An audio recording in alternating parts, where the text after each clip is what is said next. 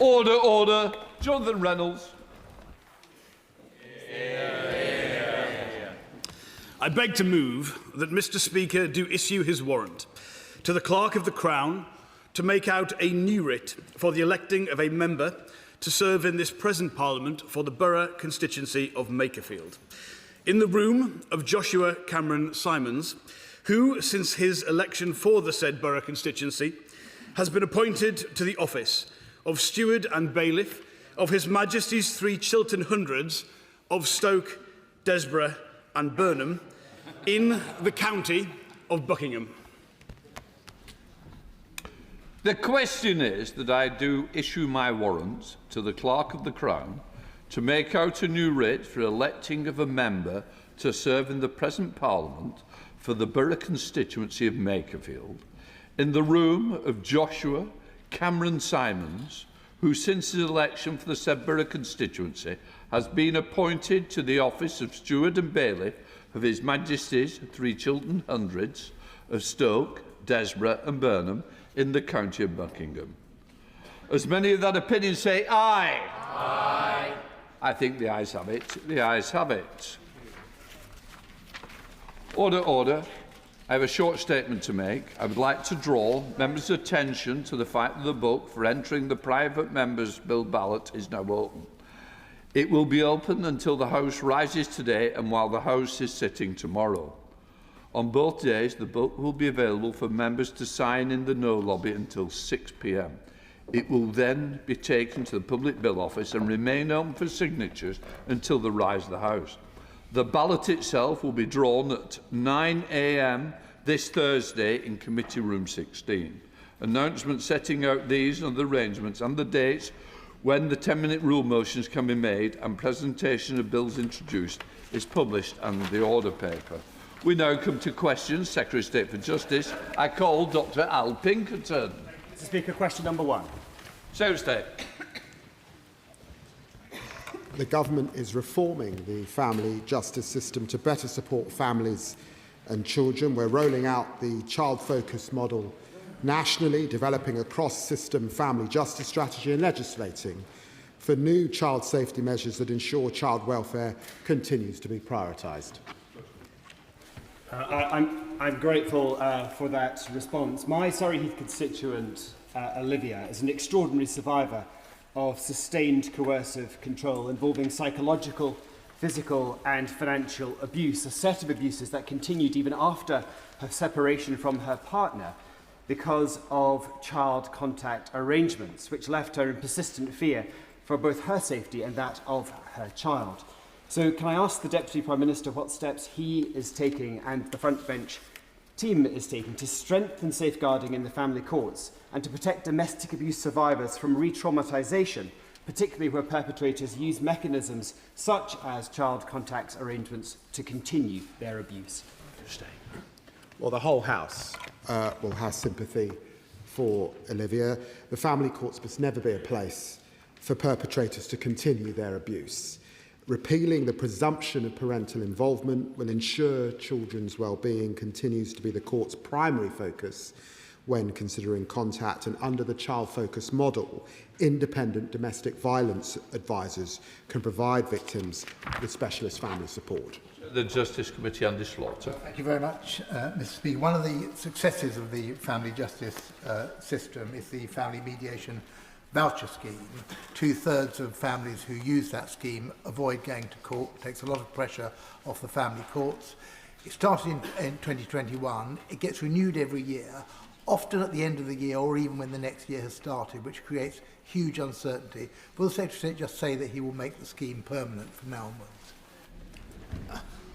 Well, I can confirm to the Chair of the Select Committee that the family mediation voucher scheme will be extended for another year, giving separating families £500 towards their mediation costs to help them solve issues around childcare and finances without going to court. And I will look carefully at the permanency of those arrangements. Question number 2, Mr. Speaker. Minister. With permission, Mr. Speaker, I'll answer question 2 and 10 together. This government is giving offenders the tools to move away from a life of crime. We are led by the evidence, addressing needs such as housing, employment, substance misuse treatment and support to develop personal skills and behaviours.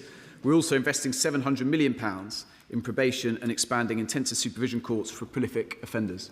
Thank you, Mr. Speaker. Reach Out and Recover Kent are a brilliant organisation I met in Folkestone over the weekend who help people, including ex-offenders, recover and stay away from addiction so they can gain skills and work to reintegrate into society.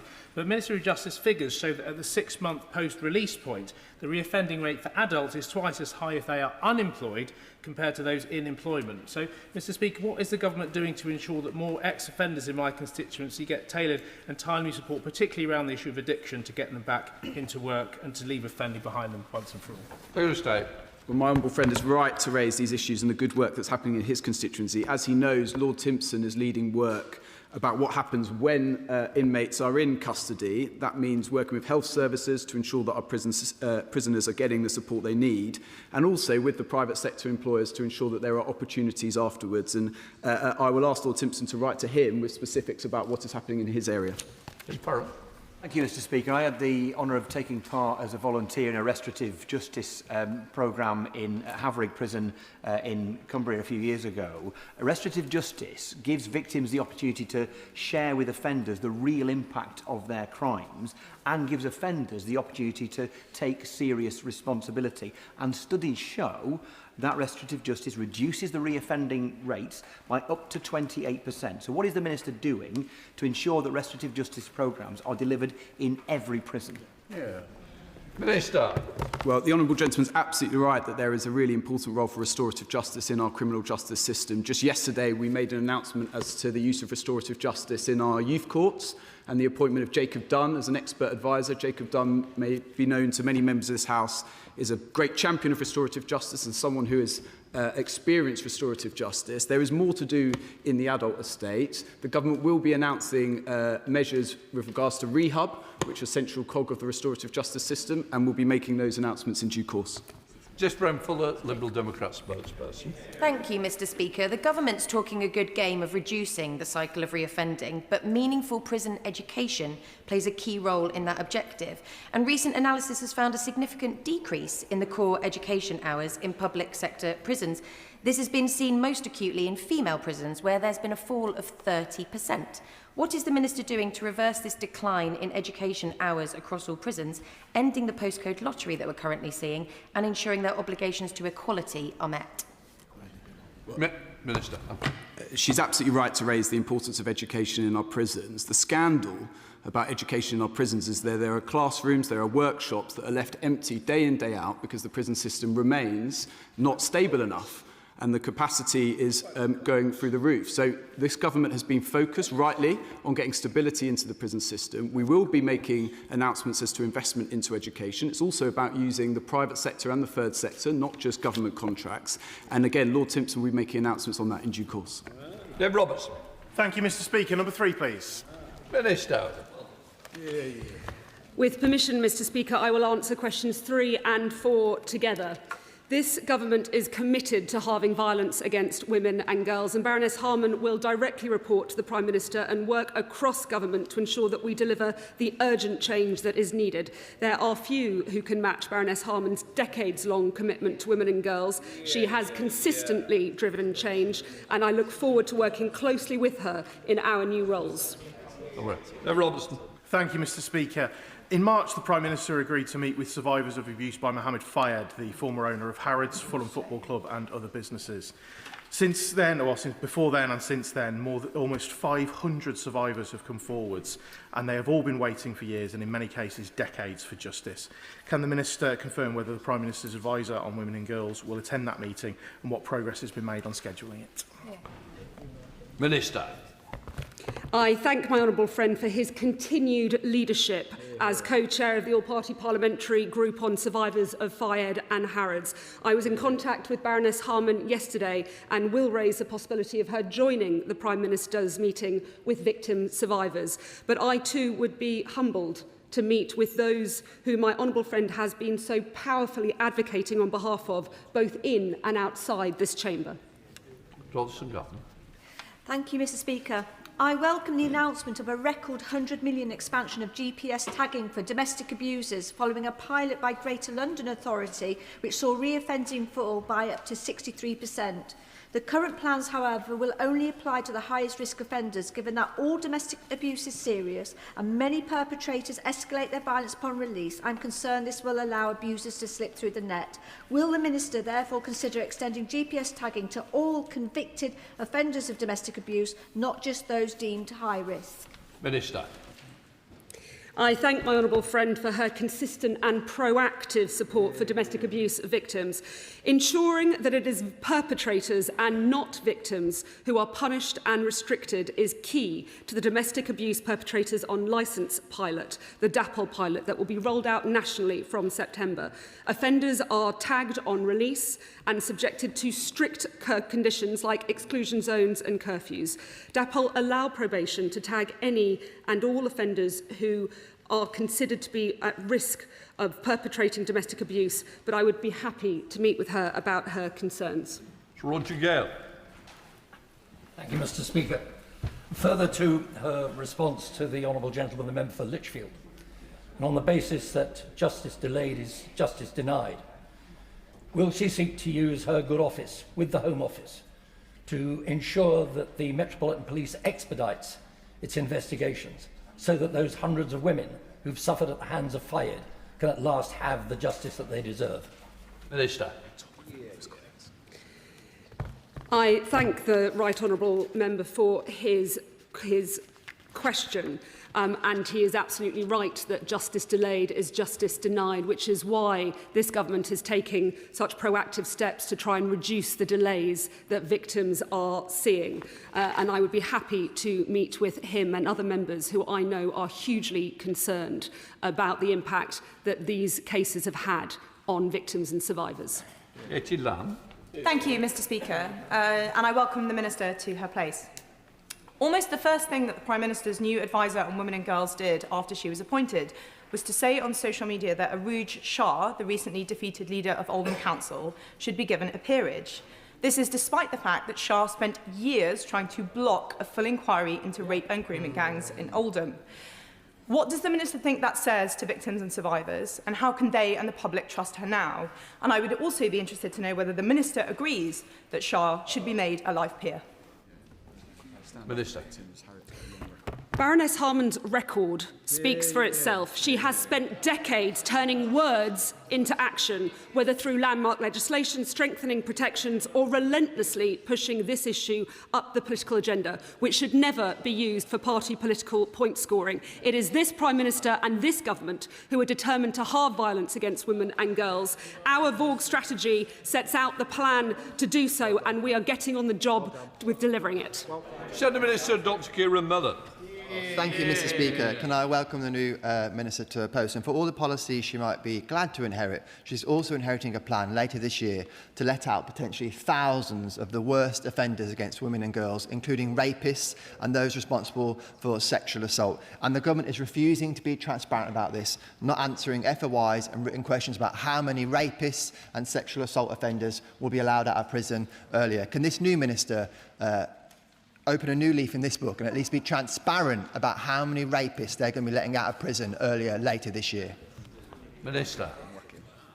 The Conservatives left a criminal justice system where victims wait years for trials, where victims feel traumatised by their experiences in court, and where our prisons were full and the system at risk of collapse. Not to mention the probation service, which after their failed privatisation attempts was on its knees. It is this Labour government that is taking action to halve violence against women and girls, to reduce the time that victims wait to see justice, and to better support victims with record investment in victim support services. Dr. Kieran Millen. I'd ask the Minister to think about perhaps having a constituency surgery and a victim of rape coming to see her, perhaps their offender is currently in prison, and that rapist is now going to get out of prison earlier. And I wonder what that victim would think about the answer she's just given to a serious question about serious issues.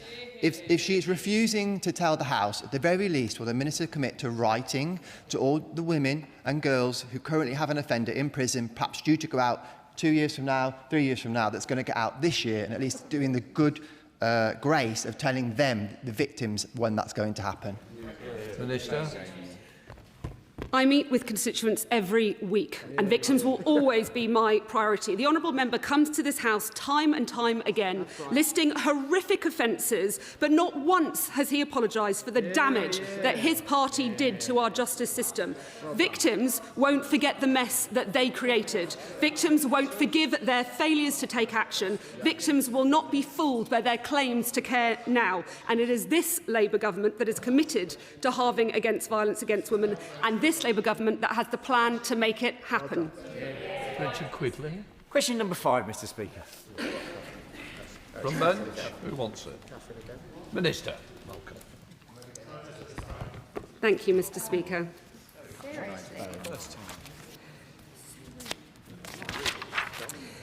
Perpetrators must not be allowed to use the family courts to further their abuse.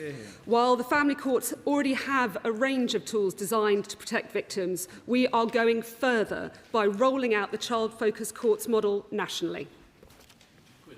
Speaker, while I welcome the steps the Department has already taken to prevent perpetrators of domestic abuse from using the family courts to continue coercive control, will the Minister look at ensuring legal aid is accessible to victims in Pathfinder courts, particularly at decision hearings, given worrying reports that this has become nearly impossible to access in practice, so that perpetrators cannot exploit this process and continue their campaigns of harassment? We're both too ready. Can I thank my honourable friend for again speaking up on behalf of domestic abuse victims? I remember the powerful debate that he secured on protecting children from domestic abuse. Government recognises the vital role that legal aid plays in supporting victims of abuse. Child-focused courts, otherwise known as Pathfinder courts, have been rolled out to 10 court areas, most recently the Isle of Wight in January. Legal aid is available in child-focused courts for victims of domestic violence or those at risk of abuse, but we are aware that there are challenges affecting timely access. I'm happy to meet with my honourable friend on this issue and can assure the House that we are working to resolve this matter swiftly. Rachel Gilmore. Thank you, Mr. Speaker. Around 1 in 20 rural households experience some form of domestic abuse, though experts believe this figure is significantly understated owing to chronic underreporting. Evidence shows that financial control and exclusion from business decisions is a particular feature in rural areas. The pressures of multi-generational living, the unique stresses of farming life, and the combination of geographic and digital isolation can all heighten vulnerability. Would the Minister set out what specific steps the Government is taking to address these rural risk factors, improve reporting pathways, and consider setting up a special committee to look into this? Minister. I thank the honourable member for raising this really important issues. And alongside the rollout of child-focused courts, there does need to be more work on looking at coercive control. I know that it's an issue that is of real interest to many across this House and something that this government takes very seriously. Gregory Stafford. Question 6, sir. Secretary of State. With permission, Mr. Speaker, I'll answer questions 6 and 20 together. We inherited a justice system in crisis with a backlog of over 80,000 cases, double what it was in pre-COVID era. Victims, witnesses and defendants waiting years for justice, and that is what truly undermines confidence in our justice system. Justice delayed is justice denied. Only by pulling every lever, investment, efficiency and reform, can we turn the tide around. Gregory Stafford. Thank you, Mr. Speaker. On the Secretary of State's watch, the court's backlog has reached record levels, yet his answer is to weaken one of the oldest rights in our justice system, trial by jury. The backlog was not caused by juries, and it will not be solved by scrapping juries. The Bar Council says there is very little evidence for the government's approach, while the Institute for Government estimates that it would save at most around 2% of court time, and even that may be generous. So why will the government not drop this ill-judged proposal and focus instead on the serious reforms needed to cut the backlog and speed up justice for victims? I've got to say, if the honourable gentleman were serious, he would get on the detail. We're not scrapping juries. Juries remain a cornerstone of our system. Just as Margaret Thatcher made changes to the jury system, just as the Blair government made changes to the jury system, we are making changes to bring down the backlog. Sarah Purchase. Thank you, Mr. Speaker. Mr. Speaker, on Saturday, the Secretary of State promised extra court time for anyone arrested at the Kingdom March. Yet, we know there are grooming gang survivors who have waited more than 20 years for their cases to come to court. How is it that he is able to find court time to arrest protesters, and yet some victims of vile sexual abuse are waiting decades to hear their cases in court? I would have thought that the Honourable Lady, as a magistrate, recognises the right to protest exists in our country and we defend it. But where people spew hate, where they incite violence, where anyone is subject to criminal damage or harm, of course the courts will bear down on them in the strongest possible of ways. You understand, mate? Speaker, honourable members fairly hold strong views on these reforms. However, it is notable that the right to elect between solemn and summary procedure for certain offences does not sit with the accused in Scotland but with the Procurator Fiscal. But the people of Scotland are listening to this salient debate. Does the Secretary of State agree with me that we must conduct this debate on the government's reforms without feeding the increasing malignant narratives of certain groups seeking to undermine public confidence in prosecutions and convictions in every corner of the United Kingdom? Stay. Well, my honourable friend makes a very good point. It's fundamental that people have confidence in our justice system across these aisles, wherever it is found, and that is why this government is seeking to do all it can to get both the court system out of crisis, which we inherited, and the prison system out of crisis, which we inherited. Carl Turner. Speaker, it must be absolutely exhausting holding on to an idea that only he, the Justice Secretary, still pretends is a good one. The Mayor of London is opposed to these changes and has tried to persuade him to bin it. The Mayor of Manchester is opposed to this ludicrous idea. The leader of Scottish Labour was opposed to this idea, and it doesn't even involve Scotland. The former Welsh First Minister was apparently opposed to it. When is he going to let his ego get out the way and bin this ludicrous idea of curtailing jury trials?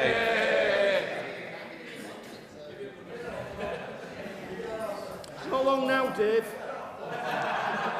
Not long now. The Honourable makes his point with real force. He, however, never ever talks about victims and has not explained how we should bring down the backlog. And the truth is, we are determined to bring down the backlog, and that is why. Order. Ms Turner, I took the question. I want you to expect you to hear the answer as well. Secretary. We are determined to bring down the backlog. He knows that all governments of stripes stand by our jury system, stand by the Magna Carta. We are not scrapping jury trials. I know he gets excited about this, but he should recognise that. Jess Brown for Liberal Democrat spokesperson. Thank you, Mr. Speaker. I come with good news.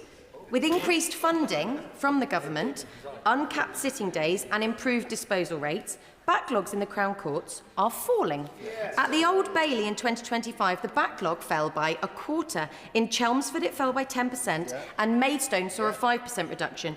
The truth is that properly funding our courts and uncapping sitting days is bringing down the backlogs. But the government is choosing to ignore that data and persist with taking a sledgehammer to jury trials, which won't deliver shorter wait times for victims. So why won't the Minister trust those in the justice system that want to deliver for those victims using their increased funding and resource that he has delivered for them? Well, I'm grateful that she recognises, because of the increased investment that I put in and the extra sitting days, we have seen a small reduction. And I believe that the modernisation that we've talked about, particularly enlisting AI, will also make a difference. But I've got to tell her, if we're serious about bringing down the backlog over the next few years. Given its size, we will need reform as well. Alicia Kearns. Mr. Speaker. Minister. Prisoners are moved to an open prison as part of the rehabilitation process, but only after they pass a thorough risk assessment. Every prisoner, including those serving a sentence for a sexual offence, is subject to an individual risk assessment. They will not be allowed to move to an open prison unless they are assessed as presenting a low enough level of risk. A prisoner can be immediately returned from an open prison to closed conditions if their risk increases. Thank you, Mr. Speaker. Paedophiles should be behind bars, not roaming our communities. And I'm afraid the Minister's words will ring hollow for my constituent, who received a call in January to be told that her abuser, the paedophile, who is only 2 years into a 9-year sentence, has been moved into an open prison and now will have the right to leave the site freely and even stay out overnight. So will the government please review these moves, because clearly something is not working, and we specifically look into this case, which is utterly unacceptable. Minister. I'm very happy to look into that case and make sure that the appropriate officials look into that case. As I said previously, each case is taken on its own circumstances and the risk is assessed by those professionals. But I'm very happy to look into that specific case. Shadow Minister Benedict. Mr. Speaker, as an MP with a Category C prison for male sex offenders, HMP Littlehay, in my constituency that's almost at capacity, I welcome the clarity from the Minister regarding paedophiles in the prison estate. We know that the Minister is on the hook to deliver thousands of new Category C and D prison places. So I want to ask him about the prison places he has made almost no progress on since the election, because the contractor ISG went into administration in September 2024. Since I first highlighted the failure of this project last year, can he confirm whether all of those 12 prisons have had new contractors appointed, and tell me by when those prison places will now be delivered? Minister. This government is undertaking the biggest prison building programme since the Victorian era. We will be building 13,000 new places by 2031. We inherited a prison capacity crisis. It takes some chutzpah from those opposite to start asking questions about prison building.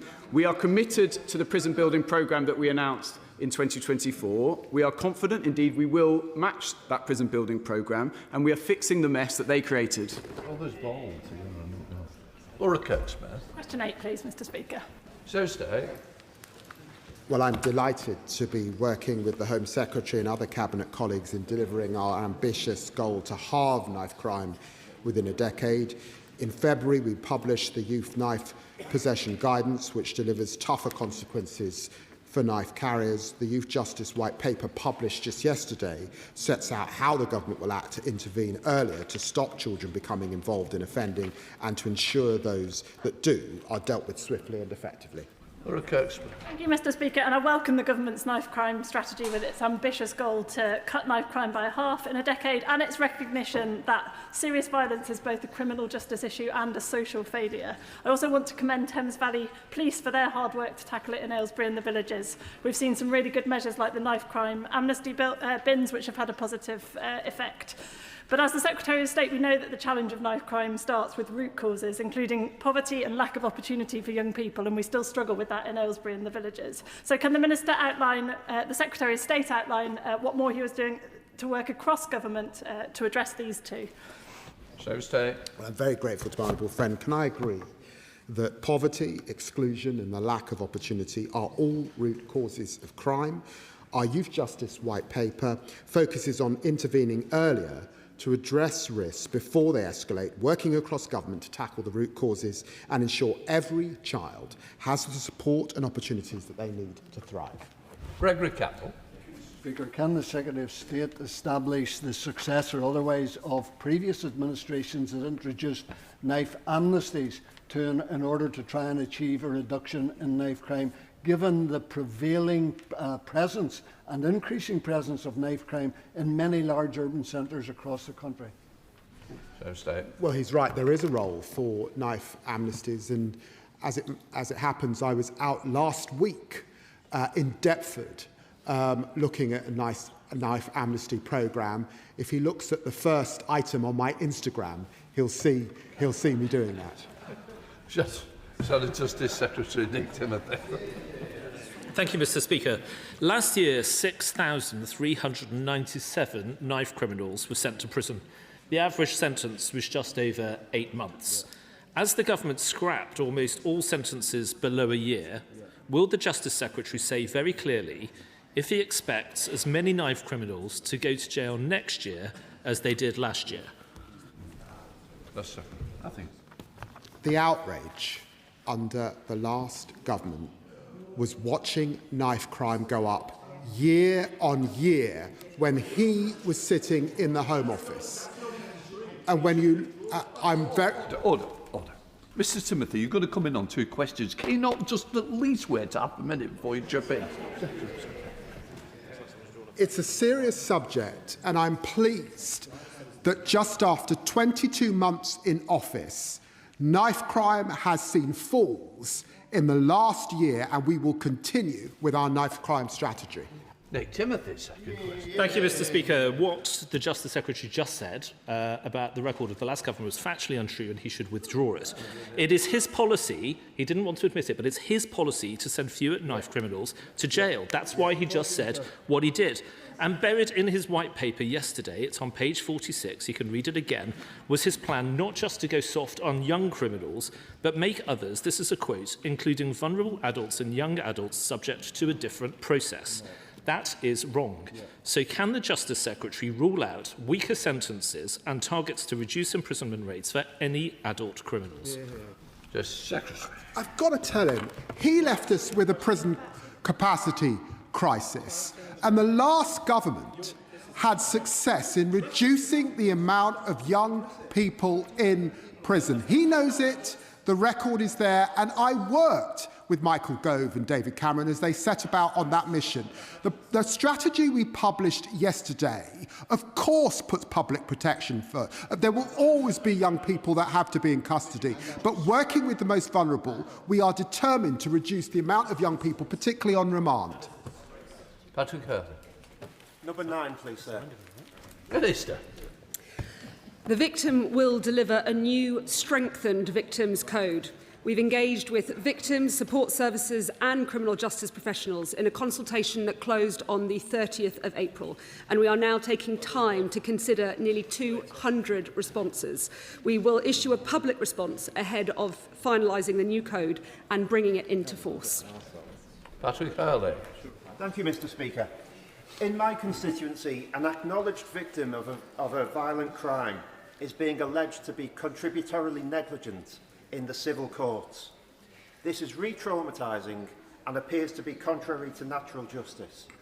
So will the Minister agree to meet with me and my constituent to discuss further and to see what measures can be put in place to address concerns about how the civil law system deals with cases such as these? Minister. The new Victims Code will ensure that victims know the service, support and information that they're entitled to in the criminal justice system, but our civil and family courts should never be used to perpetuate the trauma that victims have suffered.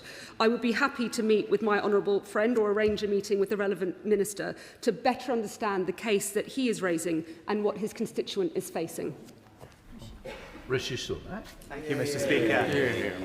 In 1990, Dr David Burkitt was brutally murdered in a crime that shocked the Teesside community.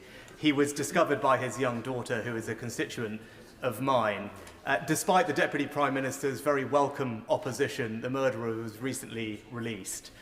Can I thank the Ministry for agreeing to a request from myself and the Honourable Member for Middlesbrough and Thornaby East to meet with my constituent to hear about her concerns about the process and interactions she had with the parole board leading up to his release. Now, I know this is subject to an ongoing JR, but could I thank the Ministry for their continued attention to this case and urge them to learn what we can to support victims in the future? Minister. I'm grateful to the Right Honourable Member for raising this deeply distressing case, and I would like to pay tribute to Dr Burkitt's daughter for the courage in continuing to engage, which I think is truly commendable. He's right that the parole board is independent of government, and the Deputy Prime Minister's application for reconsideration was considered not sufficient to reach threshold, but the Deputy Prime Minister decided to seek permission for judicial review of the parole board's decision, not to set aside their decision, and this has been filed. I await the response and hope that permission is granted, but I do want to reassure the Right Honourable Member and Dr Burkett's family that this department will continue to seek to mitigate the hurt that they are feeling. John Whip. Question 11, Mr Speaker. Minister.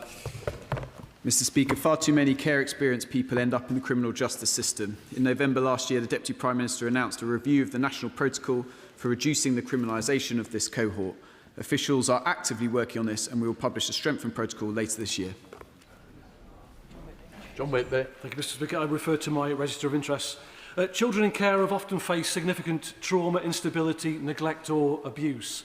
As a result, many of these children end up in the criminal justice system, with care leavers being 10 times more likely to end up in prison.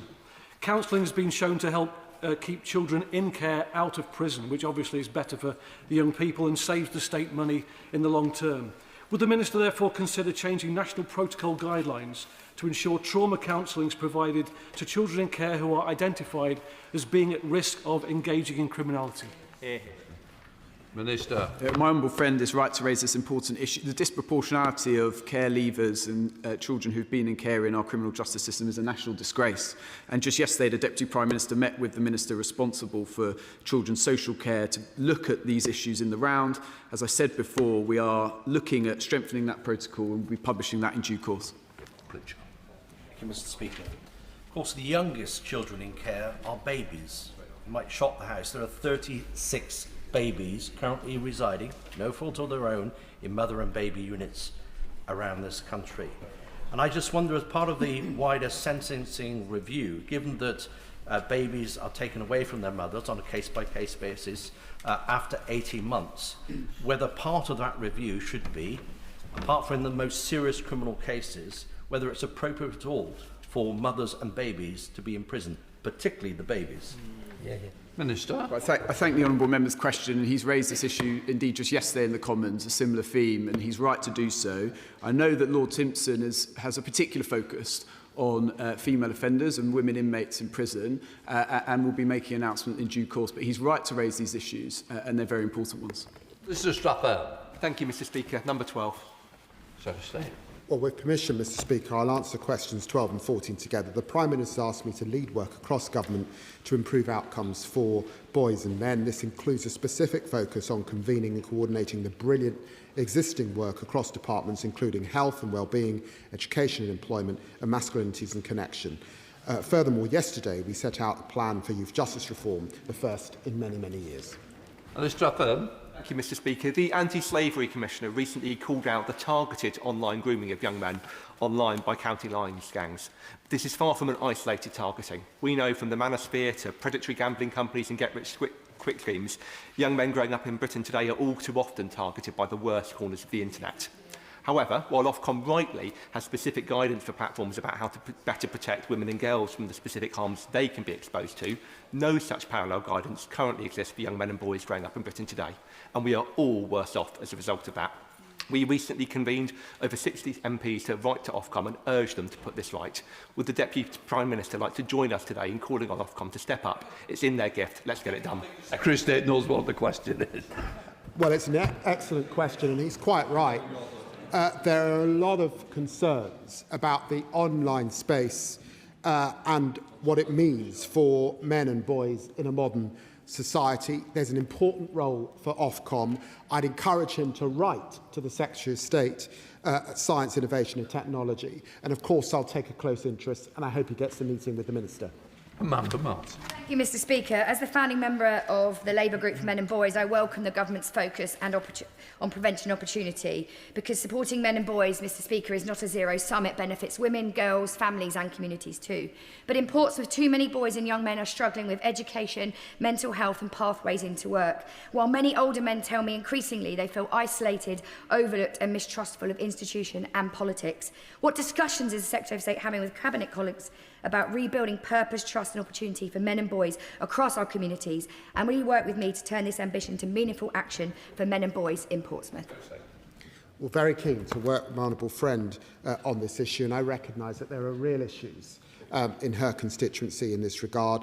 She'll be pleased that last month I attended a roundtable with some of the leading figures in the men and boys sectors to hear directly from them their current concerns. But I'm also chairing the interministerial group on men and boys, and there's real excitement that we can do something about this over the next few years right across Whitehall. Vicky Slade. Thank you, Mr. Speaker. An often underappreciated element of the criminal justice system is the impact it has on fathers' ability to stay part of their families.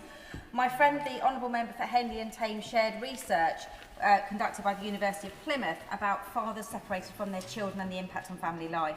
If we're going to reform people in prison and rehabilitate them, we must take steps to help them maintain their family relationships. So will it take steps to tackle communication barriers for those with young children and improve the way that our children integrate with their parents when they're in prison? So stay. I'm very grateful to the Honourable Lady. And a few years ago now, I set up the all-party group on fatherhood, and she's right. The role of fathers in all children's lives is vital. There's nothing more affecting than programmes in prison, for example, where fathers who are unable to write or illiterate are helped to do so, to stay in communication with their children. I look closely. Robert. Thank you, Mr. Speaker. I'm sure the House will join me in paying tribute to the former Victims Minister, the Honourable Member for Pontypridd, for her amazing work in that role, and I wish the new Minister the best of luck in the role. 90% of men and boys who are incarcerated for young men who are incarcerated for violent offences experienced or witnessed domestic abuse or another form of abuse at home. The government is investing in increasing the number of IDVAs available to adult survivors, but there is no like-for-like equivalent for children to access that kind of direct advocacy. Will the Deputy Prime Minister consider looking into this proposal that has been advocated by a number of victims' charities to make sure that young men and boys get the domestic abuse support that they need and deserve? So, Justice Secretary. Well, I'm very grateful for the Honourable gentleman in allowing me to pay tribute to my dear friend, the member for Pontypridd, for her tremendous work. I think the whole House will recognise this was a minister entirely on top of her brief and who commanded the respect of victims victims groups right across our country. He makes an important point, and I will look closely on what more we can do for young people who experience domestic violence. Joe Roberts. Number 13, please, Mr. Speaker. Minister. With permission, Mr. Speaker, I'll answer questions 13 and 19 together. This government is committed to transparency on the issue. We publish data on releases in error each July in the HMPPS Annual Digest. On the 15th of April, we also published ad hoc data for April 2025 to March 2026, alongside Dame Lynn Owen's independent review and the government's response, accepting in principle all the recommendations. Joe Roberts. Oh dear, Mr. Speaker, my question was about how many prisoners have been released in error under this government, and the Minister doesn't seem to know the answer. But it's okay, I'll give him the answer. It's 441, which over a 2-year period is the worst on record. Will he now apologise, or will he provide a convoluted excuse about why it's not his government's fault? It's a very good example of someone who didn't listen to my answer and then assumed that he had. We will be releasing the data for this very serious and important issue, as we should do, in due course. We released the data earlier this year on an ad hoc basis. By the way, over the last 14 years of Conservative government, they never released data on releasing errors. So we're not going to take lectures from the opposing bench on this issue. Fundamentally, Dame Lynn Owens has done a review into this important issue, has set out a series of recommendations as to how we solve it. We've accepted them and we begin to implement them. But I won't be taking any lessons from the opposing benches on this issue. James Wilde. Thank you very much, Mr. Speaker. Despite implementing what the Justice Secretary said were the strongest ever checks, every week criminals are being given a get-out-of-jail-free card. How many of those 441 prisoners wrongly let out of prison on Labour's watch remain at large? And why is it still taking days for the prison service to let the police know when they've wrongly released people? Minister. The truth, Mr. Speaker, is this is a long-standing issue in our criminal justice system, and it is a disgrace. Any release in error is a disgrace. Now, how do we solve that issue, Mr. Speaker? We solve it by investing in our prison system. That's why we're building more prisons than since the Victorian era. We invest it in stabilising the prison population. That's why we introduced the Sentencing Act, which finally we have some sustainability in our prison system, after the Conservatives did absolutely nothing. We are taking action recommended by Dame Lynn Owens, and that action will be undertaken rapidly. We now come to topicals. Ben Maguire. Question 1, Mr. Speaker. Justice Secretary. Since the last Justice questions, the Victims in Courts Act and Crime and Policing Act were both put victims at the heart of the justice system, received royal assent, and in the gracious speech His Majesty the King confirmed that he will proceed with the Courts and Tribunals Bill to turn the tide on the Crown Court backlog and deliver swifter justice for victims, and that we remain committed to a Hillsborough law to bring in a duty of candour for public service and rebuild confidence in the justice system. These are yet more examples of this government getting on with delivering justice for the British people. Thank you, Mr. Speaker. Cornwall continues to face some of the UK's worst legal aid deserts, with rurality and lack of transport adding to this postcode lottery. According to the Law Society, a third of domestic abuse survivors were forced to represent themselves in court, as even when advice is available, eligibility criteria often stands in their way. Will the Minister meet with me to discuss raising the income threshold for the legal aid means test in line with inflation and remove the capital assets requirement altogether to ensure victims of economic abuse can access justice? Justice Secretary. Well, it is important that those who need legal aid can access it, of course, including those in rural communities and victims of domestic abuse. We work with the market to mitigate localised pressures, particularly where they exist, by supporting a mix of face-to-face service, telephone and remote advice provision. I'll ensure that he gets a meeting with the Minister. Thank you, Mr. Speaker. Last Friday, I met with a constituent of mine whose child was fatally stabbed 5 years ago. As a parent myself, I cannot begin to imagine what the family has gone through and the trauma they have faced since. But concerningly, Mr. Speaker, the killer of that child has repeatedly accessed social media while in prison to cruelly taunt the victim's family. Unfortunately, I've spoken with other constituents and their families who have had similar experiences. Will my right honourable friend agree with me that this is completely unacceptable and look at my constituent's case so we can ensure that violent offenders cannot continue to taunt victims from behind bars? Justice Secretary. Well, I'm very grateful to my honourable friend for raising these issues. Let me be absolutely clear. Prisoners are not permitted to have access to social media in any circumstances and face punishment if they do so. All cases are investigated by HMPPS if they're discovered. A few weeks ago, I visited our state-of-the-art digital forensics lab, which interrogates any phones found and provides evidence to bring successful prosecutions in court. And I hope that reassures his constituent. Justice Secretary Nick Timothy. Thank you, Mr. Speaker. This weekend, 2 marchers came to London. One condemned by the Justice Secretary, about the other, yet another anti-Israel march, not a word. Once again, we heard crowds of people demanding Intifada revolution and other coded calls for attacks on British Jews. If the CPS refuses to prosecute the thugs who chant globalise the Intifada and other calls for violence, why won't the Justice Secretary change the law so these people get what they deserve? Justice Secretary. Well, I'd want to reassure the honourable gentleman that everyone inciting violence against Jewish communities in our country must face the full force of the law. I know that he will recognise that I represent the Stamford Hill area of London with a significant Orthodox Jewish community, and I'm grateful that he's raised this. Can I just remind him that the CPS recently updated their guidance on hate crimes on the 5th of May to ensure that people face the law as they should. Mr. Speaker, I have concerns about the recent reports that the Society of Media Lawyers, who are against SLAPP reform, have had significant access to ministers and civil servants while lobbying against stronger protections for journalists, whistleblowers and campaigners. SLAPPs continue to be used by the super wealthy and super powerful to silence investigative reporting and public interest speech. Will the government bring forward meaningful and undiluted anti-SLAPP legislation? Well, he's absolutely right. We cannot allow the rich and powerful to use their resources to stop proper investigation, and I will be bringing forward legislation as soon as time allows. Luke Taylor. Thank you, Mr. Speaker. I've heard from victims of domestic abuse and stalking the harrowing journey they face rebuilding their lives. For many, the one thing that gives them comfort is the knowledge that their abuser cannot reach them from behind bars. But government changes to Category D prisons can now allow these offenders to be moved to open conditions much earlier than before, despite their crimes being exempt from STS 40 because of their recognised higher risk. So will the Minister meet with me to discuss excluding domestic abusers and stalkers from early transfer to open prisons so that their peace of mind of victims can be retained? Minister.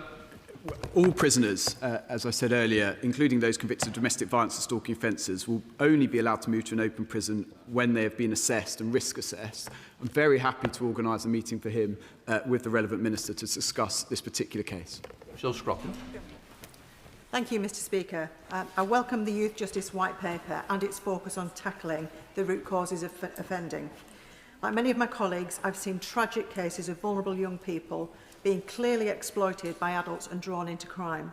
Can I urge the Minister to ensure that the new offence of child criminal exploitation is brought forward swiftly and that it's robust enough to go after those responsible? So stay. I'm very grateful to my honourable friend. There's nothing more tragic than seeing young people, often from deprived backgrounds, preyed on by adults to run drugs and all sorts of contraband across the country. We will be bringing this forward as soon as possible. Tim Farrell. Thank you, Mr. Speaker. Kendal Magistrates Court was outrageously closed in 2017 on the promise, though, that sittings would continue in other location public buildings in Kendal after closure, yet there has not been a single sitting in Kendal since 2020. Will the Deputy Prime Minister put this right urgently so that promise can be kept and local people can have reasonable access to justice? Well, I'm grateful to the right honourable gentleman. He knows that the government inherited a justice system in crisis with record and rising caseload. He also knows that the last government closed courts right across the country. We are legislating for structural reform. I've invested £2.78 billion in investment to bring down the backlog. We'll continue to look closely at the needs in Kendal, but he recognises that it's going to take some time to address what we inherited. Liz Twist. Thank you, Mr. Speaker. The latest Women's Aid annual audit highlights that nearly 80% of domestic abuse survivors now face devastating tech-facilitated abuse and online stalking. How will the Justice Department collaborate across government to ensure that our courts and prosecutors are fully equipped to tackle digital violence? Minister. I thank my honourable friend for her question and her consistent efforts to raise online harms. Whether it's physical, oral or online, abuse is abuse, and this government is determined to tackle violence against women and girls online as well as off. We are making it illegal to take or make intimate images without consent, including deep fakes. Our new deletion orders will ensure that courts can require offenders convicted of intimate image offences to delete images of their victims. The VOG strategy sets out our plan to tackle digitally facilitated violence across government. Thank you, Mr. Speaker. We know how grooming gangs regularly trafficked young, vulnerable girls across the borders. But survivors of these appalling crimes are deeply concerned that the UK Government and Scottish Government inquiries are doing separate inquiries and won't investigate cross-border grooming gangs. So what is the Minister doing to ensure that the perpetrators, both the perpetrators of these horrific crimes, but also the institutions that failed their victims, are being properly held to account? Minister. The honourable member is right to raise this and has consistently raised this. I meet with Justice counterparts from the devolved governments regularly, and I'll make sure that this is high up on the agenda for our next meeting. It's a very important issue. There is a lot of good work happening in Scotland, in Wales, in Northern Ireland and in England. We need to make sure that's joined up to address that particular mischief, which is incredibly serious. Jogi. Thank you very much, Mr. Speaker. Can I ask the Minister to assure me and my constituents back home in Newcastle Lyme that the changes to the unduly lenient sentence scheme will ensure that victims of crime in Newcastle Lyme and across the Kingdom are better supported at every stage of the criminal justice system? Minister. My honourable friend is right to raise this. I'm very proud that this government has listened to victims. I've met with the Victims Commissioner and an array of victims who have been complaining about unduly lenient sentencing scheme. We've been able to modernise it to allow an out-of-time route for victims and bereaved family members to refer sentences outside of the 28-day time limit. Clearly, 28 days is sometimes not appropriate for families who are in deeply distressed circumstances. So we've been able to make changes of that, working on a cross-party basis as well. I'm proud that this government is putting victims at the heart of the criminal justice system. Thank you very much, Mr. Speaker. I think it would be fair to say the government and I do not see eye to eye when it comes to the policy of curtailing trial by jury. However, if the government is determined to go down this route, their own impact assessment sets out that a significant number of magistrates need to be recruited. The MOJ has set this out to be 7,000 over 3 years. In order for the government's own plan to work, will they commit not to change any of the rules around trial by jury until they have recruited those magistrates? Secretary. I think magistrates play a hugely important role. I was sad that under the last government they were cut back. They used to be about 29,000. He will see the recruitment campaign right across the country. I think we need a new generation of magistrates, and I want them to come from all backgrounds. Mr. Speaker, half of all prisoners lack the basic literacy skills needed to navigate everyday life.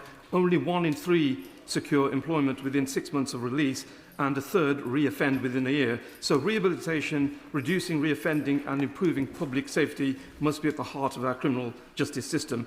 Will the Secretary of State please therefore commit to increasing funding for prison education so that offenders can access the basic skills and support they need to rebuild their lives, and so that they can reintegrate and contribute positively to society when they leave prison?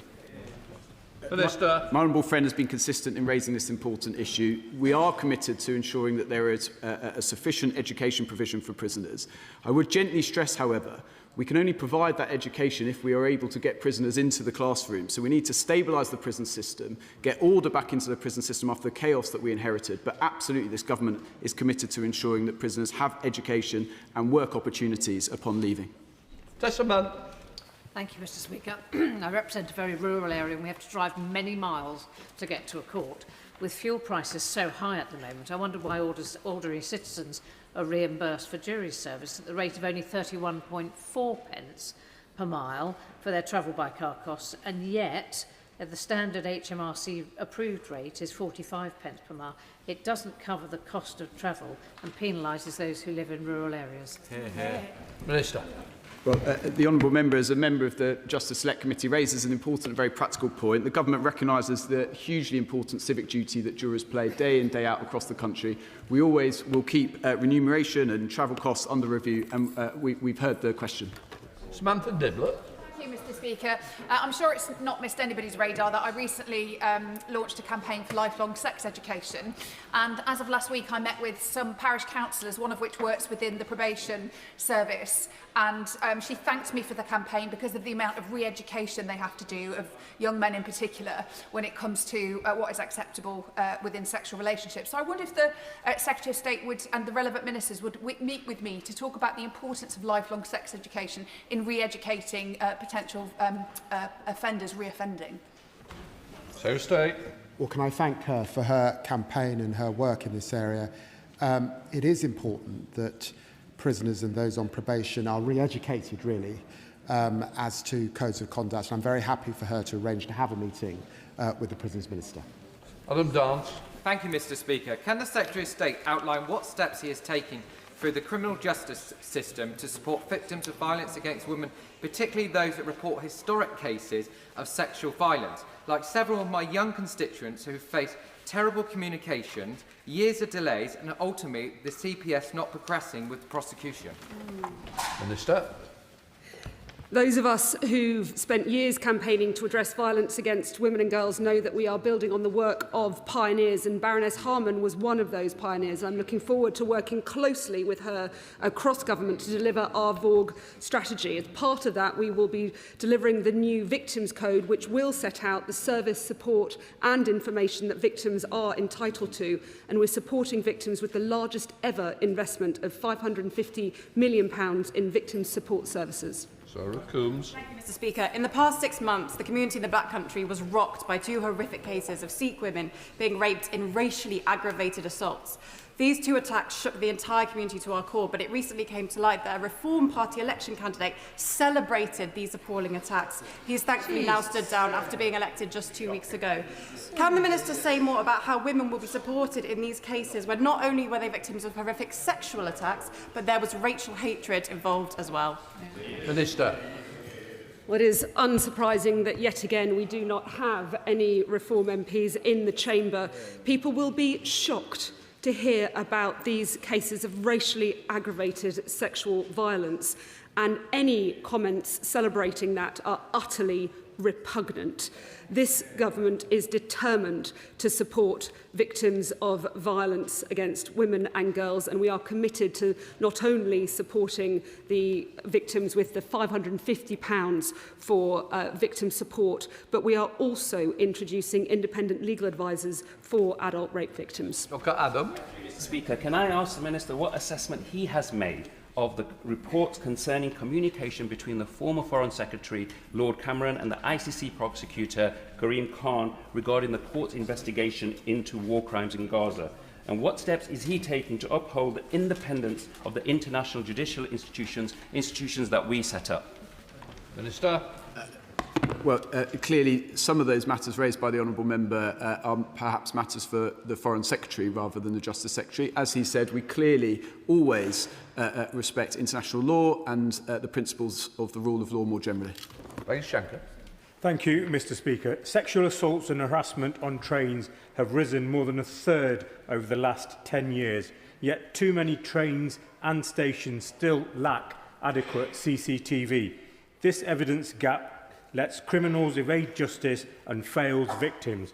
Can the Secretary of State outline what steps he is taking alongside colleagues to improve CCTV coverage across the whole rail network so that perpetrators of violence against women and girls can be brought to justice?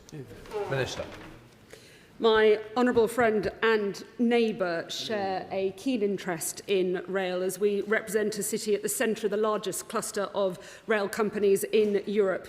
And we have launched a new campaign to drive up reporting of harassment on trains, the new Safer Railway scheme, where train operators must show what they are doing to tackle violence against women and girls so that they can travel with confidence. And I look forward to working with him on this initiative. Mr. Speaker, the former Minister for Safeguarding and Violence Against Women and Girls said that real change in combating violence usually came only after threats from her following catastrophic mistakes. Doesn't this confirm that the government is unwilling to take the tough decisions necessary to tackle violence against women and girls? I am honoured to take up the role and build upon the incredible work that the Honourable Member for Pontypridd undertook, and she was absolutely essential in the Vorg strategy, Freedom from Violence and Abuse, so that this government has a plan to prevent violence, pursue and prosecute perpetrators and support victims. And we will be working across government to deliver the strongest crackdown in British history. Alison Bennett. Thank you, Mr. Speaker. My constituent Tam is a mental health legal aid lawyer who has seen demands in the sector rise while fees fail to keep up. As a result, many have left this work, despite the government's 2025 Mental Health Act increasing the workload. This is unacceptable when people's liberty is at stake. So I ask, what specific assessments has the department made of the current sustainability of the mental health legal aid sector, and what concrete steps are they taking to ensure its financial viability? Secretary of State. I'm grateful to the Honourable Lady. We've announced additional funding of up to £34 million a year for criminal legal aid advocates, and up an additional £92 million beyond that for criminal legal aid solicitors. She raised the important area of mental legal aid in relation to mental health cases, and we'll look closely at that in the next funding period. Anna Dixon. Thank you, Mr. Speaker, and I'd like to congratulate my honourable friend for her first outing at the dispatch box. On Friday, I met Jimmy, an IPP prisoner whose case I've previously raised with the Prime Minister, the Justice Secretary and the Prisons Minister. Despite good progress, he still does not have a firm release date. After more than 20 years in prison and over a decade since IPP sentences were abolished. So will the Justice Secretary urge his department to do all it can to expedite Jimmy's release and that of the other estimated 2,800 people who remain in prison on IPP sentences? So state. Well, I recognise the real issues that exist for IPP prisoners, and we have discussed this at length and will continue to do so. The Prisons Minister has done a lot of work in this area, engaged with all of those, including in another place, who raise these issues on almost a weekly basis. And of course, we want to do more and see those prisoners who are not going to cause public harm released. That completes questions. Let the front bench change over.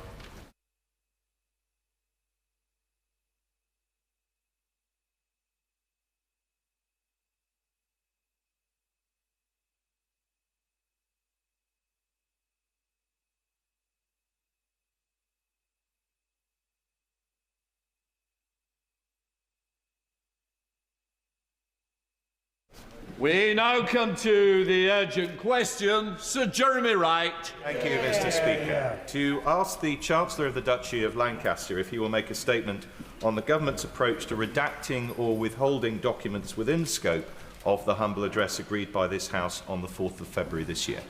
Secretary Jones. Thank you, Mr. Speaker. As I've set out to this House on previous occasions, the government is working to comply with the motion passed in February. I can reassure the House that this remains the case and can provide the following update today.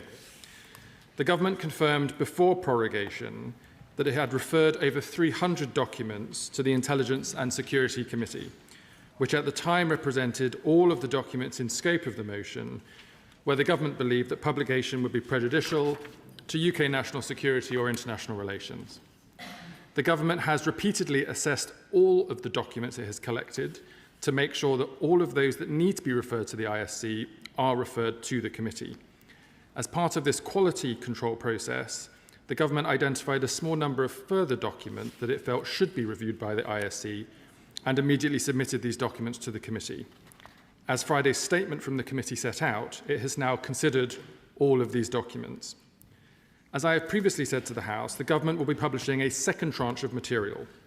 This is currently being finalised and will be one of the largest government publications ever laid in this House. This is reflective of the breadth of the motion and also the government's commitment to transparency in responding to it. It constitutes a very significant disclosure exercise involving sensitive material from across government. The government has taken seriously its obligations to comply with the humble address in full, while also upholding other public interest issues, such as our duty of care to junior staff. The government has carried out this work according to a robust process with assurance from an independent KC. Given the House is due to rise on Thursday, Mr. Speaker, and given the length of the publication, the second tranche will now be published after Whitsun recess to give the House sufficient time to review the material and to be able to ask me and the government questions, Mr. Speaker. It could have been published this Thursday, Mr. Speaker, but I felt that the House would deem that to be inappropriate, given it will be such a significant publication. Mr. Speaker, I just refer back to my previous comments. This will be the largest publication, other than I think the Chilcot Inquiry report, ever published to the House. When the government publishes this second tranche of documents, we will also publish a methodology confirming the process we have followed, and it will be clear from the published information the basis on which content has been redacted. The targeted redactions made to the material, beyond those made relevant to national security or international relations, have been made in line with clear precedent set by previous administrations in responding to humble addresses. As I said out to the House on the 23rd of February, and again when we published the first tranche of material on the 11th of March, we have taken the normal approach to redacting junior officials' names, contact details like telephone numbers and email addresses, the personal data of third parties where this is not in scope of the motion, and where relevant, legal professional privilege. This has been done using the principles set out in the Freedom of Information Act and in line with the Ministerial Code and the resolutions on ministerial accountability passed by both houses in 1997, which state that ministers should be as open as possible with Parliament and not provide information only when disclosure would not be in the public interest, which should be decided in accordance with relevant statutes. I'm sure members across the House will recognise there is no public interest in the government publishing the names and contact details of junior officials or their telephone numbers. Mr. Speaker... Order. I don't know, I know you've been here quite a time, but it's 3 minutes. We're over 3.5 minutes now. And I wasn't given notice of extra time needed. And obviously, the other people would need to know that. Please, I did set out rules of the House. We should adhere to them. Once again, we've broken them. We've only been back a few days. Secretary Jones. Forgive me, Mr. Speaker. In that case, I will sit down and answer further detail in answer to questions from members of the House.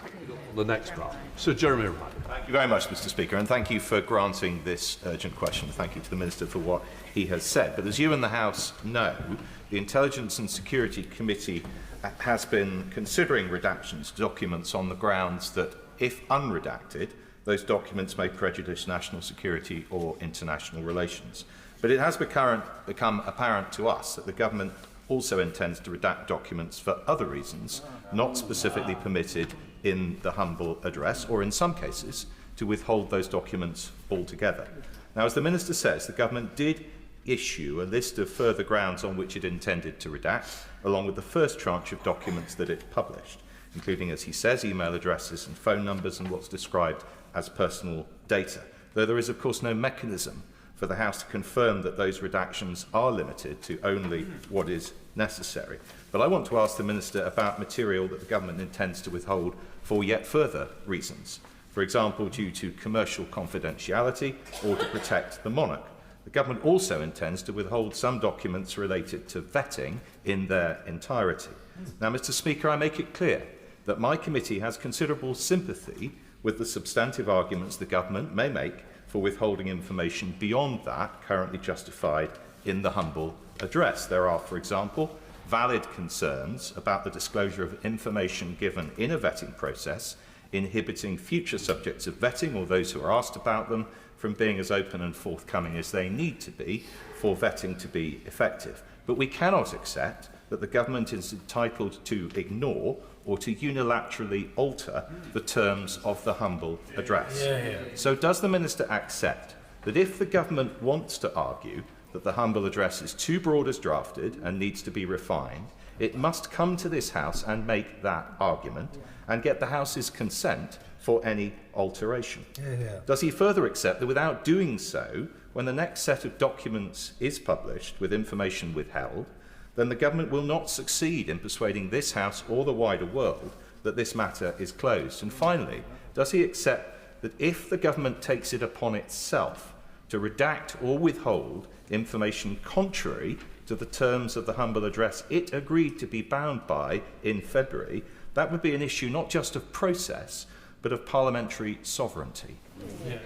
Secretary Jones. Thank you, Mr. Speaker. In relation to the questions from the Right Honourable Gentleman about compliance with the humble address, I refer him to the statement I've made previously in relation to the principles set out in legislation and the motions of this House, as I set out. I think he's asking me specifically about personal data that was collected as part of the security vetting process. And as I think he alluded to in his answer, the raw data that is collected as part of those investigations, which, for example, might relate to how much money you have in a particular account or who you may have had a personal relationship with in the past, that raw data would never be published, because if we did so, people would feel unable to answer those questions honestly and frankly in any UK security vetting investigation in the future, which would undermine the very basis of our national security system. Matt Weston, Chair of the Joint Security. Thank you, Mr. Speaker.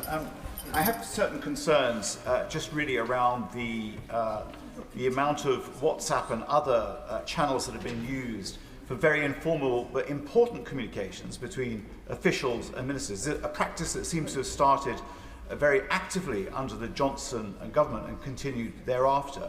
So that would be my first concern. And then the second is about the use of low-level IT systems for quite serious documents of record. Can he update the House on what is being done to tighten up these really important channels?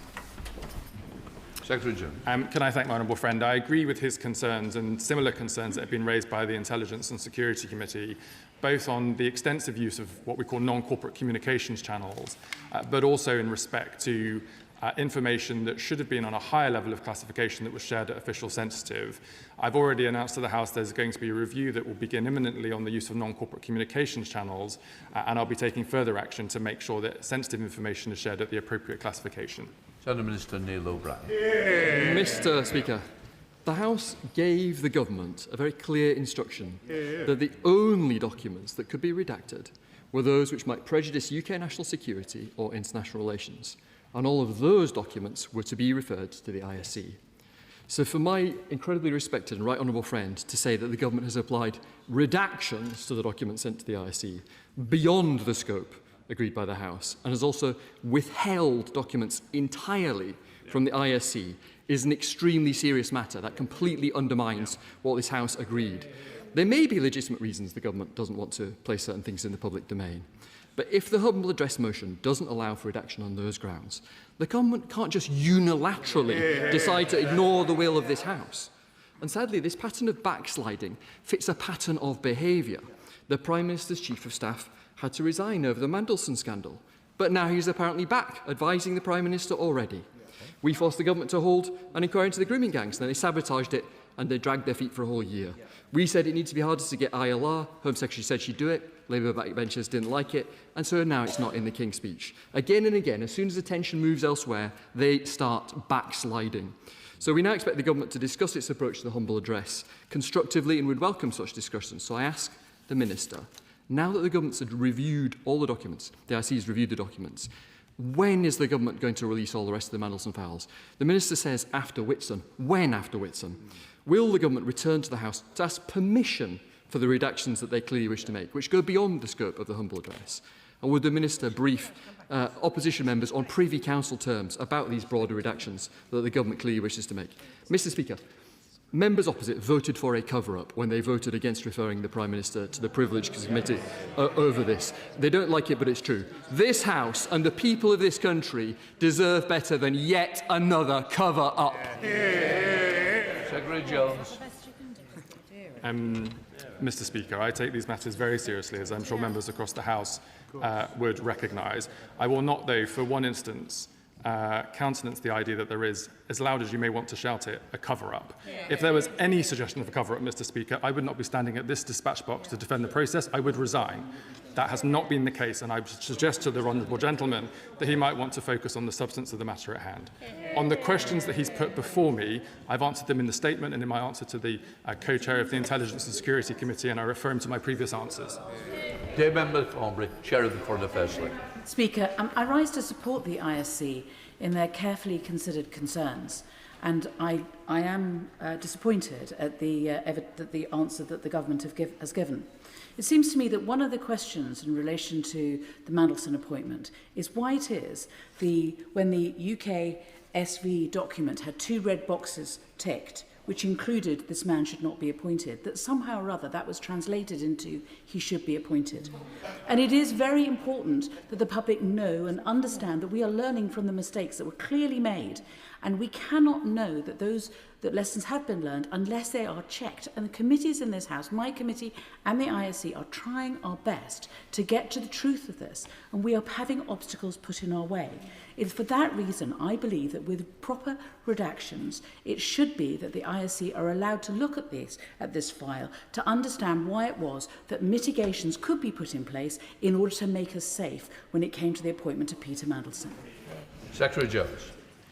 To confirm, Mr. Speaker, the documents that related to the recommendation put to the Foreign Office and the Foreign Office's decision to appoint Peter Mandelson irrespective of the recommendation that was put to them, these documents have been referred to the Intelligence and Security Committee. What has not been referred was the raw data collected as part of interviews undertaken with Peter Mandelson, which in any circumstance we wouldn't share in relation to any appointment, and to confirm that neither I nor any decision maker in this process have seen that level of personal detail, because it is kept so securely to ensure that when people go through this process, they feel able to give full and frank answers without a wide range of politicians or others seeing their deeply personal information. Lisa Spark, Liberal Democrat spokesperson. Very much, Mr. Speaker. This House did not pass the humble address so that ministers could decide 4 months later which inconvenient information they would prefer Parliament didn't see. And following concerns from the ISC that the government is redacting information far too broadly, we must ensure that they are not just withholding documents and information from Parliament on their own say-so. Every day this pantomime drags on. Public trust erodes further. Parliament asks for transparency. Epstein's victims deserve justice and the public deserves answers, not redactions. The point is not that any member of this House wants a junior civil servant's personal data to be published. It's that it's not the government's decision to make where the line is to be drawn.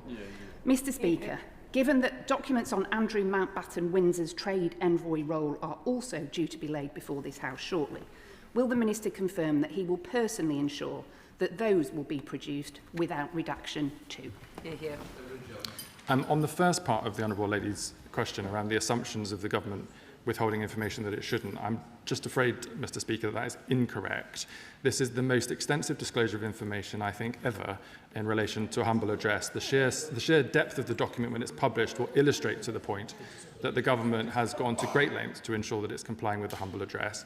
That's why we've established a process with the Intelligence and Security Committee and the Public Administration Committee with independent KC oversight to assure that this process is being done properly. In relation to her question about the motion in relation to Andrew Windsor, that humble address is being administered by the Department for Business and Trade, and I understand it's due to be published very shortly. Richard Buck. Speaker, I've asked the Minister both in this House and through written questions on numerous occasions to give the House reassurances that Morgan McSweeney only ever handled documents for which he had the appropriate level of security vetting when working in Downing Street. Now, the vagueness of the Minister's replies has been noted by members of this House and by journalists. So today, I again give the Minister the chance to put this issue to bed by stating clearly on the record that at all times while working in Downing Street, Morgan McSweeney had the appropriate level of security clearance for all the documents he handled. Can I thank my honourable friend for his question? I refer him to my previous answer. Sir John Hayes. Thank you, Mr. Speaker. The Minister will be aware that on the 21st of April, the ISC on which I sit made clear that the humble address does not allow for documents to be withheld from Parliament, only for redactions to be made where the ISC has agreed to them. Last week, we were obliged, Mr. Speaker, to issue a further statement saying that it had come to our attention that documents were being withheld from the ISC. Now, the honourable gentleman may feel that that's justified, but the humble address doesn't permit it. The point is that he is confusing scrutiny with disclosure. The ISC is well used to making judgments about what's made public. That's why the House chose the ISC as the mechanism to deal with these matters. Will the honourable gentleman confirm that in line with the humble address, all material will be submitted to the ISC, and in particular, will he confirm there was no document or any communications, emailers and so on, related to mitigation of any risks associated with Peter Mandelson's appointment? All documents that are in the scope of the humble address will be published in the normal way. In relation to his question about the work of the Intelligence and Security Committee, any redaction that had any relationship with international relations or national security have been submitted to the committee for their consideration. As he knows, as I confirmed to the House, that process has concluded. I think he's asking me again about personal data, and I refer him to my statement, which makes the point that compliance with the humble address sits within the context of the Freedom of Information Act, the Ministerial Code, and motions passed by both houses about how to comply with that statement. And as I said, all further information will be published in due course. Kim Johnson. Thank you, Mr. Speaker. So I'm very concerned that it appears Number 10 is still continuing to cover up Mandelson's dodgy dealings by redacting and withholding certain information. So what was Mandelson's role with the pre-Anne Palantir meeting? Why did the former Health Secretary grant Palantir unlimited access to identifiable NHS patient data? So, Mr. Speaker, what assurances can the Minister give us today that any information relating to Mandelson's involvement with Palantir will be exposed to full public transparency and scrutiny. I can confirm to my honourable friend that all documents will be published in relation to the humble address as I've set out today and previously, but again reassert the fact that any suggestions of a cover-up are merely conspiracy theory. Richard Ford. Thank you, Mr. Speaker. Ollie Robbins appeared before the Foreign Affairs Committee and was asked by us why he did not view the summary document produced by UK security vetting. He pointed to the sensitivity of the vetting interviews, what the Minister calls the raw detail, and said that those detailed vetting files should remain in a hermetically sealed box. We've heard that that box was not opened for sharing with the Prime Minister, and it has not been opened for sharing with those of us who sit on the Intelligence and Security Committee. The government does need the consent of Parliament to keep the full details sealed and inaccessible to the ISC. In the future, does the Minister intend for the FCDO to have the discretion to award developed vetting, or will that sit solely with UKSV? Mr. Speaker, as I've said, any summary documentation and recommendation that was put by UKSV to the Foreign Office has been shared with the Honourable Gentleman's Committee. What has not been shared was the raw data collected in interviews with Peter Mandelson. And as I've said repeatedly to the House, and I'm sure he will agree with me, if there was a mechanism for that level of personal detail, and I am talking about how much money you have in personal accounts, who you may or may not have had a relationship with in the past, if that was known to be able to be made public to politicians, people going through this security process would not feel able to give full and frank answers. That would undermine the very nature of our national security system, and I'm sure as a member of the Intelligence and Security Committee, he wouldn't wish to advocate for that. Amanda Martin. Speaker. Mr. Speaker, I'd also like to thank the ISC and the Foreign Affairs Committee for their role in this process. Mr. Speaker, although it's not mentioned today, I would also like to ask the Chief Secretary to provide the House with an update on the government's proposed legislation to remove peerages from those disgraced peers. Can I thank my honourable friend for her question? I was delighted to see that it was confirmed in the King's speech last week that legislation will be introduced in this session, and we'll be bringing that forward shortly. Good. David Davis. To press the Minister on his lack of answer to my right honourable friend for South Holland and the Deeplings. When it became apparent that Mandelson posed an obvious, serious security risk to the state, it was said that there were ongoing mitigations put in place in order to control that risk. Will the ISC see those ongoing mitigations, and if not, why not? I think, Mr. Speaker, this is a question specifically to the Foreign Office in relation to evidence given by the former Permanent Secretary, which is about how mitigations can be put in place to manage risks. For example, as I understand it, Mr. Speaker, if you previously had a client in a commercial relationship with a business, you would not be allowed to meet with them privately whilst you hold public office. These are the types of mitigations I think the Foreign Office was referring to, and I think sound legitimate in the circumstances. Thank you, Mr. Speaker. Can I thank the Secretary for his statement today and the way he conducts himself about this very sensitive issue. And I know when he stands at the specs box to talk about it, his thoughts are with the victims of Jeffrey Epstein. Can I ask him whether this second tranche of materials will include materials that have previously been referred to the ISC? Can I thank my honourable friend for his question? The second tranche of information will publish all remaining documents except those that are currently with the Metropolitan Police in relation to ongoing criminal investigations. As I've said to the House in my statement, this will be a very, very significant publication that will warrant careful consideration from members across the House, and so we want to publish it with sufficient notice to allow members to consider it before coming to the House to ask any questions they may have of the government, which is why we are now publishing it after the Whitsun recess. Julian Lewis. In more than 30 years of its existence, the Intelligence and Security Committee has never once suffered from a leak. Therefore, anything that is disclosed to it, no matter how sensitive, is not going to be published. Therefore, the question of it undermining the security vetting process, if such raw data were published, does not arise because the ISC is the one parliamentary body guaranteed to ensure that that doesn't happen.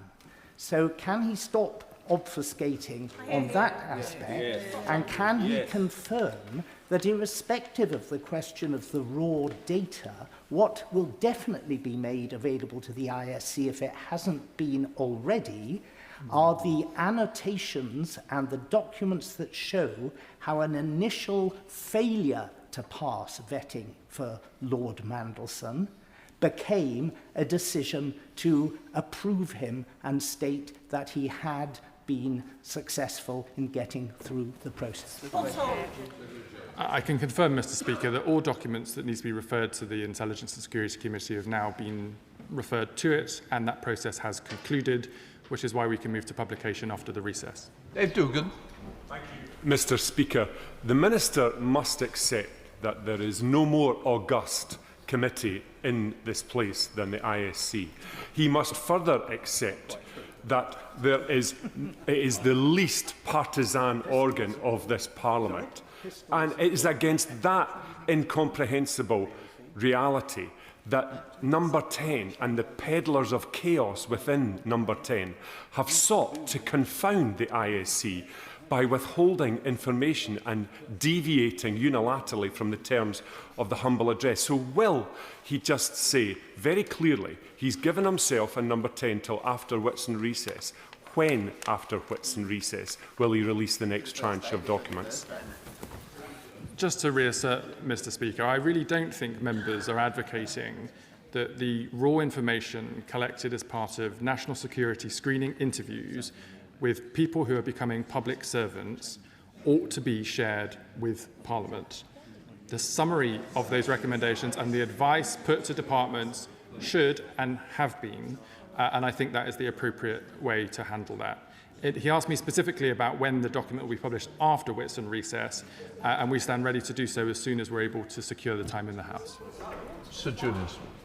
Mr. Speaker, this is a deeply unhappy and unacceptable situation to have the Chair and the ISC Committee coming to this House after writing, after raising questions informally with officials and the Minister himself, to be coming here today and having to pose a UQ. It's completely unacceptable. Will he confirm that if there are any changes to permissions, he will come to this House and seek approval from this House for those changes? Mr. Speaker, I think I'm right in saying that the honourable gentleman who secured the urgent question made the point that in relation to the government's argument about showing raw data, the committee was in some agreement with that. I don't think that's the issue that is in dispute. So any suggestion of withholding information against the will of the motion, I'm not sure is in contention. He asked me about compliance with the motion more generally, and I refer him to my previous answer. Christine Jordan. Thank you very much, Mr. Speaker. I would simply repeat that the House surely has a right to know when we're going to get this report. The Intelligence and Security Committee said that they were unhappy with the amount of WhatsApp messaging that was being used by the government. The image which is being created amongst the public is a government which is avoiding the issue, is incompetent, and it's undermining public confidence. The Minister started off by saying he could have presented the document this Thursday. So if he knows he could have done it on Thursday, can he tell us when, after Whitsun, we will see it? Mr. Speaker, as I say, and the House will see when the document is published, if I'd published this document on Thursday with the House rising on Thursday afternoon, members would rightly have criticised the government for not being able to have sufficient time to read it and to be able to ask questions of the government. I'm keen for it to be published as soon as possible after the Whitsun recess, and I'm arranging that with business managers. Mr. Speaker, I'm afraid the answers about publication simply are not good enough. Mr. Speaker, the Minister may think that he's putting an argument to this House, but he's treating not just this House as a bunch of mugs, he's treating the public as a bunch of mugs. And the reality is that one of his own backbenchers said as a result of what happened, his party is being called the Pedo Protectors Party. So may I say to the right honourable gentleman, will he, yes or no, publish this data before the unnecessary, costly by-election? The publication will be published to the House after the Whitsun recess, as I set out, and I'm afraid I just disagree with the honourable gentleman's sentiment. Gordon. Thank you, Mr. Speaker. I would add to the comments of my honourable friend for Edinburgh West, in the sense that the Minister's outlined a date this week that it could be published. So why can he not actually just commit to a timetable so we can hold him to account? That's the key point. This whole grubby saga is highlighted by the Ministerial Code, and responsibility in government is something that the public don't seem to think actually counts for anything anymore. So I wondered if, as a lesson from this grubby saga, the Minister might look to bring forward legislation that would make the Ministerial Code binding and ensure the consequences where ministers fall short and don't honour up to their end of a deal actually have something taken as a result and action from that. The Government believes the Ministerial Code is functioning as it should. We've increased the accountability measures associated with it, and where legislation is required, for example, to remove peerages from disgraced peers in the other place, we bring forward that legislation shortly. Francois. Thank you. Do Labour MPs not realise that it's because of high-handed behaviour like this they suffered the drubbing they suffered on the 7th of May? The Minister has said that the documents will be published after we return from Wit on the 1st of June. But he has repeatedly refused to answer whether or not they will be published by the Makerfield by-election on the 18th. So let me ask him yet again, can he guarantee the House and the constituents we represent that this large batch of documents will be published in advance of the Makerfield by-election on the 18th of June? Yes or no? Mr. Speaker, the Right Honourable Gentleman knows that we have to secure time in the House with business managers for business action. I am ready for this document to be published as soon as we are ready to do so, and I'm committed to do so after the recess. Dr. Kieran Mother. Speaker, one thing this sorry episode has achieved is to make the Minister an absolute expert on warm words and platitudes. I want to go back to the issue of disappearing messages that the member opposite raised. Obviously those messages aren't retrievable, but the very minimum we should get is a detailed breakdown of all those who were asked to supply information and were told they couldn't do so because they had disappearing messages on their phone. I think we're entitled to know which ministers and which conversations are no longer accessible to us. All of the documents that have been made available through the Ample Address will be published in the second tranche. Shocker Adam. Thank you, Mr. Speaker. In 2021, the Prime Minister wrote an essay where he said, "Where the current Tory government has muddied the waters of transparency, I want to make it easier to hold government to account. A Labour government must play its role in restoring honesty, decency and transparency in public life." And yet here we are. Does the Minister agree with me that after all the redacting of these messages, that it is not only the Labour Party that is being damaged, but democracy itself? The Honourable Gentleman is making assumptions about redactions that he's neither seen nor read. Redactions have been made in relation to personal data or in relation to national security and international relations. That is it, Mr. Speaker. Luca. Thank you, Mr. Speaker. Now, the government stands accused by not one, but two of the most august committees in this House about not playing fair and giving across the information. The Minister's argument is simply this, that the government has done nothing wrong.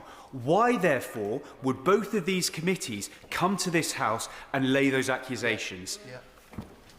It's a question, Mr. Speaker, for the committees. Thank you, Mr. Speaker. We heard at the Foreign Affairs Committee about the pressure that the Foreign Office was under to move quickly on the appointment of Peter Mandelson as Ambassador to the United States. Now, concerns have been raised about the lack of transparency surrounding the papers connected to that appointment.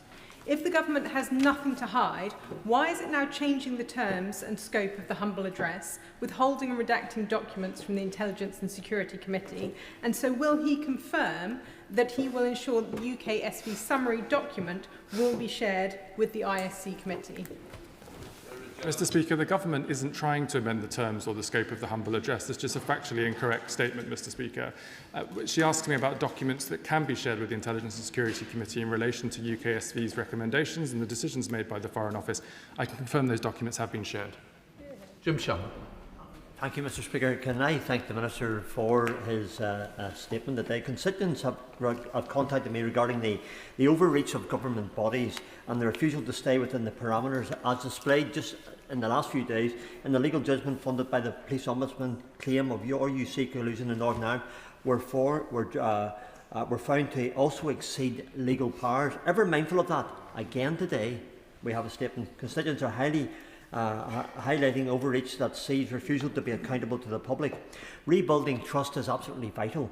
The Minister, I believe, is committed to that. So how will the Minister start the process of rebuilding trust in all aspects of public life when appointed individuals refuse to stay within their limits, and what steps can be taken to enforce this in every level of public service? Thank you.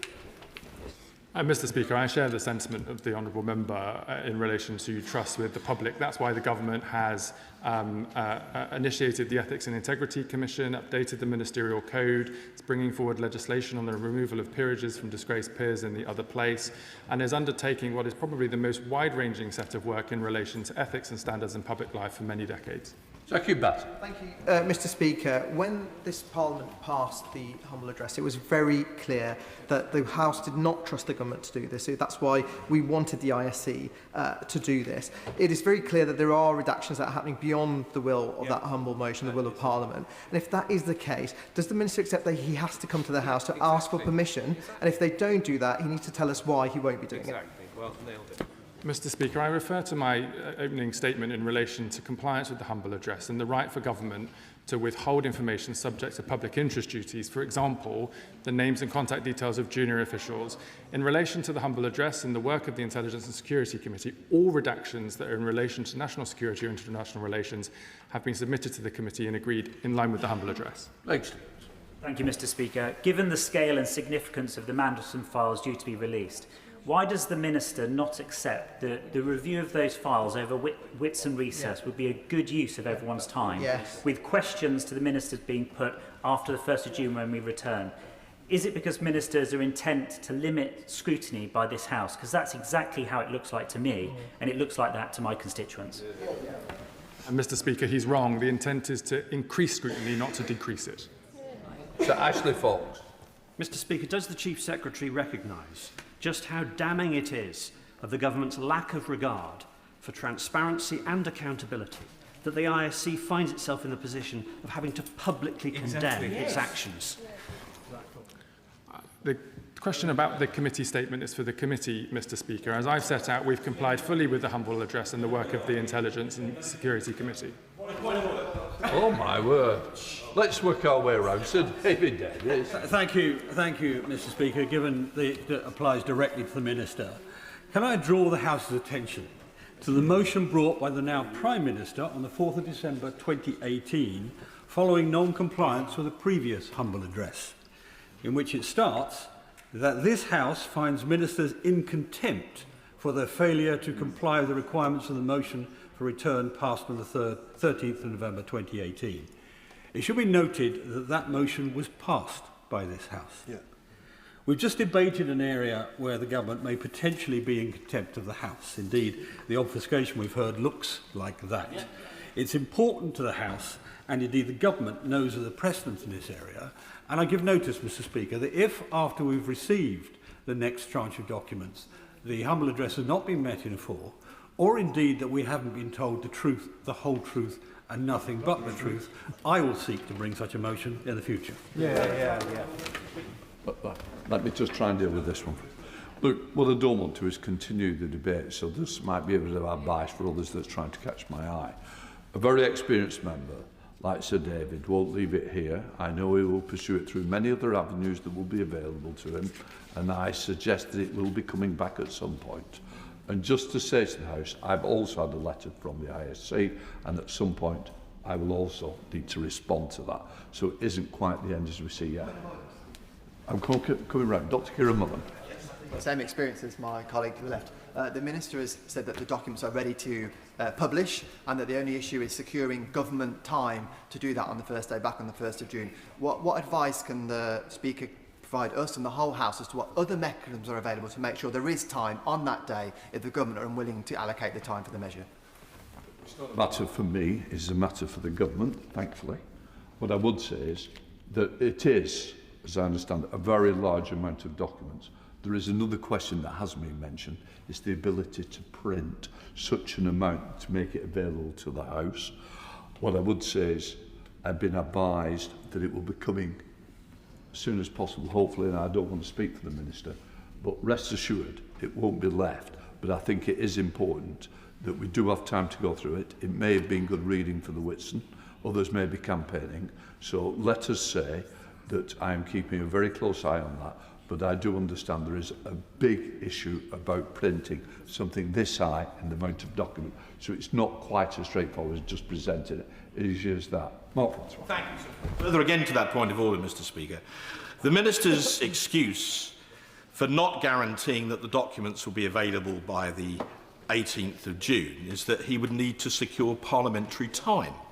This is news to some of us who've been here a while and understand that the government effectively control the timetable of Parliament. Indeed, every Thursday when the House is sitting, they make a business statement and tell us what's coming up for the next 2 weeks.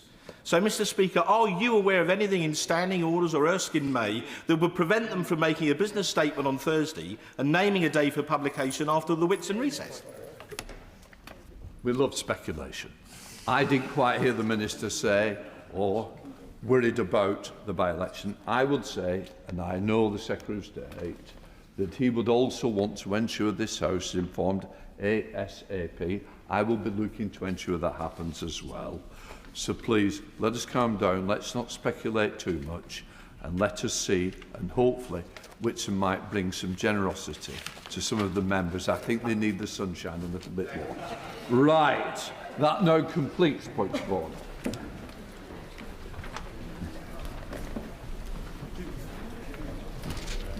Take care.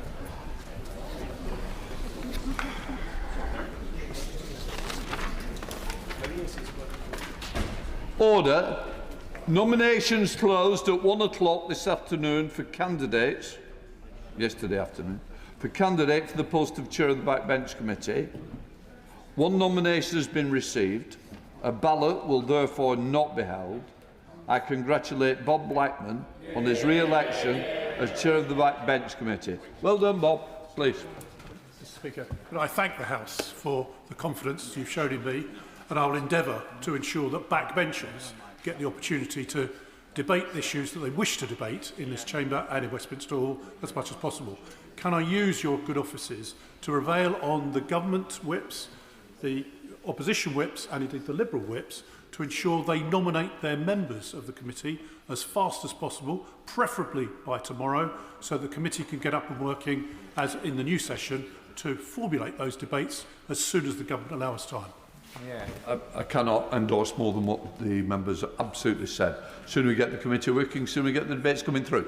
And once again, I want to thank him for what he's put in already and the experience he's brought to this position. Right. We now come to the next statement. Secretary of State for Transport, Heidi Alexander. Mr. Speaker, with permission, I'd like to make a statement on HS2. Last summer, I stood at this dispatch box and promised we would be straight with the British people. Not just about the appalling mess we inherited, but how we would fundamentally reset the HS2 project.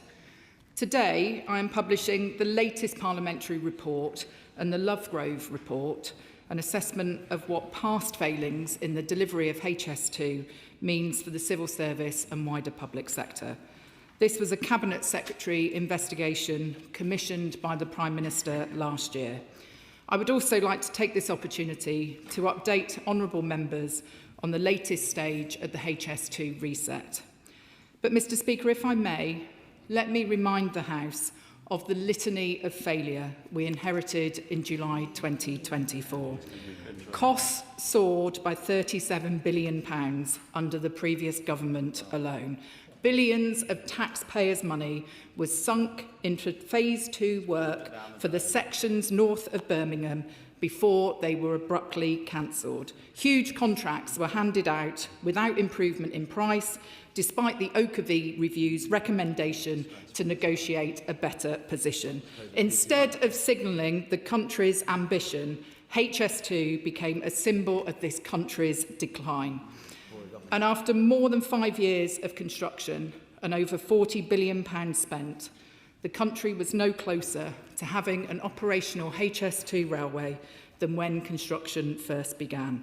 That is the shocking legacy of the previous government. And I'm afraid it gets worse.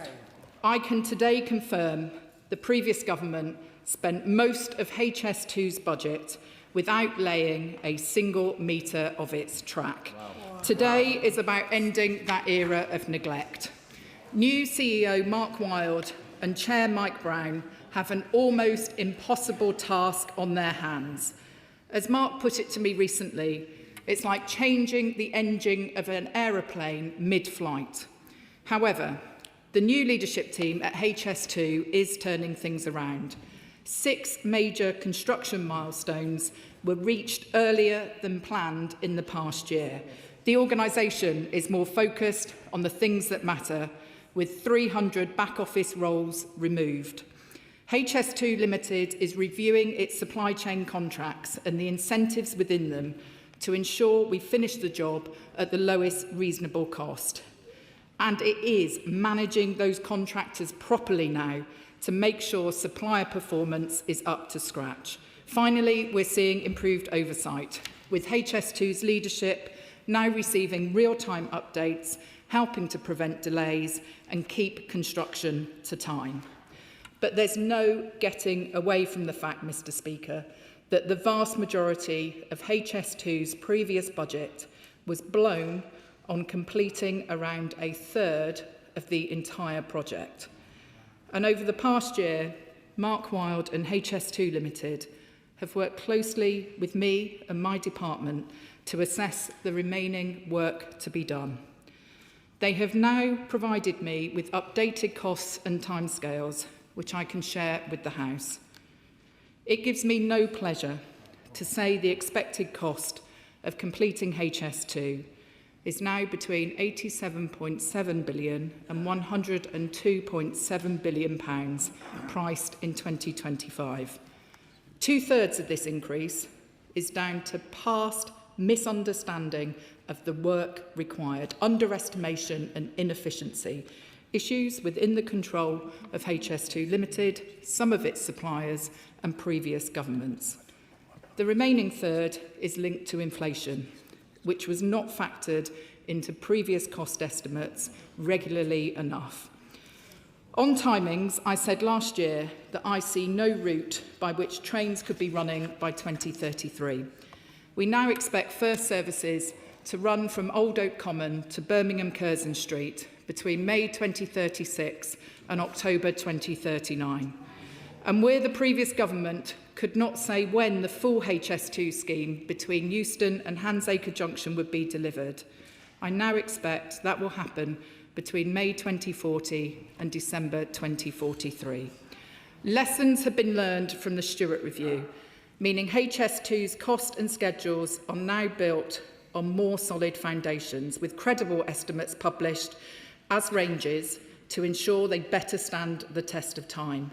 Colleagues may feel that they've heard all of this before, and I understand that scepticism, but it is different this time. HS2 Limited have now used the same experts and methods behind the successful Crossrail reset. They have priced future work against what we've learned so far, and their homework has been checked by an independent panel of experts. But, Madam Deputy Speaker, if this seems like an obscene increase in time and costs, it is because it is. And if it seems like I'm angry, it is because I am. I am angry on behalf of taxpayers and affected communities who have been swindled by the failures of successive Conservative governments. I'm angry on behalf of the thousands of rail and construction workers giving their all on this project, who do not deserve to have their industry tarnished in this way. And I'm angry on behalf of passengers who continue to wait for the new services and new opportunities they deserve. Madam Deputy Speaker, despite this sorry situation, we are determined to claw back as much time and money as possible. Not only does the Lovegrove report corroborate the Stewart Review's damning assessment of the decision-making environment under the previous government, but it also talks about the original gold plating of HS2. It talks about the focus, and I quote, on the highest possible speeds, resulting in bespoke and highly engineered design. Madam Deputy Speaker, to translate, it was a massively overspec'd folly with the prospect of the fastest trains anywhere in the world tickling the fancy of Conservative ministers. If we were a country the size of China, I could understand it, but we are not. Passengers just want reliable trains that turn up when they're supposed to, more services and more seats. They want a common sense approach that gets them the railway they deserve, not a vanity project with trains so fast that proper testing couldn't be done until track and railway systems were complete. So, Madam Deputy Speaker, I asked Mark Wilde to remove the gold plating and complexity from this project. Today, I have accepted his recommendation to align HS2 speeds already delivered with speeds already delivered on other European high-speed networks. That still means we will run some of the fastest trains in Europe with speeds reaching 320 kilometres per hour. But crucially, it lowers the cost of testing. It makes delivering the project less risky, and it could realise savings of up to £2.5 billion and could save at least a year in delivery time. Now, I realise that there will be those who will say this is all too much and we should just cancel the whole thing. However, I can confirm today that it could cost almost as much to cancel the line as it would to finish it, while delivering none of the benefits, with half-finished structures strewn across the English countryside, a relic to what could have been. And so this Labour government is clear. We will deliver HS2 to completion because this country can build big things. We just need competent people at the helm to deliver them. Prime Ministers Cameron, May, Johnson, Truss and Sunak created the world's... I'm sure the Secretary of State did not mean to use the Right Honourable Member for Richmond and Northallerton's name. My apologies, Madam Deputy Speaker. Previous Prime Ministers, in my view, created the world's most expensive slow-motion car crash, and they barely batted an eyelid. Under this government, we've rolled up our sleeves and done the hard yards, putting the right team in place and being honest about the scale of the challenge. Madam Deputy Speaker, I understand that this statement today will be met with cynicism and anger. But I say with genuine pride and conviction that I believe we are finally starting to see real delivery. Tunnelling machines are currently working under Londoners' feet to make HS2 to Euston a reality. Birmingham's skyline is changing before our eyes, with new film studios, a sports quarter and housing all being built around the new Curzon Street station. This is national renewal in action. Madam Deputy Speaker, when I last worked with Mark Wilde and Mike Brown, we took the delayed and over-budget Crossrail project and turned it into the Elizabeth line, which has now served more than 500 million passengers. We've done it before, we'll do it again, and I commend this statement to the House. Shadow Minister Jerome Mayhew. Thank you very much, Madam Deputy Speaker, and I'm very grateful to the Secretary of State for giving me advance sight of her statement. The Secretary of State's comments today demonstrate not only the challenges faced in the past and the reasons action was taken to reduce the scope of HS2, but also the significant challenges ahead if it is finally to be delivered. And it's true that the early years of the HS2 project were beset with delay and cost overruns, with HS2 Limited failing to maintain tight control of the budget and, frankly, Department for Transport allowing them to get away with it. It was for this reason that the previous government appointed Mark Wilde, OBE, as the new Chief Executive of HS2 Limited, with the clear instruction to get a grip of costs and robustly oversee this project. And it's apparent from today's statement that HS2's leadership under Mark Wilde is taking those steps to try and achieve this. Where there are actions that can reduce costs in the long run, then this side of the House will clearly support them. But given concerns about trust in the project, I hope the Government and HS2 Limited will set out in detail how they believe these measures will save money and deliver even on this new extended timetable. In addition, we have to acknowledge the deep-seated infrastructure challenges that we face in this country. When the Prime Minister was campaigning during the last general election, we heard a range of promises about housing and infrastructure goals that have completely foundered when they have come into contact with reality. That's why on this side of the House, we propose substantial changes to environmental legislation to give us the freedoms needed to cut environmental red tape, both for business but also for large infrastructure projects. Even the Prime Minister does not support regulations that lead to a £100 million bat tunnel, does she? This must be addressed because the Secretary of State has made a number of strong statements, and if she's angry, as she says she is, those statements must be backed up by consequential legislative changes that stop these cost overruns from occurring in the future. Turning to the specific, I wish to press the Secretary of State on matters on which those in the sector already have indicated that they want assurances. For example, Madam Deputy Speaker, what does the new project cost figures include? Does it include all the rolling stock under the new plans? To what extent is Euston funding included in these new estimates? And does it include signalling? Does the government intend to set out precisely what is being funded and when the various elements will be delivered under their new timetable? And can the Minister also explain what steps the government has taken to improve HS2 Limited's performance when it comes to settling claims with those impacted by construction, since she herself has separately highlighted that this is an area that requires improvement?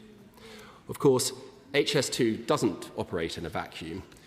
On the same day that this statement is being put before the House, it's been announced that the government pressure will result in 1 in 7 rail services being cut on one of Avanti West Coast routes, following a government request to reduce expenditure.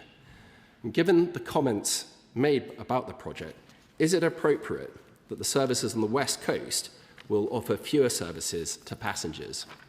Ultimately, the government is right to take steps to reduce costs on this project. Errors were made and should be rectified, and I'm glad that the government continues to support Mark Wilde and his team as they work towards opening HS2. Thank you, Madam Deputy Speaker. I'm grateful to the Shadow Rail Minister for his questions and indeed for the tone in which he presented his case. He wasn't quite as bombastic at the dispatch box as he normally is, and so I can only assume that perhaps he was considering making an apology for the dreadful mess that the previous government left this project in. I didn't hear one, but look, I accept the manner in which he made his points. I do also, though, question where the Shadow Secretary of State is today. This is not the first time, Madam Deputy Speaker, that the Shadow Transport Secretary has run scared from an oral statement, and I can only assume that's because he's frankly embarrassed by his party's abject record when it comes to transport. He talked about the appointment of the new CEO, Mark Wilde, under the previous government. I do have to say to him gently that it's a bit like an arsonist demanding praise for calling the fire brigade, because let me quote what Mark Wilde said about what he had inherited when he spoke to the Public Accounts Committee just days after he started in his job.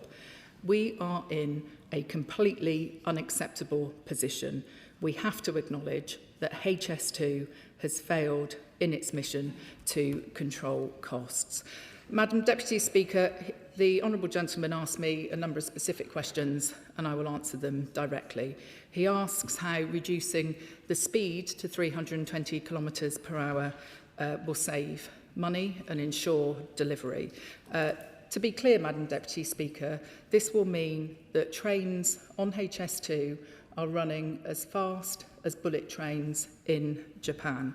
We're making 3 scope changes in this announcement today. 1, reducing the speed, 2, reducing automatic train operation, and 3, ensuring that the signalling that we put in on HS2 is aligned with the ETCS system that is being rolled out on the Transpennine route upgrade and across the Network Rail system more broadly.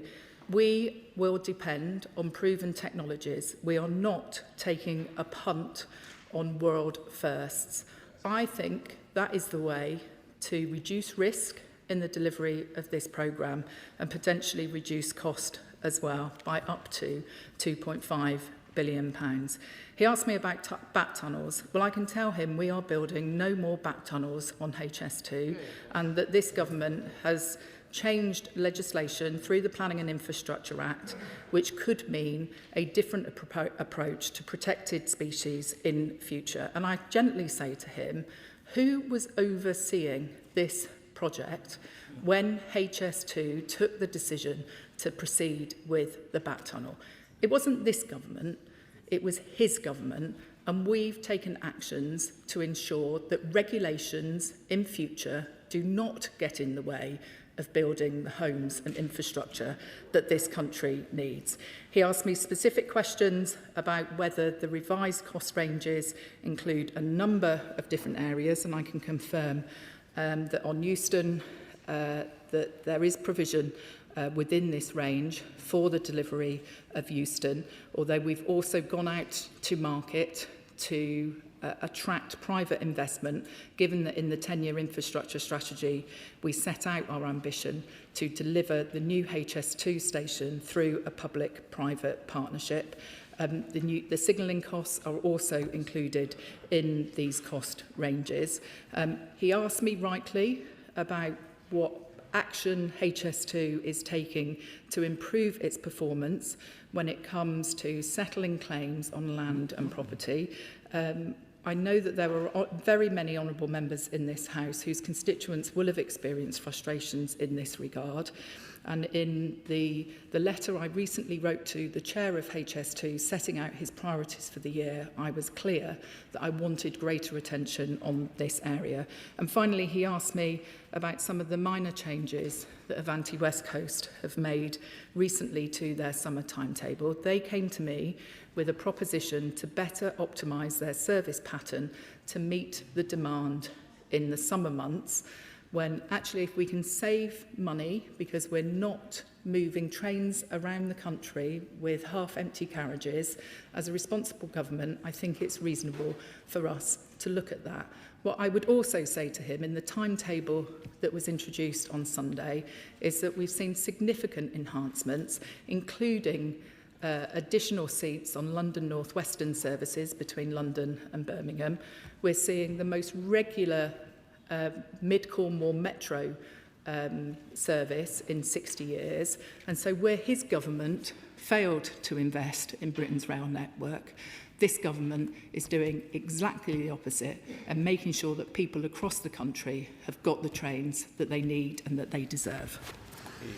Transport Select Committee, Ruth Cadbury. Thank you, Madam Deputy Speaker, and I'd like to thank the Secretary of State for being honest to this House and for grasping the nub of the problem. It shouldn't need the publication of the Lovegrove report and for today's statement to know that the cost and timetable overruns on HS2 started long before because the last government wanted spades in the ground before the designs and the costs and the permits were ready.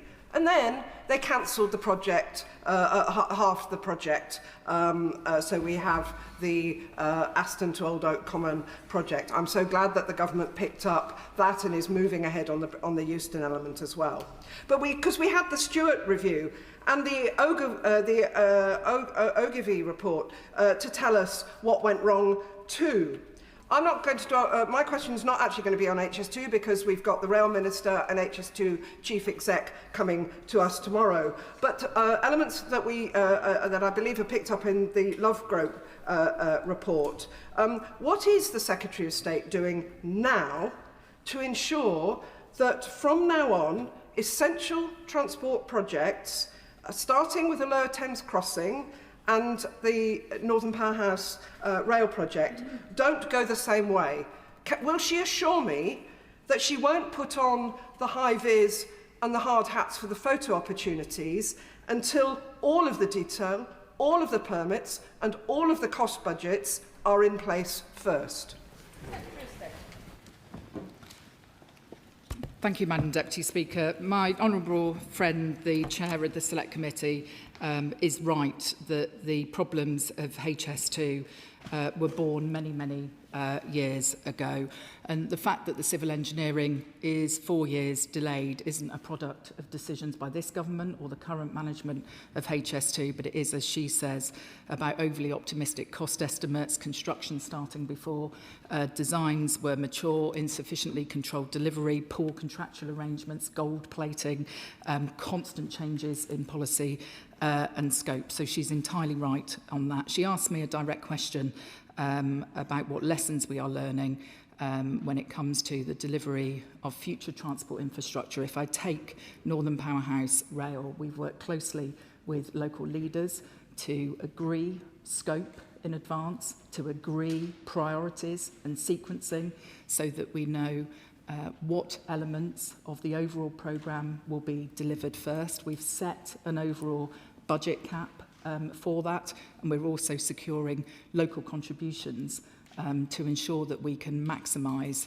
the economic and regeneration potential of that new transport infrastructure in those places. So we are learning the lessons. Liberal Democrat spokesperson Ollie Glover. Thank you, Madam Deputy Speaker. And can I start by thanking the Secretary of State for her candour on this matter and to the scale of the HS2 disaster, and also for the specificity of the range of dates that she has provided.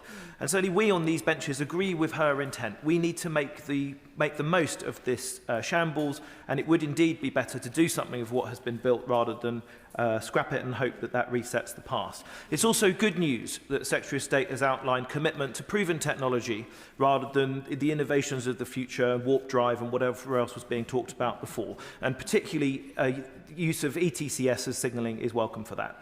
Now, Madam Deputy Speaker, we in this country know how to build high-speed lines because we did between London St Pancras and the Channel Tunnel at reasonable cost. And of course, our French and Spanish allies also know how to do it. And a high-speed line from Tours to Bordeaux in France took 15 years, including all the planning and all the construction. So whilst the Secretary of State highlighting Crossrail's expertise on this expert panel she mentioned is welcome, is she sure that that expertise is the same as needed for the more specialised thing of high-speed rail construction? And is she confident that her expert panel has the high-speed construction and commissioning specific skills that we need, either from the UK or abroad, to turn this situation around? I'm grateful to the honourable gentleman for his support for the overall approach that we are taking. I am reassured that both within the executive leadership of HS2, we have the capability and capacity that is now needed. That wasn't the case previously. There's a new financial director, new commercial director who is in place at the moment, and I'm reassured that the 6 new appointments to the board of HS2 that the new chair has led over the last year have the right skills in place. Can I also assure him, though, on the expert panel and the multiple layers of assurance that goes on in terms of the new plan and who has looked at it. We have real expertise in the Layer of Defence 3 panel, including Kenny Laird, Andrew Poole, Rachel McLean, Colin Brown, Laurent Trozier, Miles Ashley. We've also included a rep from NISTA on that. And then we also have the involvement of the project representative as well. So this is a really significant and substantial group of people who have all got, their elbow to the wheel in terms of making this project now a success. Naismith. Thank you, Madam Deputy Speaker. The consequences of a failure to effectively manage this project by the party opposite are felt nowhere more deeply than in Crewe and Nantwich, with jobs and regeneration benefits lost, as well as £11 million in sunk costs for Cheshire East Council. I welcome the shift in emphasis from speed to capacity, but the network is at capacity between Birmingham and Crewe now, not in 10 or 20 years' time. Will the Secretary of State therefore commit to more urgently looking at how we address capacity constraints between Birmingham and Crewe? And will her department engage with Cheshire East Council on plans they have to mitigate the investment they lost as a result of the decision to cancel the line in the Midlands?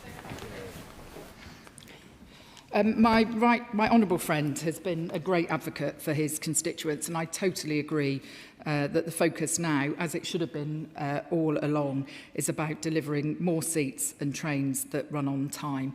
We will be conducting a further feasibility study into connectivity north of Birmingham, which will consider all options and the impact of each option on economic growth, housing, capacity on the rail network, journey times and resilience, as well as looking at how we might design, consent, fund the scheme, the specification of any future scheme. And so I'm willing to continue a dialogue with him about those issues. Smith. Thank you, Madam Deputy Speaker. The Secretary of State in her statement said she was angry, and I can assure her I've been consistently angry about this unaffordable, unwanted railway since it was ever greenlit. Angry on behalf of my constituents that have to live under hellish conditions while it's constructed. Landowners still waiting for payment for land taken. Our roads churned up by construction traffic going unfixed. Mitigation projects promised a decade ago that still don't actually have the money to deliver them. I heard nothing about any of those challenges in the Secretary of State's statement. But can I ask her very specifically about noise modelling? In Wendover, hundreds of homes and trains were already going to come through Wendover at 320 kilometres an hour. Already, hundreds of homes under modelling are found to be above the permitted decibel limit that the WHO sets down. So under the new speed that she has set for HS2, will she commit to the government fully remodelling, certainly through Buckinghamshire, the noise impacts of this railway on real people once it's built, and come back to the House with a commitment that those levels will not be above the WHO guidance? Secretary of State. Madam Deputy Speaker, I do appreciate that the honourable gentleman's constituents in Buckinghamshire will have experienced considerable disruption to their lives as a result of this construction project. And I know that it is the case that some of the time those who live nearest by infrastructure schemes tend to take more of the pain before the gain is delivered in terms of the new service. I will look into the matter that he raises around the noise impacts of a lower speed railway. My instinct is that the noise is likely to be less, but if it is any different from that, I will certainly write back to the honourable gentleman and let him know. Dave Robertson. Thank you, Madam Deputy Speaker. The Secretary of State will not be surprised to see me raise issues with HS2 yet again. And she is very right to be angry about the scale of the failings that have been laid out in the reports today. She is angry. I am angry. But that absolutely pales into insignificance when compared to the anger of my constituents who have had to fight through 17 years of dealing with the failures of HS2 Limited. Part of the announcement today is that we will face potentially another 13 years before they even continue to carry on with work north of Curzon Street and connecting into Handsacre Junction, all of which, by the way, is north of Birmingham. The community is furious. My constituents are potentially the most, or certainly one of the most, impacted by HS2. Just last month, they closed the A38 going past Lichfield, forcing 70,000 vehicles a day onto local roads in the city. Constituents are fed up. So can she give some reassurance that the works at Street A, which are still ongoing, one of only 2 places north of Curzon Street where work is continuing, will be completed on time by October, and that the department will look very, very closely at what mitigations they are putting in place for communities like mine, who, by the sounds of it, could face a third of a century from the start of this progress before trains actually start travelling through our part of the world, and the significant impact it's had on our community. I thank my honourable friend for that question, and he has been a fearsome advocate for his constituents on this issue, and I know that he will be meeting with the Rail Minister later today to talk about constituency impacts. I have heard nothing to suggest that the works at Street Hay will not be delivered on time. If there is any latest information that I haven't been apprised of, I will certainly come back to my honourable friend and let him know. Of course, it is important that we do continue with the works north of Birmingham up to Handsacre Junction, because this is the way that HS2 will connect into the wider rail network.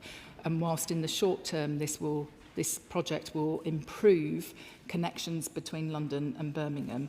In the longer term, this is about improving the frequency, capacity and reliability of connections to the northwest and beyond to Scotland as well. So I appreciate his constituents' patience on this project, but it is important for the national interest. Sir Jeremy Wright. Thank you very much, Madam Deputy Speaker. I have to say I share a good deal of the Secretary of State's frustration, not least because I was one of those who argued at the time that if the speed of the railway is reduced to roughly what she's proposing, it would open up a number of alternative route options, avoiding the open countryside that the line now cuts across. But can I counterintuitively ask her to be a little more ambitious, despite everything she's said about high-speed rail? She will recognise that the strategic benefits of high-speed rail, as they were put to this House originally, were about a network nationwide, not simply a line between London and Birmingham. So can I ask her to state, hopefully at least, that this and future governments will seek to expand that network so that what we're focused on high-speed rail is not going faster, but on going further? The honourable gentleman makes a very interesting point, and I would say to him that one of the things I'm most keen to do is to ensure that this huge investment that we are putting into HS2 between London and Birmingham actually results in an improved passenger experience for people more broadly across the rest of the country. That's one of the reasons why when we made the announcement about Northern Powerhouse Rail earlier this year, that we also announced a feasibility study about a new connection between Birmingham and Manchester. And whilst it's slightly too soon to get into the specifics of exactly what that would look like, I can assure him that the thinking and the planning is happening in the department at the moment to make sure that this investment unlocks the maximum benefit across the country. John McDonnell. Given the huge sum she's talking about, what I want to raise might appear relatively trivial, but actually for my community it's quite significant. It is that we have a charity called Hillingdon Outdoor Activities Centre that ran a lake to enable local young people in particular to learn to sail and canoe. That lake has been taken over by HS2 as part of the route, therefore it's not been available for 6 years now. An alternative has not been identified until very recently, and again part of the decision making with regard to HS2 itself as well. It's meant that charity now, all its reserves have now gone and the staff are being laid off. And I just wonder, could the Secretary of State arrange for a meeting with her officials and HS2 that I can meet them to talk through the opportunities that there might be to assist the charity to continue providing such an excellent service to our community? I'd be very happy to ask relevant officers from HS2 to meet with my honourable friend and to look at options for the Hillingdon Outdoor Activities Centre that he mentioned. When I look at the scale of some of the structures that are being built on the outskirts of London at the moment, the 2.1 mile Colne Valley viaduct, for example, it's evident what a huge and ambitious construction project this is. And I'm sorry that there will have been some impacts on communities, individual community groups, and I would be happy to look at what the alternatives might be. Sarah Green. Thank you, Madam Deputy Speaker. My constituents in Cheshire and Amersham didn't want HS2, and they've been putting up with the disruption of construction for years. Some of them warned that this would be a colossal waste of money, and they were right. This railway is costing nearly £1 billion a mile. Every pound of cost overrun is a pound not spent on the local infrastructure my constituents actually use and actually need. So given the department's complete failure to date to hold HS2 Limited to account, what commitment can the Secretary of State give that we won't be here again in a few years' time talking about HS2 overspend? We have taken a different approach this time. Our estimates are based on prices that have been informed by the work that has been done over the last 5 years. I am committed to ensuring that the scope remains the same and we don't have the chopping and changing that characterised the previous government's approach to this project.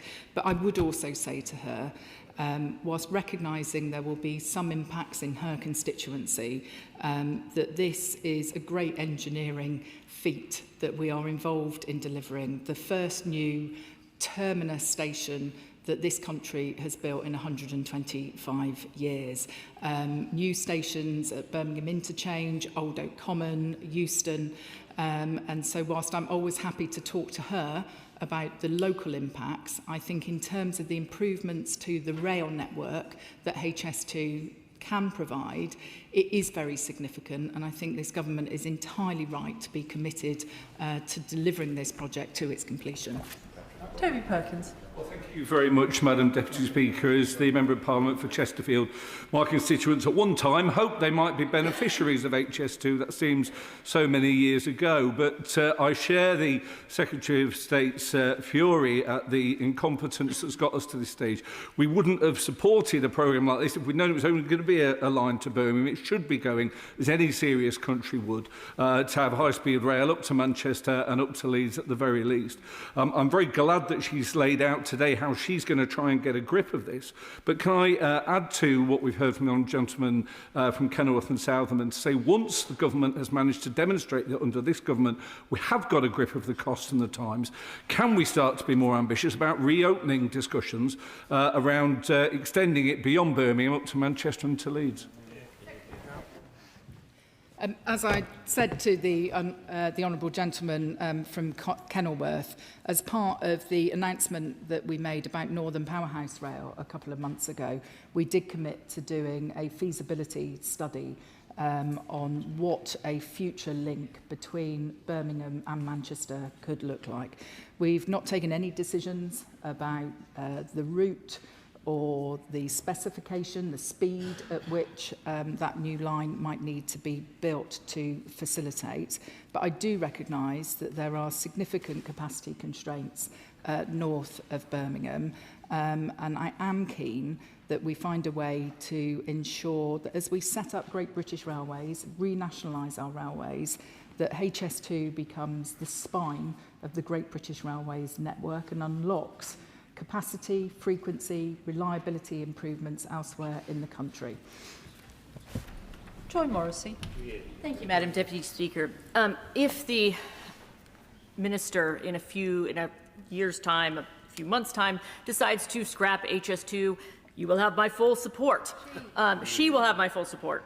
And I just want to know what assurances the Minister can provide in providing better services to our residents for unpaid land claims and services and destruction of roads, because in Beaconsfield, Marlow and the South Bucks villages, we have seen nothing but a negative impact from HS2. Yep. Yeah. I am keen that HS2 always engages with the community and local businesses with care, with respect and with rigour, and if that hasn't been her experience locally, then I'm aware that she's got an adjournment debate later today, and I know me and other ministers will be only too happy to take that issue away. I do have to disagree with her about this idea that we should cancel the project now.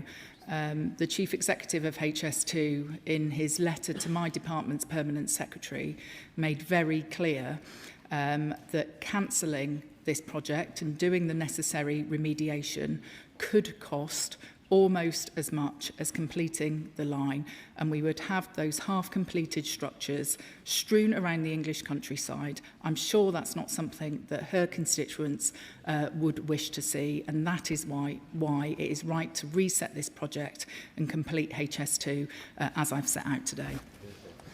Grady. Deputy Speaker, this shocking overspend is equivalent to over £1,000 per household in the United Kingdom. And families in my constituency and across Britain work very hard to earn money to pay the bills and try and have a reasonable standard of living. It is shocking. HS2 was meant to bring considerable benefits to the north of England and to Scotland. More reliable and quicker services to Glasgow and the west and central belt of Scotland, more passenger capacity, opportunities for people in the north and Scotland for economic growth and reduction of emissions by displacing flights. Would the Secretary of State agree to meet with me to discuss what the long-term plan is to improve rail services between Scotland and the north of England and the rest of our family of nations, so that we have appropriate journey times that are reduced, passenger capacities at an appropriate level, and services become more reliable?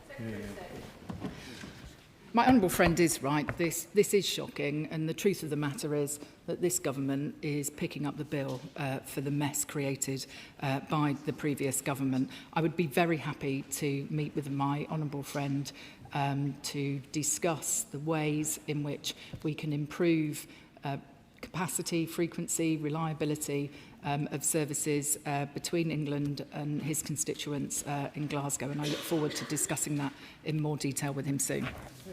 Seamus Logan. Thank you, Madam Deputy Speaker. I can sense the Secretary of State's anger at the scale, the width and depth of the failures in this project. But of course it was initiated in 2009, when Labour were in power. And when I look at this collective failure on both sides of this House, yet members opposite so quick to point out the ferries problem in Scotland, nothing. It pales into insignificance with the scale of this incompetence. But I want to ask the Secretary of State, the member for Brentford and Isleworth, the chair of the Transport Select Committee, said on BBC Radio 4's Today programme yesterday that the most important thing, and I'm quoting, the most important thing is that HS2 will create a high-speed link between London and the North West and eventually to Scotland. Scottish taxpayers are paying for this folly. So can the Ministry explain when is the project? When? She can say 2043 for the rest of the project. When is this project going to extend to Scotland, as was suggested yesterday? And how much more in Scotland are we going to be expected to pay? And how many years after 2043 will it be delivered? I have been clear, and I remain clear, that we will not be extending HS2 north of the West Midlands. What I have announced when I made the Northern Powerhouse Rail announcement a couple of months ago is that we will be doing a feasibility study about, in the longer term, after the delivery of HS2 to Birmingham, after the delivery of east-west connectivity across the north of England through Northern Powerhouse Rail, how we can then look to invest in improving the infrastructure between Birmingham and Manchester. That work will start this summer, and I'd be happy to keep him updated. Menton Glyn. Thank you, Madam Deputy Speaker. I welcome the clarity and determination to deliver on HS2. Rail investment is infrastructure investment which drives growth. But can I also urge the Minister to look at driving growth between towns as well as between cities, such as bringing lines like the Calder Valley line into the 21st century? That philosophy and that approach certainly lies behind much of the work that we put together in our plans for Northern Powerhouse Rail. He will also be aware that at the spending review we announced over £15 billion for mayors in our city regions to improve connectivity between towns and cities, major centres of employment. So the aspirations that he has for his area and his constituents do align very closely with ours. Thank you, Batty. Thank you, Madam Speaker. My communities in Balsall Common and Birksall have taken huge amounts of pain long before I was first elected in 2019, and what has further exacerbated that pain has been the conduct of HS2 and its subcontractors with communities. I met with Mark Wild. He knows my concerns around that, and I do take heart in the level of engagement that he's given on that, and I hope that continues. But one of the key issues that's affecting my communities is the land that has been taken by HS2, which is yet to be released, including around Arden Cross, which is a project worth hundreds of millions of pounds, including a health campus in conjunction with the local mayor, local councils and Warwick University. I'm being told it might take 4 years. I think it can be done in 2. Will the Minister please take a look at this? I hope he is reassured that I'm already looking at this, and I have had discussions with the leadership of HS2 about this, and certainly the Member of Parliament for Birmingham Hodge Hill, or as it used to be called, I'm not sure whether that's still the name of his constituency, has raised this matter with me as well. I'm keen that where it is possible to release land to enable development, regeneration, unlock new homes, unlock new workspaces. If that can take place whilst not compromising the delivery of HS2, then I'm keen that that happens, and there is a piece of work that is underway within HS2 to look at the specific issues in relation to Arden Cross. Dr Rupert Huck. Madam Deputy Speaker, I welcome the honesty and clarity after years and years of sitting opposite Conservatives when we didn't know if it was happening at all, where it would start and stop. It was going to be a Y shape in the beginning. So, I mean, this is good news in a way, but also, and I also echo the praise for Mark Wilde, who's met with my residents, and for Lord Hendy in the other place. But for my residents in Old Oak Common, this fabled area that was once going to be the terminus, it is disappointing about this ever-lengthening timeline. I wonder if she might be able to look into opening the Elizabeth Line station a bit earlier, because some of them in new builds, like Oaklands Rise, would promise there'd be a brand new station in 2026. Surely there should be something in it for them before 2039. My honourable friend is right to highlight the fact that development is proceeding in the Old Oak area in advance of the completion of the rail network, and I'm pleased that actually the Old Oak and Park Royal Development Corporation have gone out to find a development partner to build 8,000 new homes in that area, with potentially 1,000 started in this Parliament. We do need to ensure that any homes or any development that happens, there is adequate public transport provision to provide for those new residents. I will take the specific issue away that she makes about the Elizabeth Line. I'm not entirely sure of its feasibility, but I will come back to her with more detail. Sarah Ball. Thank you, Madam Deputy Speaker. Many farmers, small businesses and residents have had the access to their properties disrupted by the construction of HS2. The Wilcoxes in my constituency have been battling for over 5 years to get a simple deed of easement to guarantee access to their property. And as a former property lawyer, I know that's a very simple document that should have been agreed, and without it, properties become unmortgageable and unsellable. So could the Secretary of State set out what steps she's taking to ensure that these deeds of easement are entered into without further delay? I am sorry to hear the situation that she describes. If she wants to write to me about the specific case, I will raise it with the leadership of HS2 for her. Anne Davis. Madam Llefarydd. Can I thank the Secretary of State for her honesty in coming to the House with this update?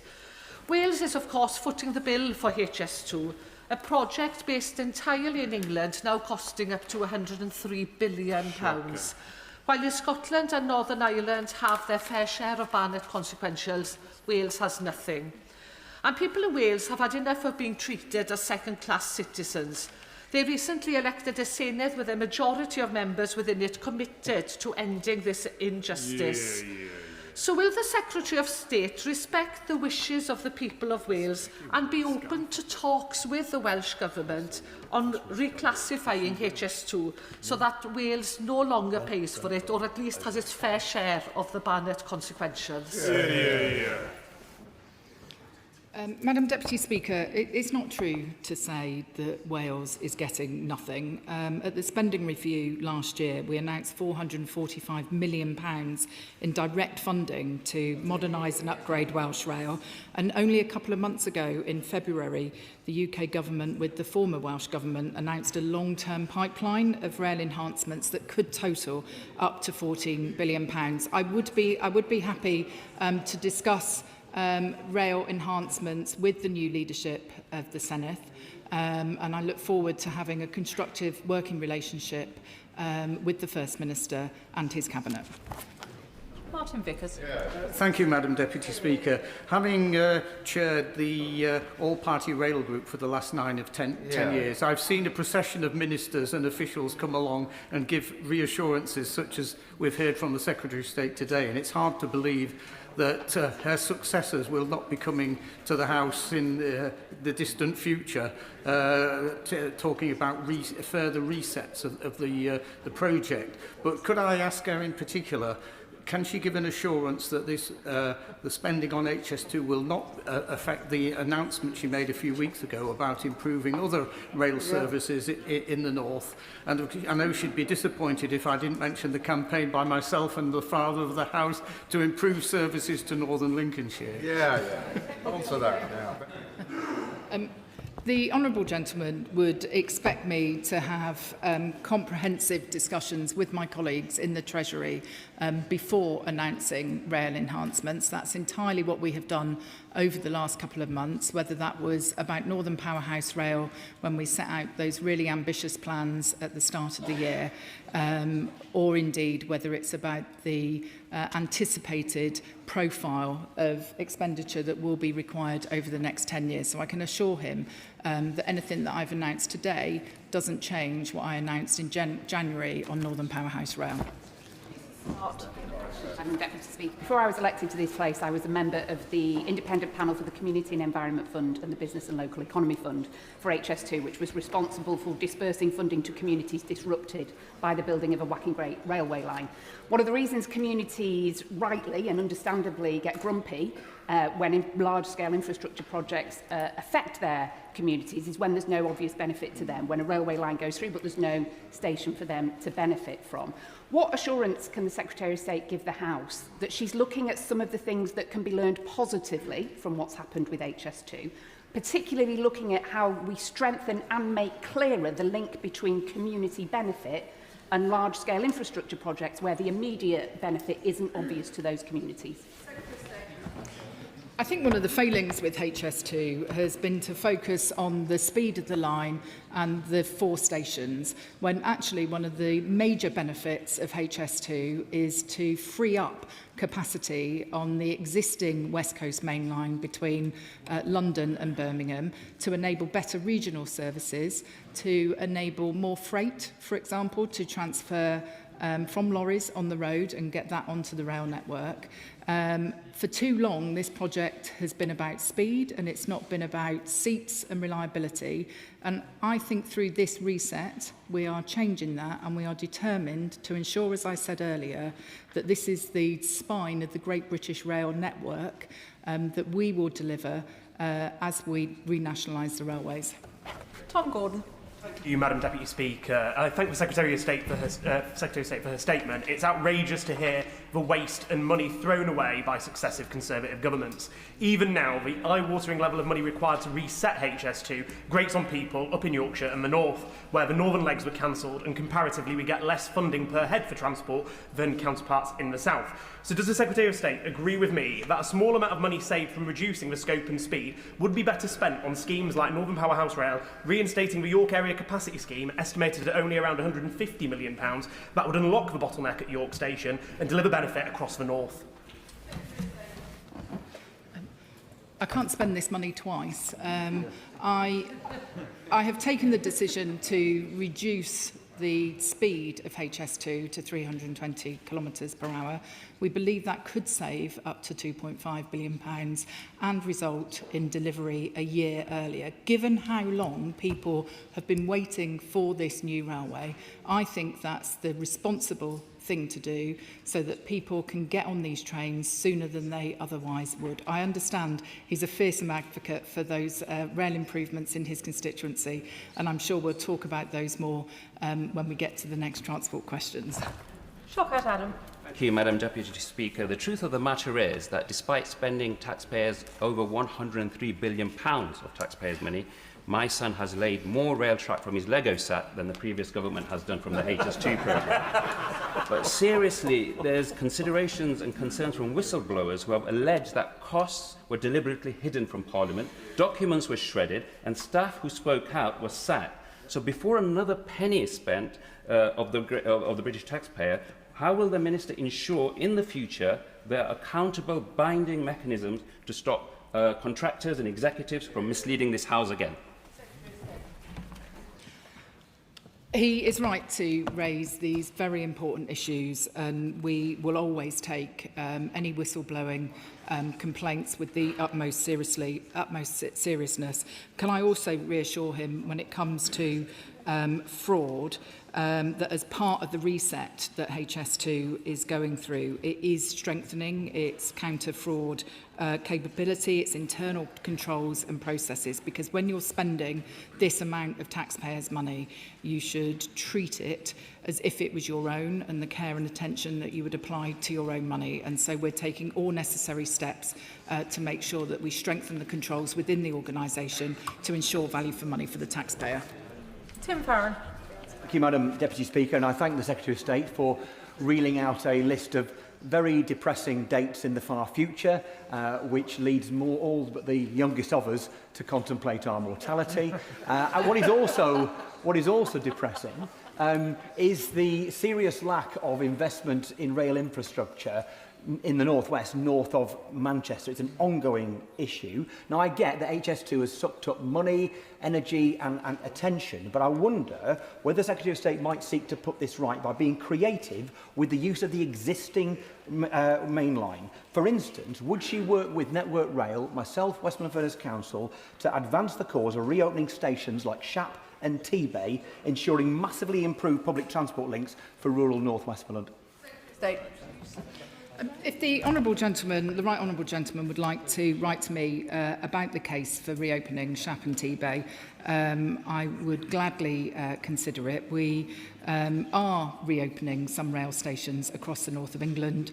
The Northumberland line, which I visited at the start of last year, has been an enormous success with new stations at places like Ashington and Blythe. We are investing in rail in the north of England. That was demonstrated by our commitment to Northern Powerhouse Rail, but I'm happy to look at the specifics of the scheme that he suggests. Freddie Van Mierlo. Madam Deputy Speaker, can I thank the Minister for delivering this really important update in the House rather than at party conference as the previous Tory Prime Minister did. I think what's really struck me about this debate is that the cost of HS2 is now measured in the hundreds of billions, but what we're spending on active travel is measured in the hundreds of millions. The government previously committed, I think it was only 600 million until 2030 on active travel. And projects there, things like the Tame to Haddenham Greenway, would deliver enormous benefit to my constituents. So would she reflect on the differential between how much is being spent on active travel and this project? State. I would gently correct him. We may be talking about tens of billions when it comes to HS2. We are not talking about hundreds of billions when we talk about HS2. He makes a fair point about the importance of investment in walking and cycling. The government is due to launch its cycling and walking strategy, the third iteration of it, and we are backing that with £600 million worth of investment, and we realise the benefits that actually active travel, people walking and cycling more, using public transport, can have, not just for people's own health. It can have environmental benefits, economic benefits as well, and it's something that me and the local Transport Minister care deeply about and will ensure that we make progress on. Jim Shannon. Thank you, Madam Deputy Speaker. Can I thank the Secretary of State very much for her statement and for her positivity and trying to make matters better in relation to where we are. The Secretary of State talks about maximising international standards and reshaping governance to find efficiencies. Yet my constituents in Northern Ireland are facing critical infrastructure deficits of their own. If this fundamental reset is truly about driving economic growth and to maximise value across the United Kingdom, can the Secretary of State please very genuinely, explicitly outline how the billions clawed back from streamlining HS2 will be used to support union connectivity and in particular air passenger duty, which hampers connectivity within the United Kingdom of Great Britain and Northern Ireland? Thank you. State. Well, I congratulate the Honourable Gentleman on leveraging in a question on air passenger duty into a statement on HS2. No, my honourable friend is right. He never misses an opportunity. I am obviously very concerned to ensure that connectivity between the mainland UK and Northern Ireland remains, that it's reliable, that it's affordable for people, and I will be sure to talk to him further about what more could be done aside from air passenger duty, which is a matter for the Treasury. If there's anything that my department can do to improve the situation for his constituents, I'd be only too happy to talk to him. Can I thank the Secretary of State for her statement this afternoon, and I will allow a couple of moments for the front bench to swap over.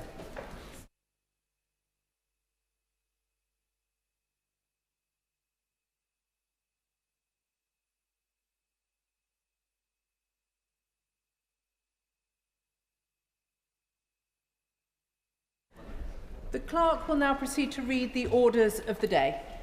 King's Speech, motion for an address, adjourned debate on question.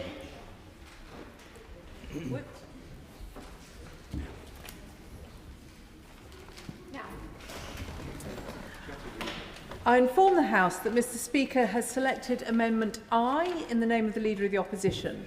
The question is that an humble address be presented to His Majesty as on the order paper. I call Claire Cortino to move the amendment. Thank you, Madam Deputy Speaker. I beg to move the amendment as on the order paper.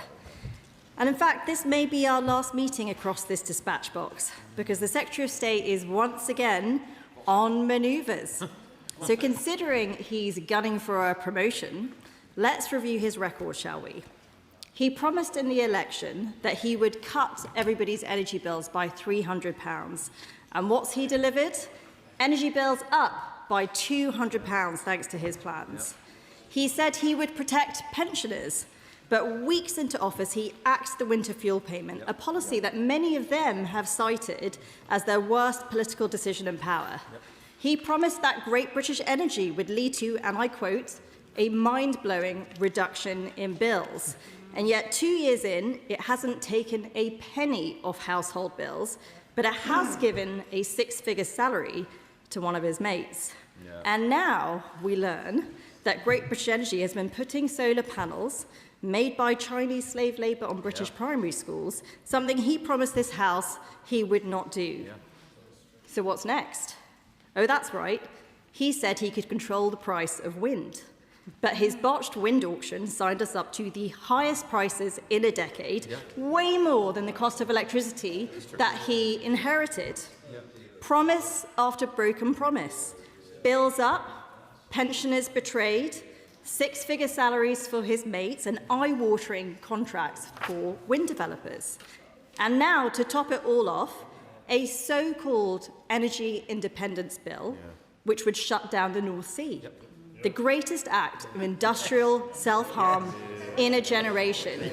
If that's what gets you a promotion in the Labour Party, then Lord help us all. So let's turn to this so-called energy independence bill. For true energy independence, we need our own oil and gas. But this bill enforces the willful destruction of the North Sea. We need our own petrol, diesel, I will in a moment, we need our own petrol, diesel and jet fuel, but this bill does nothing to save our refineries, which are being taxed into oblivion. We need an electricity system which keeps the lights on for British households and industry, but his plan will leave us at the mercy of foreign imports. This isn't independence. It doesn't even come close. It's an energy dependence bill that would leave us weaker, poorer, and more reliant on foreign regimes. Grateful to her for giving way. She says that for energy independence we need our own oil and gas rather than investing in renewables. She'll know that under her government, the government paid £44 billion to subsidise our energy during the time of the Ukraine price spike. Can she tell us how much were our bills reduced as a result of having our own oil and gas when the Ukraine crisis happened? Firstly, let me say to the honourable gentleman, bills came down £500 under me. They've gone up £200 because of the Secretary of State's plans. And let me tell him another hard truth. Cutting off production in the North Sea, he should listen to this, he might learn something. Cutting off production in the North Sea doesn't mean we use any less oil and gas. Production is not linked to consumption. All that it means is that we'll import more of that gas from abroad. That is weaker. That makes us more reliant on imports. No, he used up his chance. He should have asked a better question. Now, look, there are some parts of this work that I welcome. The Fingleton Review is impressive. Yeah. I thank those involved, and as I've made clear before, we will support this work going forward. Nuclear is the only form of energy that can provide round-the-clock, totally clean power, and I'll always support policies which make it as easy as possible to build. However, there is a catch. The Secretary of State says he wants to ease nuclear regulations, whilst at the very same time he's cancelled the project that they would be used upon. By cancelling the third large-scale nuclear power station that I signed off, he has killed the nuclear pipeline. Yep. He is repeating his own mistakes. We are set to have yet another Labour government which has failed to start a singular new large-scale nuclear power plant. And now, we here in Natural England are adding yet more delays to Hinkley Point C for little environmental gain. Is he fighting it? No, he's defending the status quo. But by the end of this Parliament, we'll still be waiting for a decision as to whether SMRs will go ahead. By 2030, there will be less nuclear online than there is now. And in 2035, which is 10 years away, they still won't have started any new large-scale nuclear power plants in this country. This is the same old stop-start approach that killed the industry to begin with. If that's what he calls being ambitious for nuclear, he needs to give his head a wobble. I thank the honourable lady for giving way. In my constituency of Morecambe and Lunesdale, we have Heysham 1 and 2 power plants. The reason that nuclear power will possibly go down is because plants are coming to the end of their lives. Plants coming to the end of their lives, and the right honourable lady's government did nothing about it for 14 years.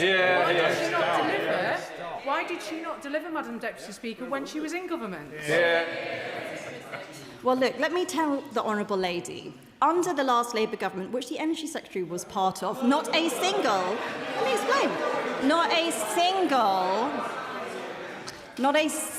new nuclear power plant was started. So when we came into power in 2015, when we got control of the energy brief, there was one nuclear welder left in the country. It is the stop-start approach which kills the nuclear industry. And here's the problem. They have killed the pipeline again. These are the same old mistakes. And that is why I'm raising them, because we're getting into the same trouble again.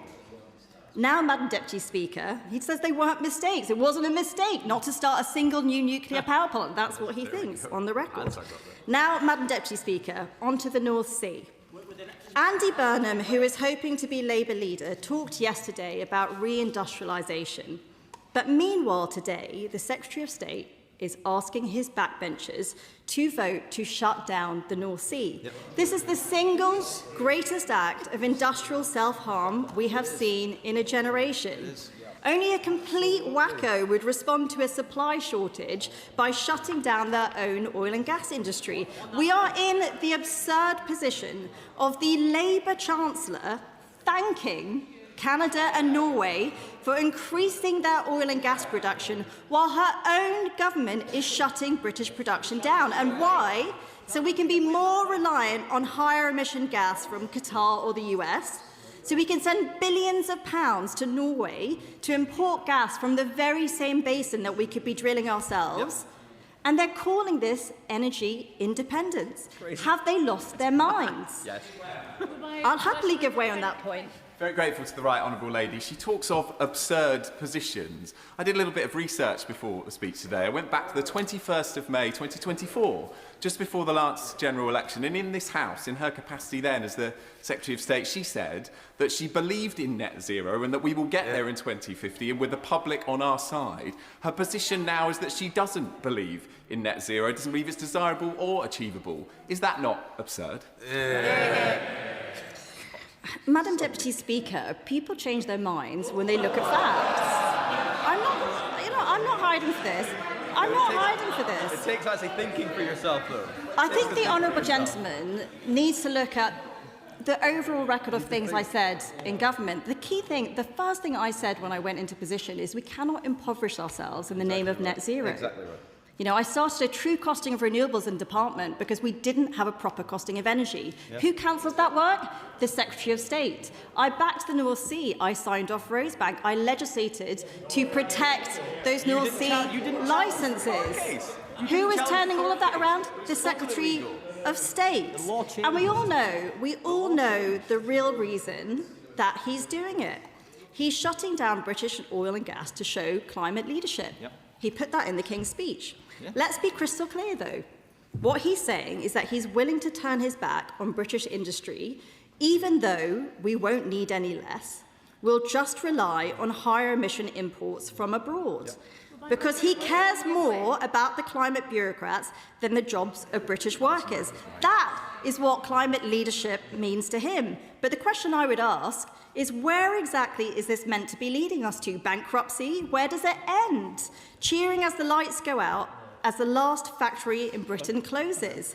That's what his North Sea and carbon tax policies are doing. Yep. They are simply offshoring British emissions to the coal-powered refineries of India, the diesel tankers bringing us gas from the US and Qatar, to the factories we are now getting our ammonia from in Trinidad. That doesn't help the climate, and it doesn't help British workers. I'll give way to the middle lady. Thank you. I thank my right honourable friend for giving way. Businesses in Broughton Regis and Littlehampton need stable and affordable energy to grow and invest. So would she agree that with our Get Britain drilling bill is vital, not just for energy security, but for our future economic security? I thank the Honourable Lady for her question. The North Sea is a vital part of our industry. It not only provides us with the gas that we need for energy security, but it provides feedstock. That feeds into our chemical industry, our plastic industry. There's a whole supply chain, a whole set of other industries which rely on the North Sea and us having a successful industrial base. You lose one of those, I'll just make a bit more progress. You lose one of those foundational industries and it's like dominoes, the rest go. And this is the point. If we keep offshoring British emissions, it doesn't help the climate and it doesn't help British workers. And the question I would ask them is, do they understand how bad it looks when they make speeches patting themselves on the back here in Westminster, whilst hard-working Brits out there lose their jobs so we can import more goods with higher emissions from abroad? That's why the vote on the North Sea today should be a litmus test for them. Right. Do they reject decarbonisation by deindustrialisation or not? Now let's talk about electricity. I'll just make a bit of progress. A key part of the Secretary of State's plan is to make us more reliant on electricity imports. He doesn't like to talk about it, but at the height of winter, when we need it most, we'll be importing twice as much electricity by 2030 as we did when they came into office. What does that mean? It means relying on the goodwill of France and Norway to keep the lights on in Britain. I'll remind the House, we are now in a situation where France is on the edge of a debt crisis with a national rally topping the polls. Does the House really think it's prudent to hand over the keys to our electricity security to Marine Le Pen? Because let's be honest, that is the right honourable member's plan. Whichever way you look at it, this isn't an energy independence bill. This is an energy dependence bill that makes Britain beholden to Marine Le Pen for our electricity, to Xi Jinping for our solar panels, and to Donald Trump for our gas. Their plan is for energy scarcity, but what we need is energy abundance. That's why our plan would be to double down on nuclear, to axe the carbon tax to save British industry, to get Britain drilling and to make electricity cheap. I will happily give way to that. I'm very grateful. She paints in her speech a very stark consequence of the Labour Party's policy of a total proscription on new oil and gas licences. What can she advise us? What will that look like without access to future oil and gas from the North Sea Basin for the United Kingdom? Well, I thank the honourable gentleman, and I know his party has changed position on this recently, and I welcome that change. Like I said before, the North Sea is a foundational industry. It's not just the oil and gas it provides, it's not just the tax revenues, it's not just the jobs that exist within that industry. It's all of those other industries it supports, the chemicals industry, the plastics industries, even the renewable industry, by the way. They support more drilling in the North Sea because they need the specialist rigs. They need the undersea technologies. They need the exact same workers. There are so many industries and wider economies that they are killing just because of the ideological bent of this Secretary of State. And here is, I will make a bit more progress, and here's the fundamental bind that the Labour Party is in. It doesn't matter who their next leader is, they will all fail. Their supposedly popular leadership contenders will become unpopular very quickly when they can't keep their promises. It happened to us in government, it's happening to Labour now, it's happening to Reform at the council level, it'll happen to whoever is in government next, unless you actually face up to the trade-offs that get you better growth. Growth is the antidote to so many of our problems, but to deliver it, you need two things: cheap, abundant energy and economic freedom. But by shutting down the North Sea, cancelling nuclear projects, keeping a distorted electricity market in place, what they are doing is making energy scarce and expensive. Now, being part of the EU doesn't solve that problem. The EU leaders themselves rail against their own energy policy. Reindustrialisation is just a meaningless slogan unless you back the North Sea, axe the carbon taxes that are killing British industry, and cut the cost of energy. If none of their contenders have the courage to say anything about these issues, then nothing will change. And alongside cheap, abundant energy, the most important ingredient for growth is economic freedom. But the Labour Party openly stands for more state control, more tax and spend, more red tape on employing people, more expensive energy, less AI, fewer profits, and more subsidies. But they've been on this path for 2 years now, and what do we have to show for it? Higher inflation, weaker growth, soaring unemployment. Why would anyone want more of this? Families are working harder and harder, getting less and less at the end of the month. And if what people want is full-fat socialism, why would they choose Labour when they've got the boob whisperer over there who's offering them bigger and better? Our whole system is flooded with caution. Nobody's incentivised to take any risks. That is what's making us poorer. And the truth is, the personalities in the Labour leadership race do not matter. Unless we get cheap, abundant energy, we remove the legal straitjackets, the onerous taxes, fix the broken regulators and the sluggish machine of government to set the economy free, nothing is going to change. And look, if people think on their side of the house that Andy Burnham has the answers, let me tell you. Andy is like the fun uncle who's got to sit on the sidelines saying whatever he wants without anybody holding him accountable. Let's have ice cream for dinner. Let's go to the zoo next week. Let's nationalise everything. Who cares about the bond markets? Let's rejoin the EU. He's just said whatever he likes because he's never had to pick up the bill. Now he's actually looking at being in charge. He's having to go back on all of these promises. So ask him this, ask him how he's going to fund his nationalisation plans. He wants to stick to the fiscal rules. So is he really saying he's going back to taxpayers who already face the highest tax burden in history? When he talks about reindustrialisation, ask him if he supports the Secretary of State's plans to shut down the oil and gas industry, the biggest act of industrial self-harm committed in generations. If he wants more powers at a local level, amen to that, I couldn't agree more. But ask him, how can he argue for economic freedom in one breath, whilst with another dictate to people what tumble dryers or cars they have to buy?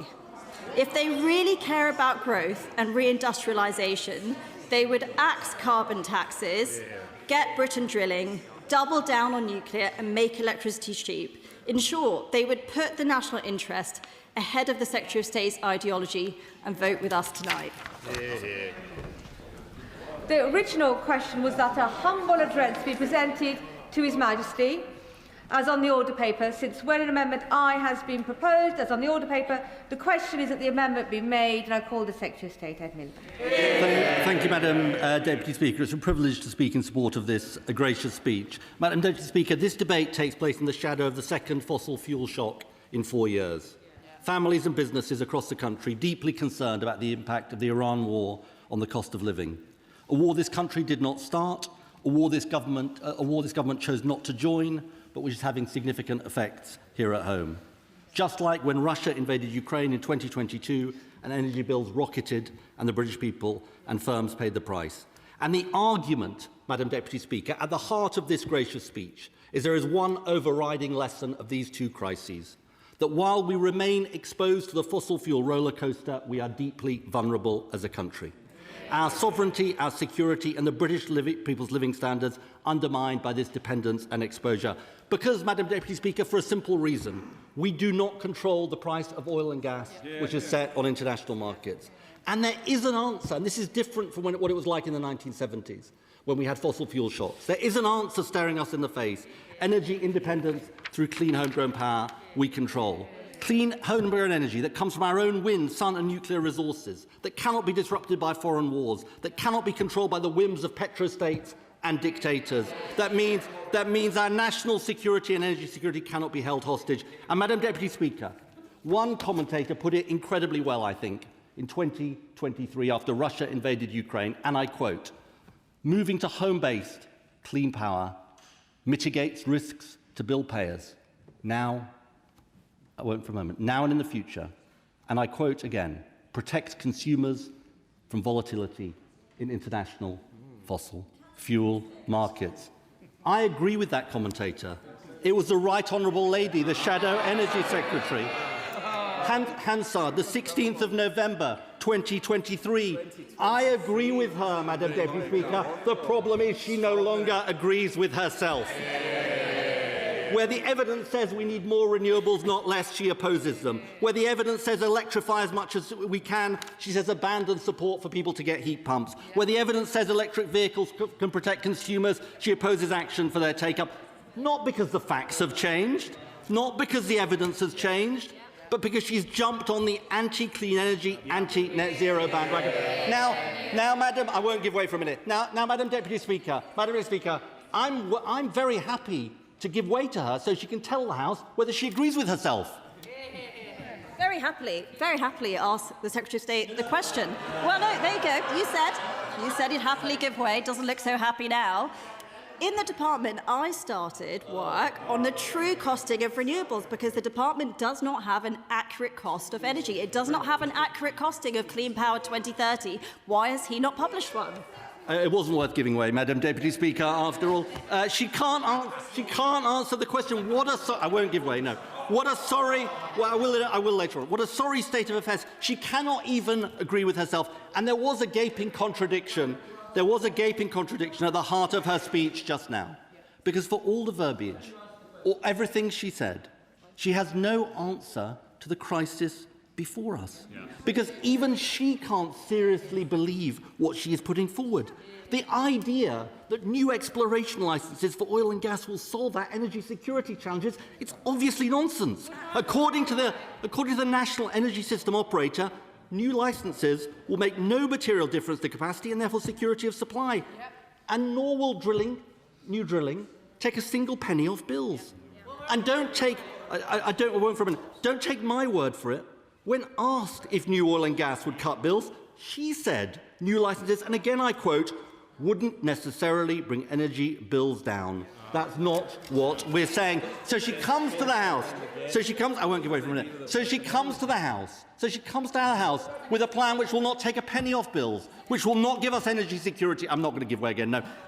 And which rejects the things she used to believe. And this is the difference. With this side of the House, is that we are learning the lessons of the fossil fuel crises we face, and we are acting. I give way to you. grateful to the Secretary of State. He is accused of being messianic in his approach to proscribing new oil and gas licences in the North Sea.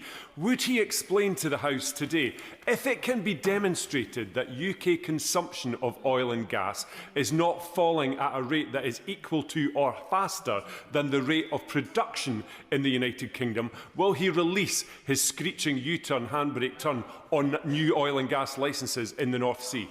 The SNP has had more positions on this than the Kama Sutra, Madam Deputy Speaker. So it is genuinely hard to keep up. Look, we've got a very simple position, Madam Deputy Speaker, which is we want to keep existing oil and gas fields open for their lifetime. And one of the things that the Energy Independence Bill will do will be to introduce transitional energy certificates, tiebacks, so-called, which is what industry have called for. And so we're not in favour of a turning off the taps position. But I'll just be honest with the House. Madam Deputy Speaker, nor are we in favour of a drilling every last drop position. And that explains our position on new... Why not, he says? Because if we did that, we would end up in climate disaster. And that is the truth. And Madam Deputy Speaker, look, I'm not going to give way. No, don't take my word for it. Don't take my word for it.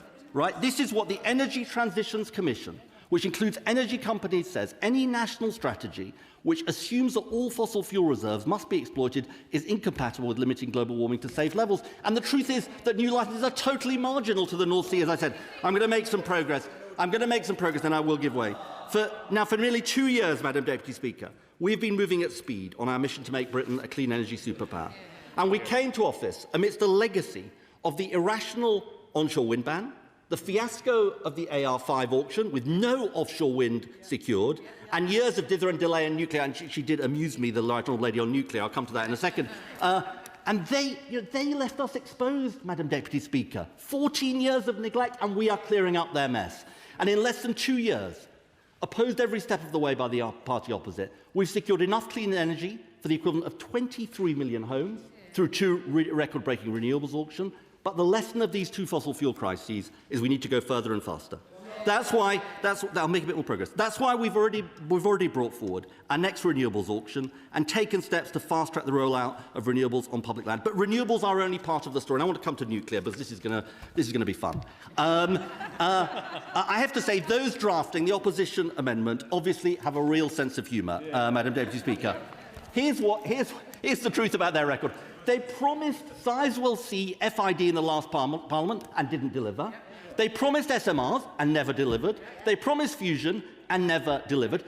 We have delivered them all, and they have the cheek to complain when we're delivering the biggest nuclear building programme in half a century, delivered by the Labour government. Now, I should welcome the fact, I will in a minute, I should welcome the fact that the Honourable Lady supports our nuclear regulation bill. I'm bound to ask, why didn't they do it? I mean, was it incompetence, idleness, ideology, combination of all three?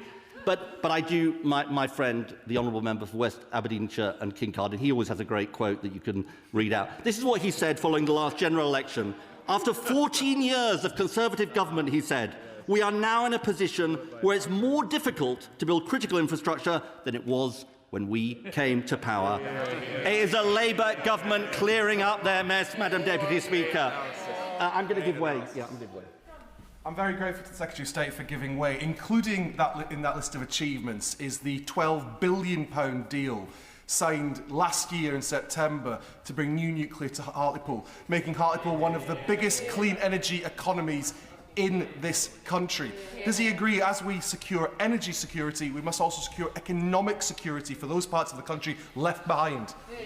My honourable friend is absolutely right. And this is what's so exciting, Madam Deputy Speaker. Contrary to what the Shadow Energy Secretary said, we're seeing a renaissance of nuclear in this country. And not just through the Rolls-Royce programme. We're very pleased to do the signing of the Rolls-Royce the agreement with Rolls-Royce very recently with the Chancellor, but also other routes to market. And we are very, very encouraging of both the efforts of my honourable friend and others. I'll give way to the honourable gentleman because he and I go back a long way. We go back a long way, and we agree actually about the crisis of capitalism in terms of the sacrifice of domestic production for imports. He and I would have a lot in common on that. And he will understand that the economic uncertainty he described and the need for greater national economic resilience applies to food too.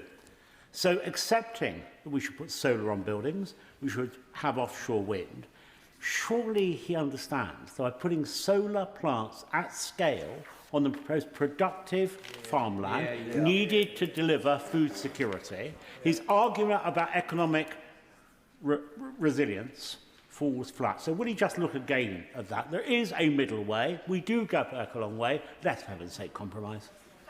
Well, we may agree on some things, but not on this. Look, let me just say to him, because I do have great respect for him, on solar, even on the most ambitious plans for solar, it's less than 1% of agricultural land, something like 0.6% or so of agricultural land. And I do say to the... let me just make this point. I do say to the party opposite, there is something somewhat irrational, that in relation to nuclear, they want to be builders, not blockers, but in relation to everything else, they want to be blockers, not builders. Because if you support the nuclear power plant, well, you've got to support the grid to connect the nuclear power plant to the grid. If you want to get away from our dependence, and he says he does, from our dependence on international fossil fuel markets, you need to support the cheapest, cleanest form of power, which is solar power. And this is just simply what an array of choices. I give way to the Honourable.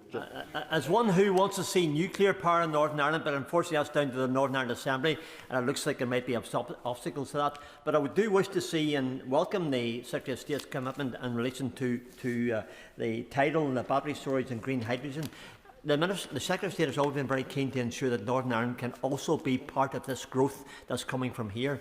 Can the Minister perhaps give us some encouragement for Northern Ireland when it comes to green energy and moving forward, that we are part of that plan for this United Kingdom, Great Britain and Northern Ireland? Well, I'm always happy to work with the honourable gentleman for whom I have great respect, and so my team of ministers. I give way to my honourable friend. I'm very grateful to my honourable friend for giving way. We heard the Shadow Secretary of State didn't take my second intervention when I was attempting to get an answer from her, but we know that the party opposite proposes to get rid of the energy prices levy, costing the government about £12 billion.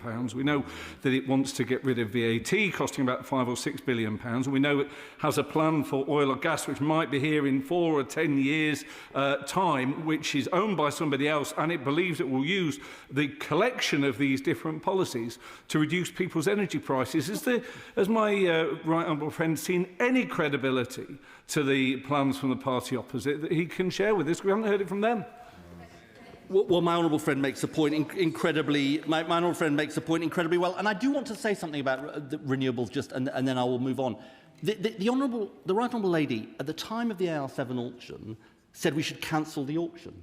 Now, as I said, that was an auction that secured power for the equivalent of 16 million homes, including. Well, just if they listen for a second, including offshore wind at prices 40% cheaper to build and operate than new gas. Now, she said at the time, she shouted out at the time from a sedentary position that the price of, and I quote, gas is falling as a justification for her position. She did say that. Today, the gas price is around 50% higher than it was then. Now, there's a really important point here, which is there can be no clearer demonstration of the gamble they wanted us to take. What a terrible call. What a foolish position. Because we are at the time of the greatest geopolitical instability in generations, and anyone who would rationally learn the lessons of when Russia invaded Ukraine says we cannot gamble on low fossil fuel prices, because this is what happens. By contrast, Madam Deputy Speaker, we stand, I'm going to make some progress, we stand for national security through energy security and energy independence. I want to come on to how we protect consumers, because this is a very important point, Madam Deputy Speaker. My right honourable friend, the Chancellor, showed at the budget last year that she took decisions to raise taxes, including on the wealthiest, so we could cut bills for everyone, and we saw that happen in April. I do want to come on to the point that my honourable friend made, though, because this gracious speech also includes legislation to raise the rate of the electricity generator levy from 45 to 55% as part of our plan to break the link between electricity and gas prices and act on the excess profits that arise from that link. And we are also making a big call, which is keeping in place the windfall tax on oil and gas profits during this conflict. Now, in the last few weeks, we've seen profits from major oil and gas companies soar. These are unearned profits as a result... No, I'm not going to give way. No, I'm not going to give way. These are unearned profits as a result of the war. Now, we say, if I can just make a bit of progress, we say tax those profits to help the British people. No, I'm not giving way. I'm not giving way. Now, the energy profits levy has raised £12 billion since it was introduced in 2022. I'm not giving way. No. In the words of the right honourable member for Richmond and Northallerton, the former Prime Minister, he was then the Chancellor. And this is not my words. This is not Red Ed. It's Red Rishi, Madam Deputy Speaker. The oil and gas sector is making extraordinary profits, not as the result of recent changes to risk-taking or innovation or efficiency, but as a result of surging commodity prices. He was right. No, I'm not giving way, just if he listens. But at this moment, what has the official opposition, alongside the SNP, decided to call for the government to dump the policy? So let's just get this straight. At the precise moment that the British people struggle with the effects of the war, they say the priority for scarce resources is to cut taxes for the largest oil and gas companies making record profits.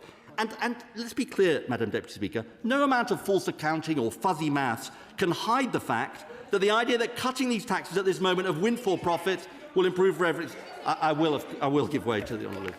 Secretary of State, for giving way. Just so no one is under any false interpretation of what this tax does and how it works, does the Secretary of State understand that this tax does not apply to trading nor overseas production? It's on production from the North Sea, which is not where those profits are being made, are they? No, But the Honourable Lady doesn't obviously understand that prices are going up, including from the North Sea. And let's just go to the amount this raises. According to the OBR, even before this crisis, the windfall tax was forecast to raise £5 billion by September 2027. So the Conservative Party, the official opposition, are going to have to explain, where's the money going to come from then? They're going to cut this tax, £5 billion, cutting taxes for the biggest oil and gas companies. Now, by contrast, we believe you should tax fairly and use the resources to help the British people.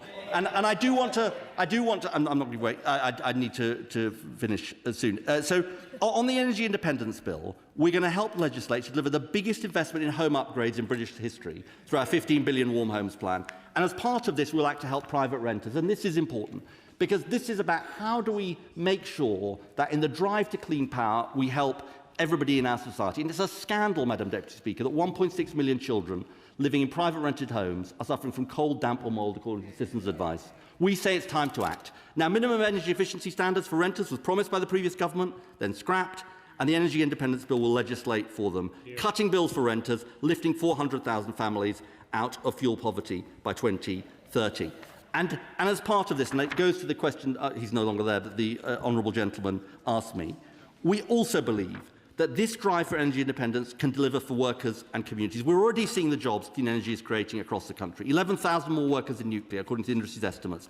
8,000 more in offshore wind. Thousands more upgrading the grid on the way to 400,000 extra clean energy jobs by 2030. 90 billion of private investment announced since the election. And we also want to ensure that those... I'm not going to give away. We also want to ensure that those jobs are good jobs.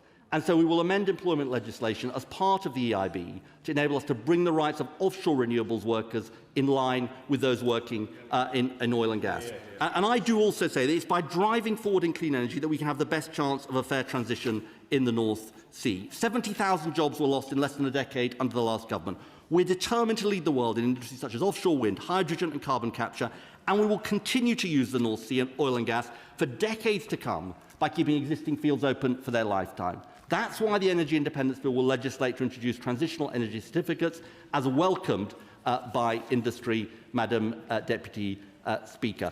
I would also say to the reform benches that we also look forward to the debate in the EIB on their plans for fracking, because fracking will make no difference to bills, it's dangerous and it's roundly opposed by local communities, and we will act.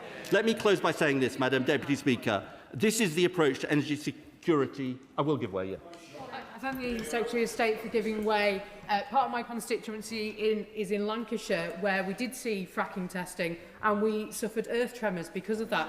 Does he agree with me that the British people do not want fracking in our communities and do not want to see the risks that we saw in Lancashire? Well, I have to say there is something quite ironic. My old friend puts it well, which is that Reform nationally say they want fracking, and then their representatives in Scarborough and Lancashire seem to say they're against it. And we're going to be asking from now to the general election where Reform candidates stand with the local community or the fracking industry. No. So this is the approach to energy security that underpins this gracious speech. Above all, we will learn the lessons of the fossil fuel crises of our age. We will build our energy independence, tackle the affordability crisis, deliver good jobs and investment in our communities, and make the right decisions, Madam Deputy Speaker, for today's and future generations. And I commend the gracious speech to the House. Before I call the Lib Dem spokesperson, I think it would be helpful to everybody to know there will be an immediate 5-minute time limit after she has spoken. Pippa Halings. Thank you, Madam Deputy Speaker. And oil and gas prices have a long history of spiking and damaging our economy. The UK was among the worst hit in Western Europe by the price shock following Russia's invasion of Ukraine in 2022. So as long as we remain tied to volatile international fossil fuel markets, then dictators and foreign wars will have a grip on our economy and on the pockets of families and pensioners across this country. So surely it is time to wake up to that reality and learn the lessons of the past. And that is why we Liberal Democrats do welcome the government bringing forward a bill on energy independence. We will scrutinise it carefully to ensure that the urgent and ambitious measures necessary for the energy transition are there, bringing down energy bills, ensuring energy security, but also a fair, managed and prosperous transition to clean energy. Madam Deputy Speaker, as households nervously await the announcement of the energy price cap next week, with forecasts showing households could be hit with a £300 Trump war tax on energy bills, we Liberal Democrats are clear that the best way to get down energy bills is through home-grown renewable power with prices we control. I will give way. I thank the honourable lady for giving way. I know the Lib Dems are a big fan of localism. This isn't a dig, by the way. In my constituency of Harlow, we've got a primary school, Church Langley Primary School, that has led the way when it comes to solar panels on their roof, and they're actually able to generate all the energy they need from those solar panels. So would she welcome the work that this government are doing to ensure that other schools can benefit from the same sort of system? I definitely welcome that, and as you will see in my speech, we want to go even further on that. And as we know, it is Liberal Democrats that fix people's church roofs and put the solar panels on there, so we will too. But for too long, the pace of change has been too slow, and it's left people and businesses trapped and at the mercy of a broken energy system, which they're literally paying the price for. So it's time to take back control of our energy future, and that does start with our communities. And in the last session of Parliament, I welcome the government agreeing with our calls to include community energy and community benefits in the GB Energy Act. But now communities must be given the right to sell and buy energy locally. And we must mandate community benefit requirements where communities host renewable infrastructure, the transition that is done with them, not to them. And I also welcome the adoption of the Sunshine Bill introduced by my honourable friend, the member for Cheltenham, requiring solar panels on all new homes. But why wait until 2027? And why not go further? We Liberal Democrats want to see solar on new warehouses and car parks, turning rooftops across the country into sources of clean, affordable power. And we also want to see solar panels on schools and hospitals. Since 2019, energy bills for schools and the NHS have more than doubled, forcing impossible choices between heating and healthcare or between bills over books. So the current government investment reaches less than 1% of schools. So Liberal Democrats would go further and faster, helping protect frontline budgets for our schools and hospitals. Families too want to do the right thing, and there's been a record increase in the sales of solar panels and heat pumps since the start of the war in Iran. We must build on this momentum, help households and small businesses take back control of their bills, giving access, we say, to zero or low interest loans for upgrading properties by establishing an energy security bank to support electrification. However, at the same time, we do need to fix the broken energy market. It remains absurd that electricity is still priced so highly compared with gas. And that means that people are often not rewarded for electrifying their homes and businesses. And it's also crazy that consumers are paying billions to switch off our wind turbines when the grid cannot cope with surplus renewable generation. And that is why I welcome the recent steps taken to begin breaking the link between gas and electricity prices, a reform long called for by the Liberal Democrats. But we urge government to go further and faster in this bill, moving unfair policy levies off electricity bills, providing a progressive social energy tariff for those unable to absorb these repeated bill shocks, upgrading grid infrastructure, and ensuring that customers directly benefit from cheaper renewable power through flexibility when there's surplus renewable generation. Yes, we need energy independence, but that doesn't mean isolation. So the UK and the EU have deeply interconnected energy systems, but the damaging Brexit deal has meant a huge increase in energy costs. Our future lies in ever closer energy ties to our nearest neighbours. And this government needs to drop its red lines on Europe. Rejoining the EU internal electricity market and linking our emissions trading schemes will reduce costs and strengthen resilience. Madam Deputy Speaker, my right honourable friend, the member for Kingston Surbiton, was right to say that it is fantasy and fabrication for some in this House to pretend that there is a solution in the North Sea to people's high energy bills.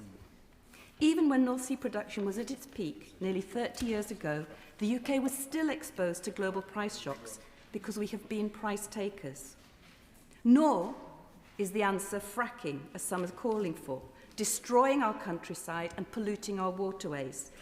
We will push for a complete ban on fracking and have complete clarity on closing all of the loopholes. We do need a secure energy mix. That includes nuclear. And we do believe that small modular reactors have great potential to strengthen energy security alongside renewables. Oil and gas will also be part of that energy mix for decades to come. But we must recognise the need for a fair and managed energy transition, given that our remaining reserves are in decline. Communities cannot be left behind. So we urge the government to establish a Just Transition Commission, future-proof supply chain jobs, and enable the retention of our brilliant skilled oil and gas workers into high-quality jobs in renewables and other sectors. Give way on that? I will give way. Thank you. Does the Honourable Lady agree that new licences in the North Sea would help protect the workforce and the supply chain in order to help with the transition to new energies? I think research has shown that the hundreds of new oil and gas licences awarded by the government between 2010 and 2024 has resulted in just about 6 days of extra gas. What we need to look at are the jobs that can move into. I think there were 75,000 jobs that were lost without any cries and outcries from the government before. We are looking at a just energy transition that really does help those high-skilled workers into business. On that point? I'll just keep going. Madam Deputy Speaker, what proponents of prolonged over-reliance on fossil fuels often ignore is the costs of inaction. There is overwhelming scientific consensus that transitioning away from fossil fuels is essential for our efforts to tackle climate change. Communities around the country are already feeling the impacts and costs of extreme weather events. My constituency of South Cambridgeshire is one of the most water-stressed in the country, and last month we saw 5% of annual rainfall, and we're feeling it. Floods and droughts have battered farmers across the country. They're reeling from the worst harvest on record, and that will lead to problems with food security and will put up our food prices. And one avoidable death is one too many for the elderly and vulnerable during recurrent heat waves. Nor does anyone want ravaging wildfires ripping through our most treasured woodlands and national parks. As the government's suppressed national security assessment on global biodiversity loss and ecosystem collapse laid bare, The destruction of nature threatens the UK's resilience, prosperity and national security. People want to know the truth. In my constituency of South Cambridgeshire and across the country, people's emergency briefings are happening. People are taking control. They want to know and be better prepared. And that's why we must also look to prepare for the climate shocks we can't avoid. And that's why we reject the government's false dichotomy between climate and nature, saying that nature is a blocker to growth. We have to be better prepared. We have to overcome the silos between energy, climate and nature. We need to promote nature-based approaches to both capture carbon as well as to adapt, storing water, regenerating our soil, cooling buildings and protecting people's homes from being uninsurable. Madam Deputy Speaker, a secure future for our country depends on our energy independence, restored nature and resilient communities, meeting our responsibility to our children and young people for a healthier future for generations to come. Thank you. Chair of the Select Committee, Bill Esterson. Thank you very much, Madam Deputy Speaker. Well, the Select Committee has taken evidence on much of what is in the gracious speech, and a big part of the debate today has been about the threat that we face as a result of the second fossil fuel crisis within 5 years. I remember the first one in 1973, Candles on the Table, was fun as a 6-year-old, not much fun for most of the country, and we've repeated that experience multiple times ever since. But in order to address the challenge of the fossil fuel crisis we're going through at the moment, the government, we've had one piece of evidence again and again and again at committee, and it's that the government must bring down the cost of electricity to enable the transition away from our dependence on oil and gas. I'm not going to... I will give way to the honourable gentleman.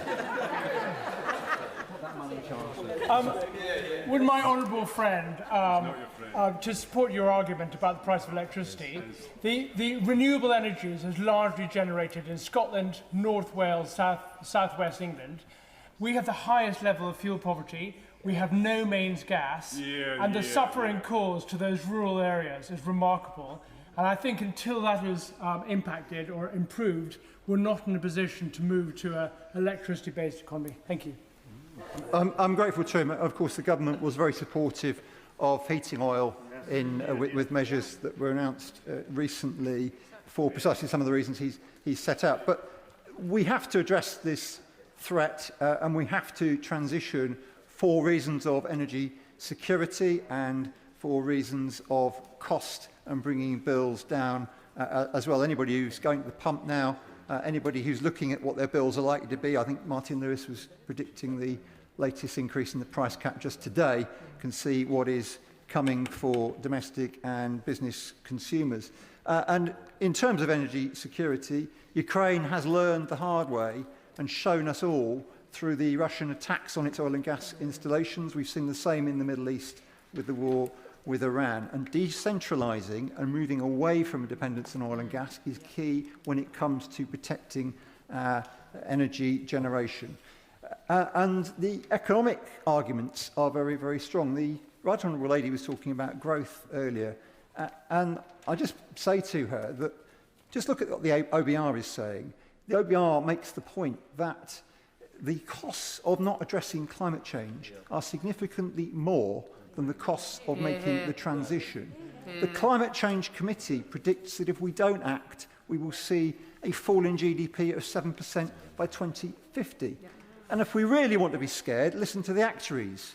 And actuaries do know a thing or two about this. They predict a global GDP fall between 2070 and 2090 of 50%, with catastrophic consequences across the world, unless we take the action we need to now. So we have to act. And then to the North Sea. It is a super mature basin. There is a fraction left of what was there to start. We were in a hurry to extract from the North Sea. Peak North Sea was 1999, 4.5 million barrels of oil a day. By 2023, after 13 of their 14 years in office, it had fallen to 1.23 million.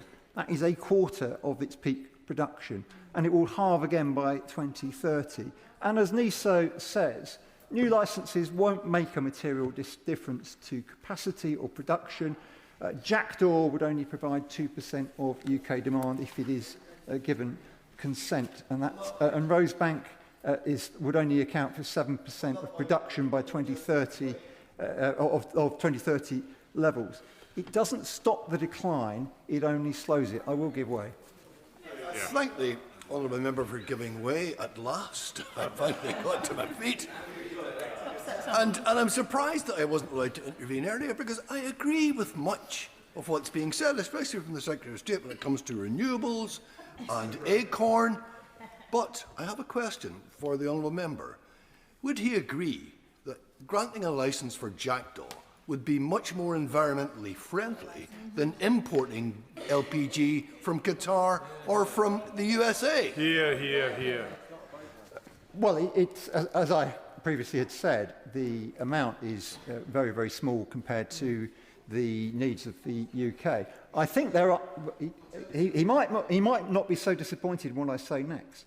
I think there is an argument, and the government has done some of this with tiebacks, for continuing to support production in the North Sea, because the same supply chains that are responsible for our oil and gas industry are going to be critical for the development of the renewable generation that goes on in the North Sea and more widely. And many of those workers, and some of them have already moved into sectors like nuclear. So I think it is key, and it's really, really important that the agreement with the TUC on the Clean Jobs Plan is pursued. And I welcome what the Secretary of State announced before about rights in the North Sea for renewables. I think it is key that we enable that transition, that we give a future, a well-paid future, to people working in oil and gas now. Madam Deputy Speaker, the opportunities for security that I've talked about, an increased generation and electrification will reduce that reliance on imports of oil and gas. What the Secretary of State referred to, what's hopefully in the bill, about optimising the grid, will only help with that process too. The government has already addressed via NISO the connection queue, which is being cleared already. And giving people access to excess renewables, being able to sell back to the grid, and encouraging businesses to make greater use of flexibility can only help give people access now to cheaper energy. So the economics of this really add up as well. The clean energy economy is growing 3 times faster than the rest of the economy. It is delivering the jobs that the Secretary of State referred to. It is the Warm Homes Plan, and this will be supported by the Warm Homes Agency, which again has been announced, will deliver people healthier homes to live in. It will deliver better air quality. And what is critical, as I said at the start, is reducing the price of electricity so that people can take advantage of the technology in the Warm Homes Plan. It is already cheaper, according to Auto Trader, to buy a new EV. The second-hand market has been cheaper for some time.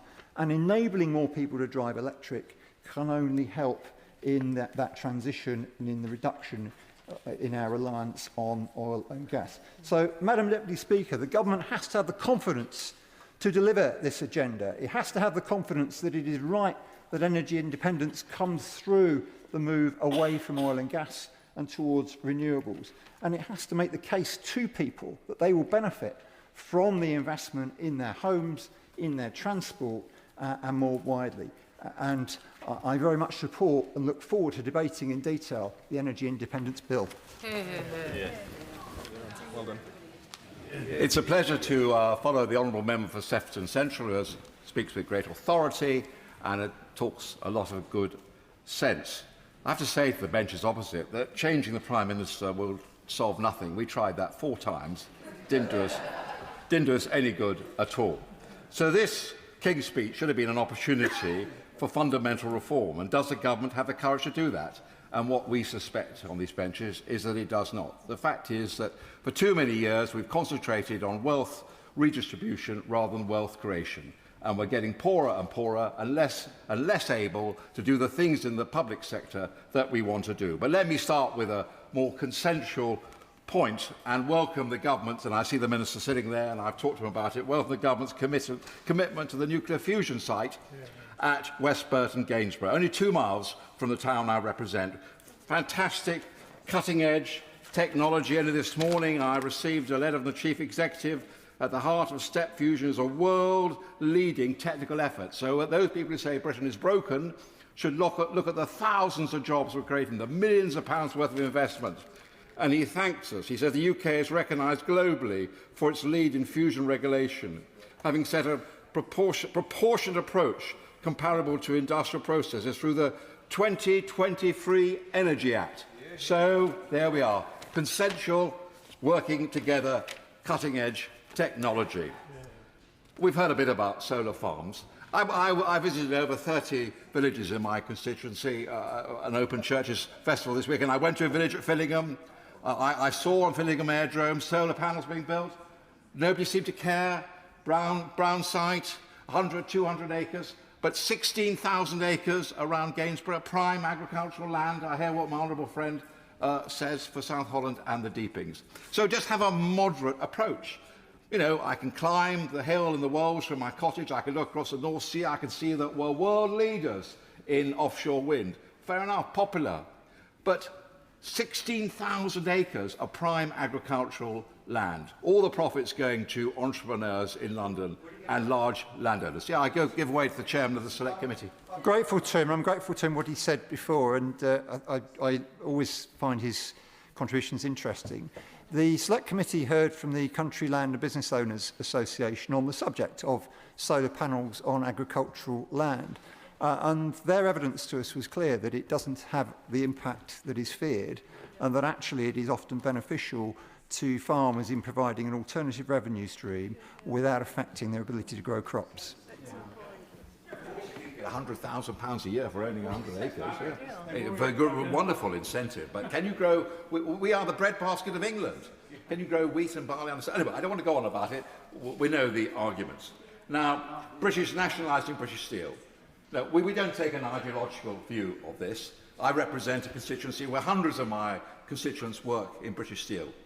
Greg Clark ran it for 9 months. He paid all the wages. So I personally, neither for nor opposed to it. But actually just nationalising British Steel won't make a difference when we're paying the highest energy costs in Europe. That's the real problem. So that's the problem that the government needs to address. Nationalisation or not, let's not get bogged down in these arguments. Let's find a private sector buyer. Let's get the workers back into operation, get our blast furnaces moving, and not be over worried about ideologies about the blast furnaces. We want to create virgin steel.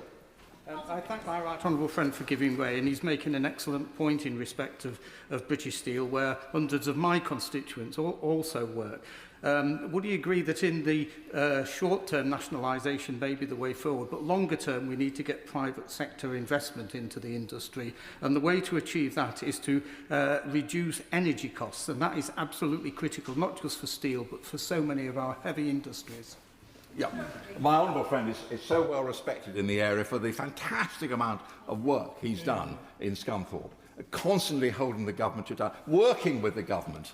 And we've got to do this together to protect our steel-making capacity for the sake of our industrial wealth. Now, the Energy Independence Bill, I agree it provides a framework for transitioning the UK energy market away from fossil fuels. We all agree with that, towards alternative forms of energy. No problem with that. This is sensible regarding nuclear energy. But the ideological pursuit of renewables is doing harm and is at odds with achieving energy security when we have our own fossil fuel resources in the North Sea. It's not a zero-sum game. I don't see the ideological virtue of simply exporting your carbon emissions, which we're doing too. No, but I've got to make some progress. I do apologise. So again, I would have thought we could have a compromise on that. We could have a policy which is sensible, gradually moving away from fossil fuels, gradually becoming a more green energy economy, but not simply exporting our emissions by setting arbitrary dates. Now, will you forgive me, Madam Deputy Speaker, as this is a debate on the Queen's speech if I mention another subject in the short time available to me. Now, when you get to my age, you can say unpopular things, because I haven't got much longer anyway. So I've got 2 minutes and... The problem with our country is that we're governing by focus groups.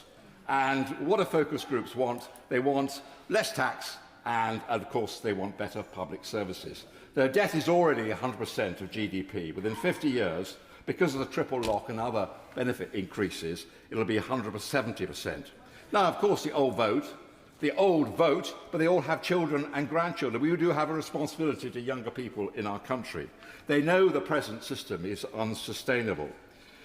So, whilst the average increase of the triple lock measures over the past 13 years, and we brought it in, it was supposed to be a temporary measure, but no party has the courage to change it.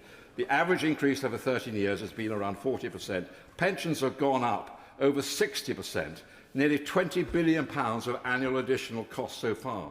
This will get bigger every year and more unaffordable. By 2050, the gap is likely to have grown to £120 billion, if not more, to exacerbate the economic crisis. And whoever becomes Prime Minister, they've got to cope with this. It's really important. By that time, there will be 25% fewer tax-paying workers for pensioners in Britain. Our children and our grandchildren. Of course, we've got to care for old people, particularly old people in poverty, and divert resources to the old people in poverty. But you've got to remember the younger people too. This is entirely unsustainable. So let me finish this point. Yes, we want to keep a triple lock, not the triple lock. We want to have the average of the three indices so it doesn't go up exponentially every year. The government should do the right thing by the nation and bring it in. They should bring it in, make our finances affordable, and my front bench should not oppose them.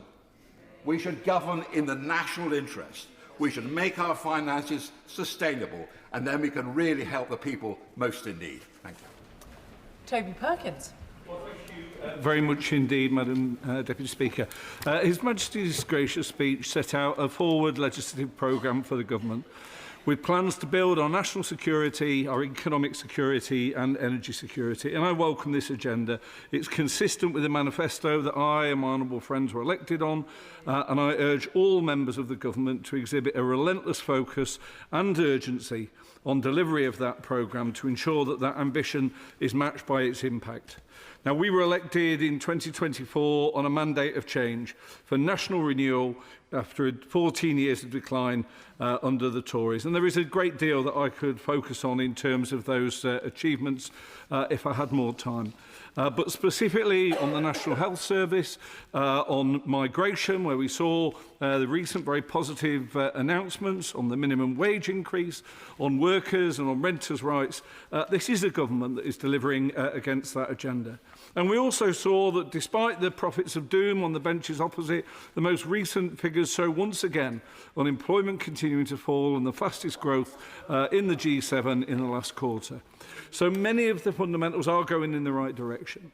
But anyone who spent time attempting to persuade voters to vote Labour in the recent elections will have been left in no doubt that our voters remain unconvinced that we are going fast or far enough to bring about the change that they want to see. So I would like to focus on some specific measures within His Majesty's gracious speech that I particularly welcome. Firstly, on the Energy Independence Bill, I very much welcome the government's action to protect households and industry from global instability by powering forward with clean, homegrown energy to create energy independence and get off the fossil fuel roller coaster. Both the Energy Independence Bill and the National Nuclear Regulation Bill will also strengthen our resilience to energy price shocks for the long term and bring down the cost of bills for families. The Ukraine crisis, as we referred to earlier, saw the government of the time pay to subsidise customers' bills because we were so dependent on the global markets. That intervention that government made, that I think politically they had to make because of the impact it would have had on the number of people who would have gone under, cost the British taxpayer £44 billion. in a single year. The idea that the response to that further global insecurity of the Iran war is to reduce investment in renewables is quite mad. And so I welcome the government's further legislation on these two bills and absolutely support the increase in nuclear that this government is getting on with after the dither and delay of the previous government. And it was quite remarkable to hear the contribution of the Shadow Secretary of State, who on the one hand said, well, you haven't done enough in 2 years on nuclear. And on the other hand, said, well, you can't blame us for the 14 years of inaction because the previous government got in the way a bit. It was just absolutely incoherent. And the exchange of letters between the Shadow Secretary of State, I encourage everyone to look at that, between the Shadow Secretary of State and the Chair of the Climate Change Committee, made absolutely clear that when she voted against the auction 7, she simply did not understand what she was talking about in terms of the difference between ELCO and contracts for difference. So when she says that we should follow her advice on this, we should treat that with the greatest of scepticism. Now, I should also say that I echo the contribution of my honourable friend from Sefton Central on the need to reduce energy bills far more to help with the cost of living, but also to ease the green transition, to benefit consumers and to support industry in this country. Alongside that, we also see in this King's speech the Clean Water Bill, which, alongside climate action, we do need action on nature. Nature is the foundation of our national economic security, and we cannot tackle climate change without restoring nature. The government made a promise to clean up Britain's rivers and seas, and I'm delighted to see this Clean Water Bill there as part of the King's speech. Not only tackling the water industry reform, which is crucial, but also recognising the need to tackle agricultural water pollution and road-based water pollution too. I welcome the European Partnership Bill. It's important we work more closely with our European partners, and I fully support what the government is also doing on apprenticeships. Apprenticeships and greater investment in adult education is absolutely crucial if we're going to equip tomorrow's workers with the skills they need to support industry. So there are many measures in this bill that can make a real difference, as well as the need to go further and faster, and I look forward to supporting it again later. Sir Roger Gale. Thank you, Madam Deputy Speaker. If we are moving into an era of electric cars, thousands of them, and if we are moving into, mostly made in China, of course, and if we are moving into an era of artificial intelligence developed in the United States, then we are going to need infinitely more electricity than the country is capable of producing at present. Madam Deputy Speaker, since the days of the great Walter Marshall, the head of British Nuclear Fuels at one time, I have been a supporter of nuclear energy. And I believe passionately that we have to move much, much faster towards small nuclear reactors if we are going to begin to meet the needs of tomorrow, the needs of our children and our grandchildren. And I hope very much that we can unite behind that move. But in the meantime, we've got to bridge the gap. And I believe it is sheer folly for this government not to take advantage of the resource that we've got in the North Sea to help to bridge that gap. It is an absolute nonsense to buy in fuel from Norway or elsewhere when we could be producing it from the same sources ourselves. And we should be doing that. Don't tell me it's a drop in the ocean. It's an important potential contributor to bridging the gap in our energy needs. And Madam Deputy Speaker, the Secretary of State, sadly no longer with us, derided. I take no lessons from a former failed leader of the opposition, but the Secretary of State, in extremely derisory fashion, spoke of the minimal cost to agricultural land of solar panels. Those solar panels are covering, in East Kent, agricultural land on which was growing bread-making wheat, my right honourable friend referred to the breadbasket of England. We can't lose that land, and we don't need to lose it, when we've got acres of rooftops in public ownership and acres of car parks that could and should be used first. Now, the Secretary of State said we're going to have to produce the network to get the future power to the homes and the businesses and the hospitals and the schools that we have to feed. He implied that that requires a network of pylons right across the United Kingdom. I am not prepared as a grandparent to see my grandchildren's future environment sacrificed on the altar of hideous pylons strung up by National Grid simply to meet the desires of their shareholders. And we need to remember that it is a private company. We've got to learn, Madam Deputy Speaker, how to underground our cables. It's happening throughout Europe, where they've already got overhead cables and they're taking them down. But National Grid, through, for example, the Sealing project, is planning on building, in my corner of England, a 90-foot-high converter station, the size of 5 football pitches, built on marshland, which they've just discovered is wet, which means they're going to have to import thousands of tons of concrete and destroy the whole of the local environment around it, which includes a nature reserve and a site of special scientific interest. That is not progress. That is selling the family silver. It's selling the environment of our children's future, and we must not do that. So I believe we have to strike a balance between meeting our future needs, bridging the gap, and protecting our environment. And, Madam Speaker, I've got 18 seconds left, so I'm going to stop there. Thank you very much. Dame Annalise Dodds. Thank you, Madam Deputy Speaker. I welcome the measures in the King's speech on energy security, as on many other issues. The opposition's wrong-headed approach would leave us tethered to global markets that we can't control. They'd lock our country out of much-needed jobs, and they'd condemn Brits to higher bills. Yeah. The energy independence and nuclear regulation bills, in contrast, are further leaps towards the stronger energy security we need. In my speech today, Madam Deputy Speaker, I want to tackle an issue touched on actually by the previous speaker in his remarks, an issue which will increasingly drive the amount of energy our country needs to generate: the development and deployment of artificial intelligence.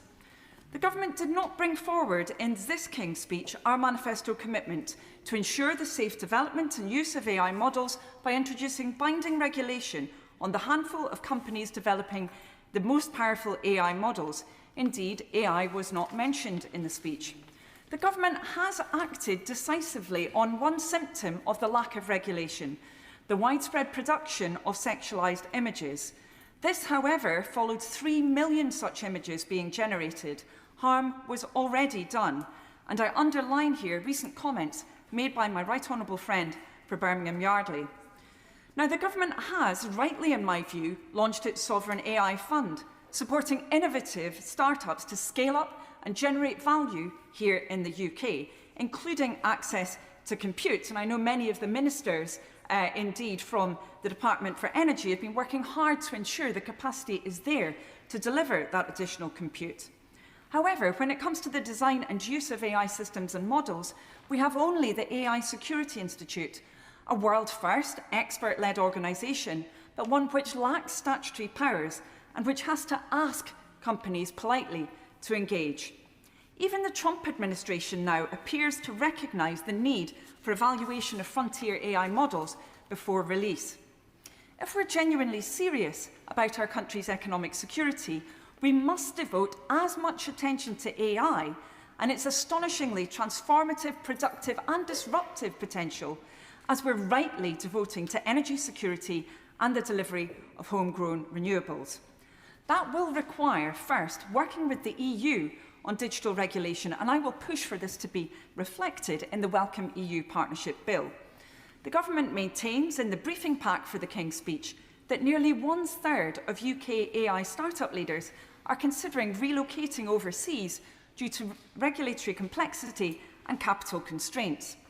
Given that regulatory complexity will often relate to cross-border issues, the prescription is not here deregulation, but regulatory coordination. I want to keep to time, thank you.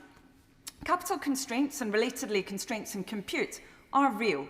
Here we must recognise that while unilateral measures to support sovereign AI are important, their scope is necessarily limited, so we must again work with reliable partners who share our values, not least within the EU. And finally, Madam Deputy Speaker, we must be brave enough to open up discussion on the fiscal framework for AI. We currently tax the very thing, labour, that AI will, in some sectors, in specific ways, displace. We must examine now how we might be able to use the public stake from our sovereign AI investments, or mechanisms like a token tax or reform to capital gains, as the TUC has suggested, to build up the resources that may well be needed.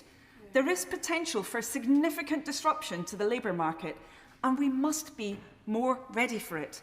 Research out today from King's College London suggests 69% of workers and 64% of employers are worried about the economic impact of AI-related job losses. A majority of all groups surveyed predict AI's benefits will mainly go to wealthy investors and companies, not workers or society, and a majority of all groups also back government intervention. If we are to secure the government's intention of the fastest adoption of AI in the G7, we must deal with these issues too. Our young people in particular will not forgive us if we fail to engage with this generational challenge. Thank you. Sir John Hayes. Thank you, Madam Deputy Speaker.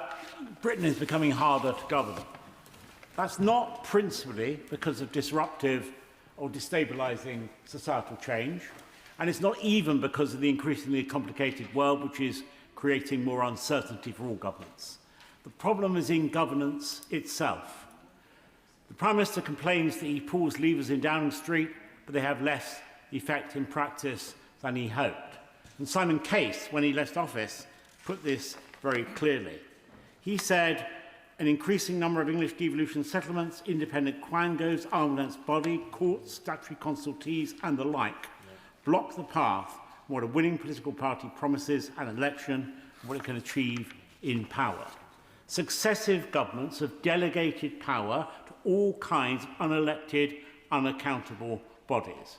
Everything from the budget for the Office for Budget Responsibility to Network Rail, from the Environment Agency to all kinds of other quangos, many of whose names we barely know, and neither do we know how their membership is chosen or to whom they are held account.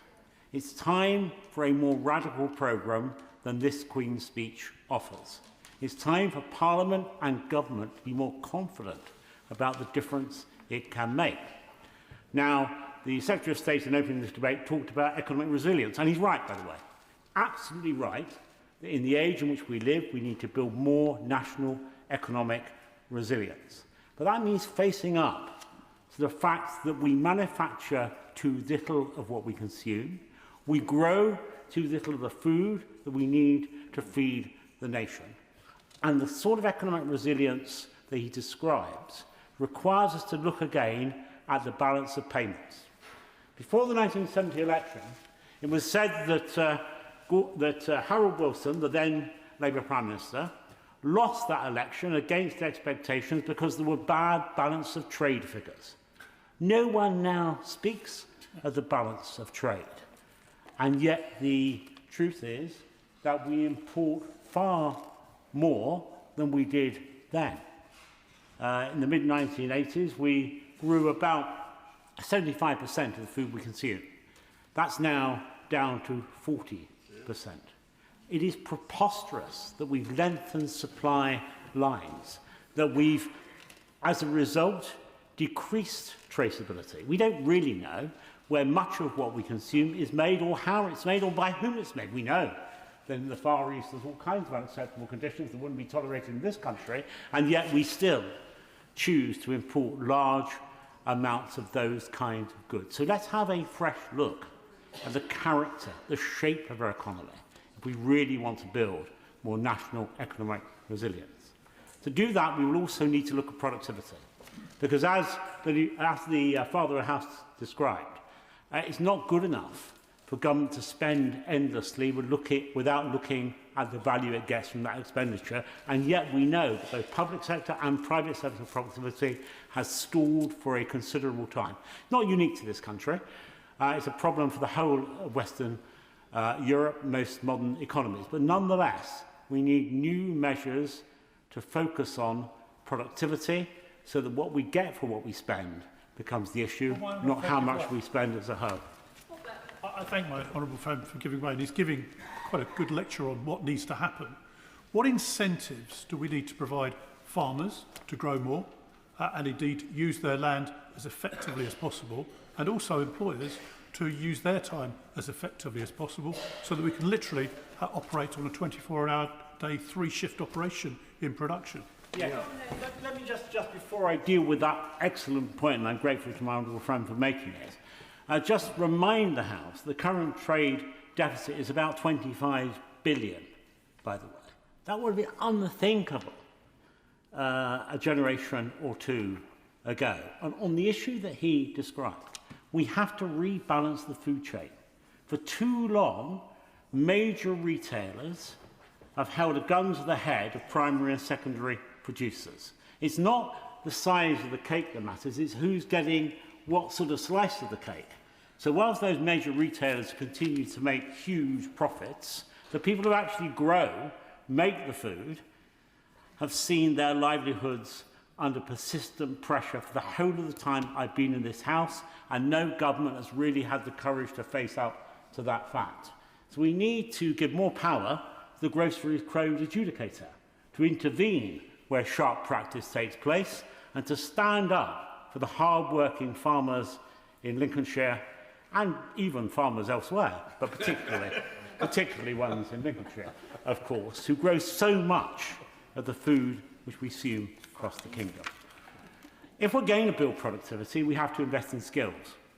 Now, when I was the skills minister, I'm proud to say we built apprenticeship starts to around 500,000 a year. Still not enough, in my view. I think we should be having more apprenticeships than that. We've got it up to about 500,000 a year. That's fallen to about 350,000 now. We have fewer apprenticeship starts than we did then. We have to re-evaluate what advanced learning looks like. Higher education is all very well, but higher learning matters just as much. And vocational, practical and technical skills both deliver for the economy because they satisfy economic need, and they give people a chance for fulfilment whose aptitudes, whose tastes and talents lie in that direction.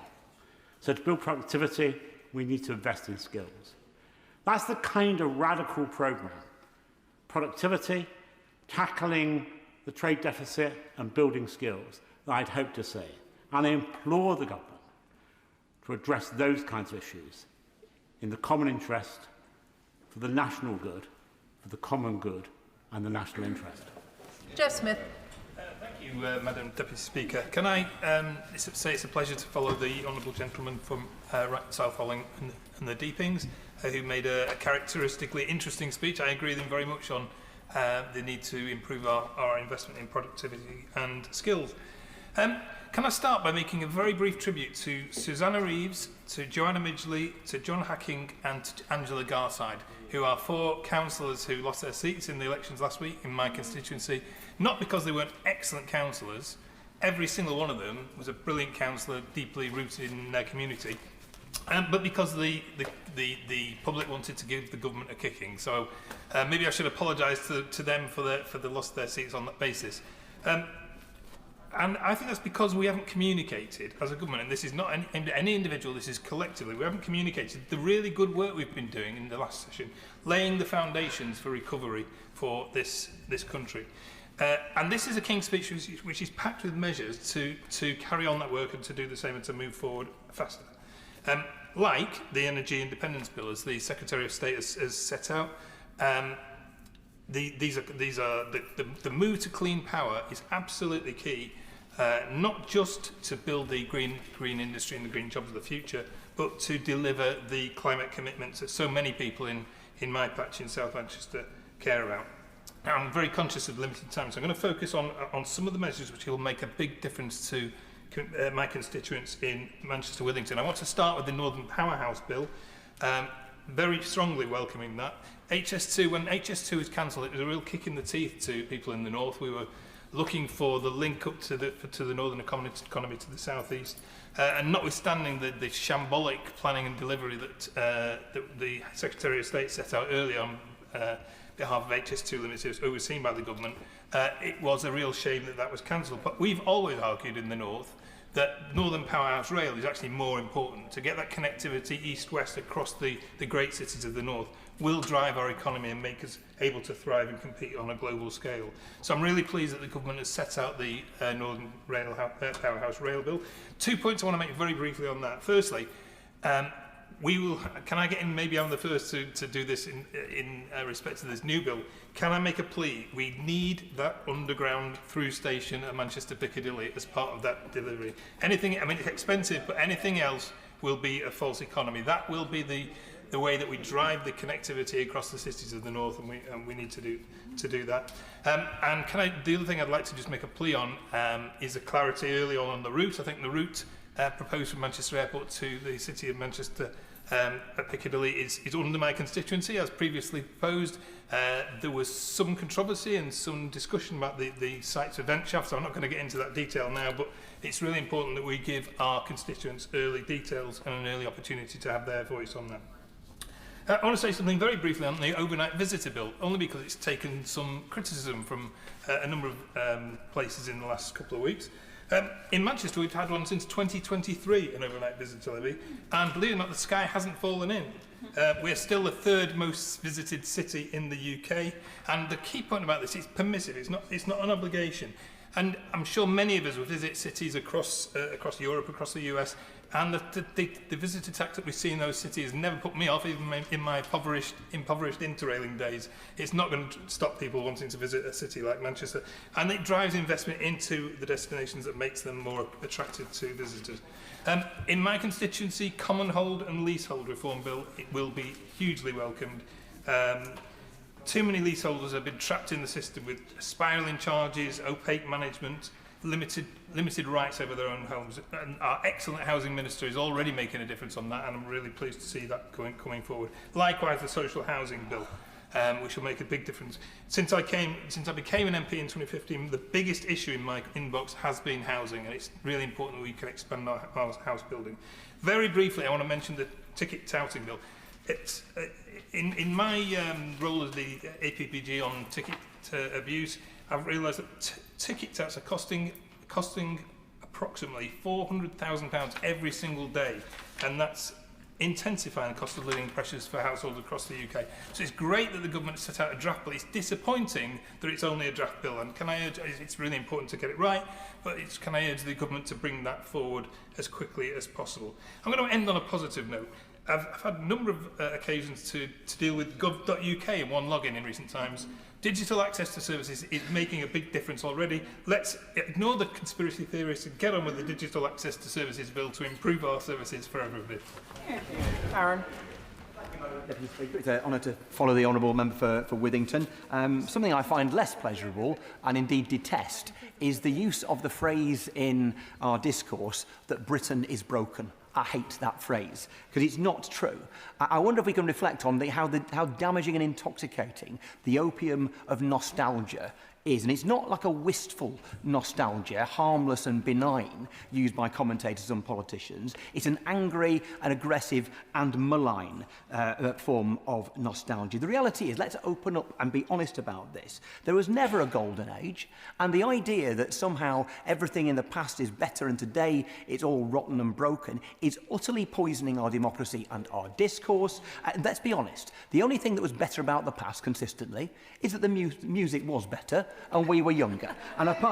So let's not fall for witless, unpatriotic guff about Britain being in terminal decline. We are a wonderful people with a history strong and rich and resources second to none. We are not broken, but we must be better. A wise government would acknowledge our challenges and strengthen our alliances with NATO, with the Commonwealth, and indeed reconnecting with Europe, not least on energy security. John Maynard Keynes famously said, "When the facts change, I change my mind." What do you do, sir? You don't need to love everything about the European Union to know that our security and sovereignty now obviously depends on our deepening and widening alliances. We need to see Europe as the third bloc alongside the US and China, and if we are not part of that, if we are detached, then we are not safe. But our security involves looking internally too on energy and food security. Over the last few weeks, the energy market has been in the eye of the storm, of course. The loss of 14.4 million barrels a day of crude oil. I will give way. Yes, sure.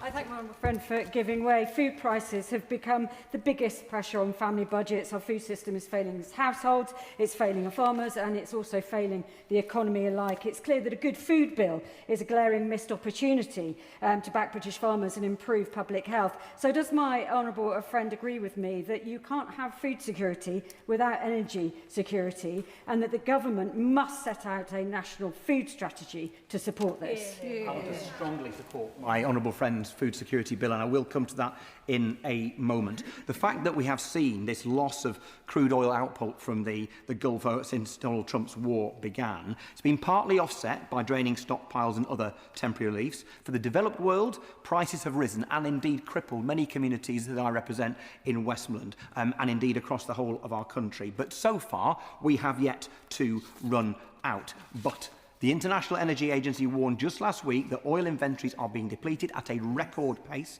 Governments, companies and consumers need, therefore, to be ready. Are we? I do not think so. Energy security is now utterly and totally urgent. If I cannot convince you of all of the science that points at human-made climate change, the need to tackle it, that catastrophic blight that we face, if I cannot convince you on that level, surely I must be able to convince you that our energy security rests on renewable energy, domestically produced, because Putin cannot turn off the sun, the wind or our waves. Surely we should be therefore rejoining the European international energy market, and we should be investing massively in the national grid. But it is also vital that we recognise, as my honourable friend rightly and wisely said, the importance of food security in all this. The United Kingdom is currently only 55% food secure. The outsourcing of our agriculture has become a national security liability. We need more short, diversified food chains with more incentives to primary producers to grow food domestically. The problem is, though, England is now the only country in the United Kingdom and the only country in Europe that no longer provides support for our farmers to produce food. Now, maybe we could agree that back in 2020, when the Environmental Land Management Scheme was being drawn up by the previous government and adopted by this government, maybe we could agree that that was how things felt at the time. But the facts have changed. It's time to change our mind and to back our farmers to produce the food that we need. The facts have changed. Food prices are projected to be 50% higher in November this year than they were in 2021. Agricultural inflation is double regular inflation and therefore feeding food inflation, which will follow and harm our communities. And of course, we live against the backdrop of uncertainty. The technological and geopolitical shifts that we are living through include, of course, the very threat to the future of NATO, Russian and Chinese aggression. So our energy, food and military resilience matters more now than it ever has before. We are fools if we do not respond. So, you see, Madam Deputy Speaker, we are not a broken country. We are a brilliant country, but we are a vulnerable country. We should not be energy insecure. We should not be food insecure.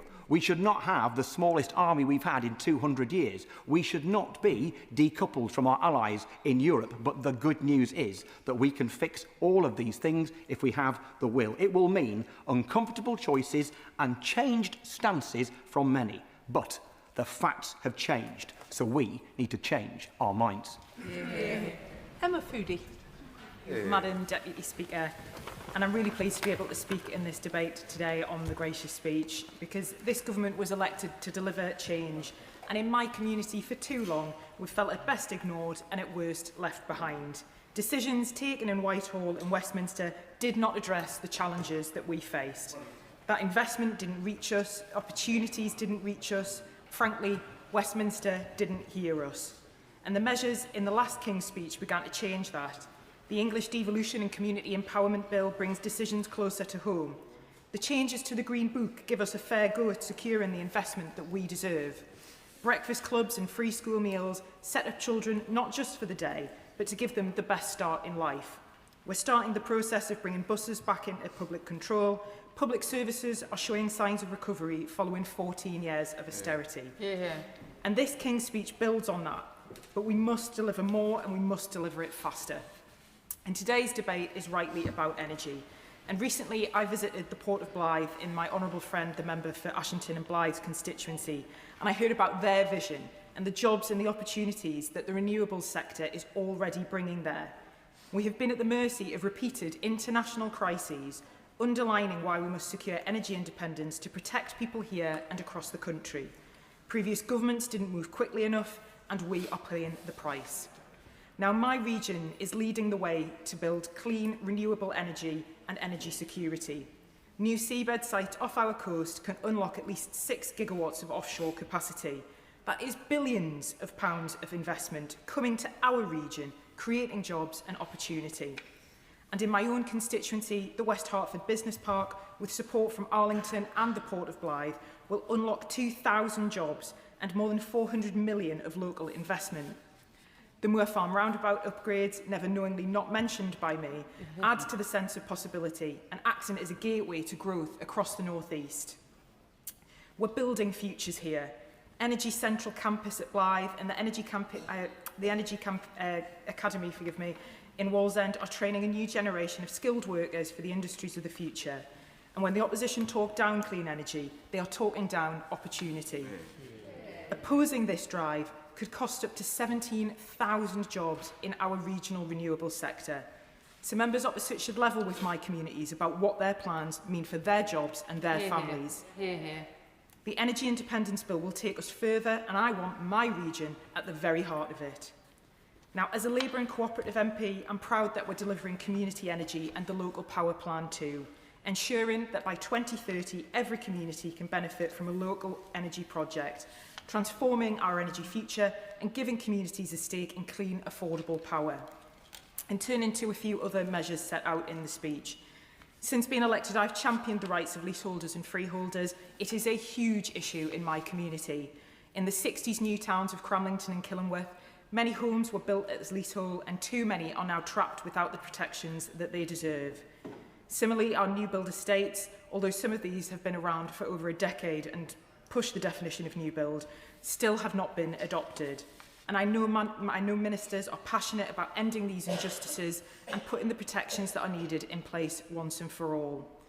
And also, building on the work of my honourable friend, the member for Washington and Gateshead South, around ticket touting. Since being elected, I've worked alongside the Cooperative Party, calling for action to tackle ticket touts and price gouging for culture, music and sport and events. Because it's fans that make events, whether gigs, matches or shows, and are at the heart of these. And too often, they are robbed of the opportunities or ripped off through price surging and touts reselling tickets. There are many other bills in this programme that I support, Madam Deputy Speaker, that will make a real difference in my community. On housing, education, national security and immigration, this King's Speech is a programme to build on the change that has already been delivered, but to go further and faster, to extend opportunity to communities like mine, with measures to improve the lives at the heart of this programme, to provide the good jobs and opportunities of the future. It's now time to get on with delivering this change, and I look forward to supporting these measures. Bob Blackman. Thank you, Deputy Speaker.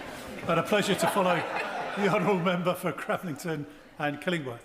And as a scientist by background, I welcome now the cross-party agreement towards nuclear power forming a key part of our energy supply for the future. It wasn't always the case that was the case. Certainly on the Labour benches previously, there was opposition to nuclear power, and indeed from the Liberal Democrat benches. So I'm delighted now that we have agreement that this is the positive way forward. And indeed, the key here is making sure we have a mixed economy in terms of energy supply. I welcomed, for example, the use of solar power on the roof of the Aspire Centre adjacent to the Royal National Orthopaedic Hospital, granted by the previous Conservative government, which means that the supply for that centre and the hospital is actually contained from that solar, and it contributes towards the grid as well. This is welcome news. But I can't understand why the government doesn't agree to actually exploit the North Sea to a further extent. It won't come on stream straight away, but surely we must be thinking about it for the future. To cover one or two other areas, Madam Deputy Speaker, the Vagrancy Act has come to an end, but we still require from the government, and there's no commitment in the King's Speech, for the necessary statutory instrument to make that happen. Can we see that happen? Equally on the Social Housing Renewable Bill, the government's ambition is huge, but timid. We must go faster and further to provide the much-needed social housing that is required in this country that has not been built for more than 30 years. And Madam Deputy Speaker, we live in a dangerous world. The reality is, with the war in Ukraine causing energy price hikes, indeed we must think about what has that done for the Treasury in terms of windfall from the petrol pumps going into the Treasury. But at the same time, a fragile truce in the Middle East, the civil war in Sudan, where more people are being killed than anywhere else in any other conflicts, and indeed the 500,000 Christians in Nigeria who've been massacred by Islamists.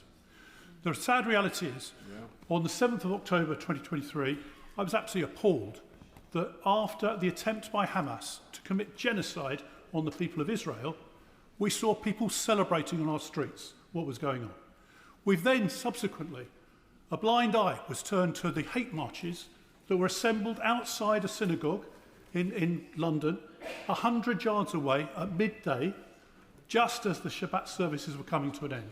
And that's continued week after week after week, with the congregation being intimidated from going about their lawful business. Now, the Prime Minister quite rightly talked about combating anti-Semitism, but it's not enough to have words. We need action now. A blind eye was turned to the Hamas flags and the Hezbollah flags in those marches. A deaf ear was cocked to from the river to the sea, Palestine will be free, which means the destruction of the State of Israel. Equally, a deaf ear was cocked to globalise the Intifada. And what have we seen as a result? We have seen Jewish businesses attacked. We've seen restaurants attacked. We've seen synagogues attacked. And now we see Jewish people on the streets being attacked purely because of their religion. This is absolutely unacceptable, and we have to start somewhere.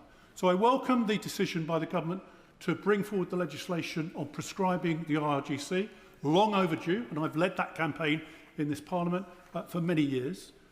But we must go further. Why is the Iranian ambassador still here? He should be kicked out. So should the embassy closed down. And all those so-called diplomats refused entry to this country. Iran is the head of the snake that controls all the terrorism in the Middle East, and we must recognise that. I'll give way to the honourable gentleman.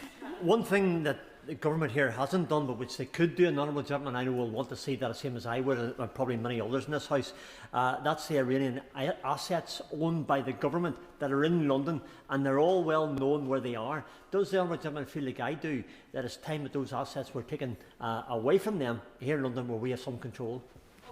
I thank the honourable member for that. And clearly the assets from the IRGC and the despotic regime that exists in Iran must be sequestrated and brought into use for the people of this country. There are 11 well-known properties which are detached houses that are not used at the moment but owned by this despotic regime. They could be used for homeless families. They could be used for Brits that need somewhere to live, but we don't take the necessary action. Equally, Madam Deputy Speaker, as I've raised previously, we have 13 charities that get their funding from Iran. They have their headquarters in the UK, and they're banned in Arab countries. Why is it they are allowed to exist and spread their poison? Equally, we must go further on university campuses. Vice-Chancellors have a duty to protect Jewish students, but don't carry out that duty. And perhaps we could start in our schools by teaching our children the true history of the Middle East. In 1948, the Arab countries tried to prevent Israel from being set up. they encouraged and almost forced the Arabs to leave the state of Israel so they could go in and kill everyone. The reality is Israel won that war, and no one's ever forgiven them since. The sad fact is that if we go into 1967, 1971, where Israel fought wars once again to protect itself, those are not taught in our schools. And we need to understand that if we don't educate our children in this right way, then unfortunately propaganda will be allowed to grow. Why is it that one of our colleagues from the Labour benches was banned from going into school in his constituency solely because he's Jewish? That cannot be acceptable. So words are not enough, Madam Deputy Speaker. We need prompt action and firm action to root out anti-Semitism and anti-Jewish hatred once and for all. Rachel Hopkins. Deputy Speaker, and I welcome the opportunity to speak in this debate on the gracious speech. And I'm proud, since our Labour government took office in July 2024, that we've introduced a number of policies to improve our country's energy independence and therefore our energy security by increasing domestic clean energy production and reducing reliance on imported fossil fuels. And one of the best examples of this is the creation of Great British Energy, a publicly owned energy investment designed to support British clean energy projects. And I also welcome our Clean Power 2030 plan, which will mean most UK electricity comes from low-carbon domestic sources by the end of the decade. And this includes expanding offshore wind, removing planning barriers to onshore wind, increasing solar power generation, investing in grid infrastructure and supporting nuclear and carbon capture projects. And this King's speech has outlined our plans to go faster and further, taking definitive action to protect the energy, defence and economic security of the United Kingdom for the long term, including the introduction of an energy independence bill to scale up homegrown renewable energy and protect living standards, helping to tackle the affordability crisis, particularly for low-income households, including through our Warm Homes plan. We've seen firsthand... Sorry, I'm going to continue, short on time. We've seen firsthand the devastating impact of exposure to volatile international gas markets, which caused major price rises after Russia's invasion of Ukraine in 2022. This government is taking measures to protect our citizens and ensure such stark and unaffordable increases are never passed on to households again, regardless of global conflicts, supply disruptions and sudden rises in international energy prices. With the war in the Middle East being felt in the pockets of people at home, this is more important than ever. And I welcome the fact that more stable energy costs for households and businesses in Luton South and South Bedfordshire and across the country is a priority, while giving the government greater flexibility during international crises. Our government's mission to secure our energy independence is just one facet of the work this Labour government is doing to strengthen our sovereign capability, using the economic freedom gained after leaving the EU to have greater democratic oversight and to intervene more directly in the economy through our industrial strategy and public investment, with a focus on backing British business and good, skilled, unionised jobs. There's no better example of this than our commitment to safeguard the domestic production of steel through the Steel Industry Nationalisation Bill, which we will debate later this week. This highlights the importance of the role of an active state in supporting its citizens, protecting our national resilience, our economic security, and our ability to act independently in the interests of our citizens in an increasingly volatile and uncertain world. I've spoken about the sovereignty and security of energy, but part of building a more secure Britain for my constituents is to ensure that everyone has access to a safe and secure home. And I welcome our Labour government's commitment to address long-term housing shortages, which have driven up rents, made home ownership harder and placed increasing pressure on social housing and public services. Increasing our supply through long-term investment in social and council housing with significant restrictions on right to buy under the Social Housing Renewal Bill, alongside planning reforms and reform of the leasehold system, including the capping of ground rents, will make the housing market more affordable and stable, particularly for families in constituencies like mine of Luton South and South Bedfordshire, where more affordable family homes are so desperately needed. Indeed, expanding our housing supply goes hand in hand with our efforts to strengthen our national resilience, reducing housing inequality and creating a stable foundation for long-term social and economic security, all part of building a stronger and fairer country for all. Richard Ford. Speaker, last week in the gracious speech, the government pledged to introduce a new representation of the people bill. Now, constitutional issues like the electoral system can seem far removed from people's daily lives, but that could not actually be further from the truth, because with a better electoral system, politicians and parties will be more focused on the issues that really matter to voters. Electoral reform is a necessary step to ensure a fairer society with better schools, better hospitals, safer communities, clean air and clean water. The representation of the People Bill has the potential to be the latest chapter in the evolution of our democracy. Ours is a proud history of a franchise that has expanded across the generations, extending the vote to an ever broader base of people. From the 1832 Great Reform Act to the 1918 Representation of the People Act, which granted the right of voting to women, to the 1969 Act, which made the UK the first democracy to give votes to everyone 18 and above. This is a story of progress, and we should continue it. So I welcome that the government is continuing this trend with votes for 16 and 17-year-olds. When I trained 16 and 17-year-old recruits in the regular army, some of them were bound months later to serve in places like Iraq and Afghanistan, which they did. If 16-year-olds can join our armed forces and pay tax, they deserve a voice in how both of those are used. The new representation of the People Bill has the potential to occupy a place in the pantheon of progressive extensions to the franchise. First past the post, by contrast, is our current system, which enables parties to turn a small plurality of votes into a massive majority of seats. And 2024 showed this at its worst. The general election of 24 was the most disproportionate in modern British history. Turnout was the second lowest since records began in 1885. Less than 60% of the electorate cast a vote. They were unconvinced and uninspired by both Labour and the Conservatives. Labour won 1/3 of the vote, Labour won 2/3 of the seats, and Labour won 3/3 of the levers of power. The 2024 general election result was a direct consequence of the first-past-the-post voting system. This winner-takes-all approach threatens to reward populists who thrive in divisive and adversarial politics. I'm speaking this afternoon not in relation to our party political self-interest here in the Liberal Democrats. We were delivered a result that was proportionate to the votes that were cast. But look around me. For the MPs from Reform UK or from the Green Party, if the 2024 general election had been conducted under the additional member system of PR, Reform UK would now have 94 MPs sitting on these benches.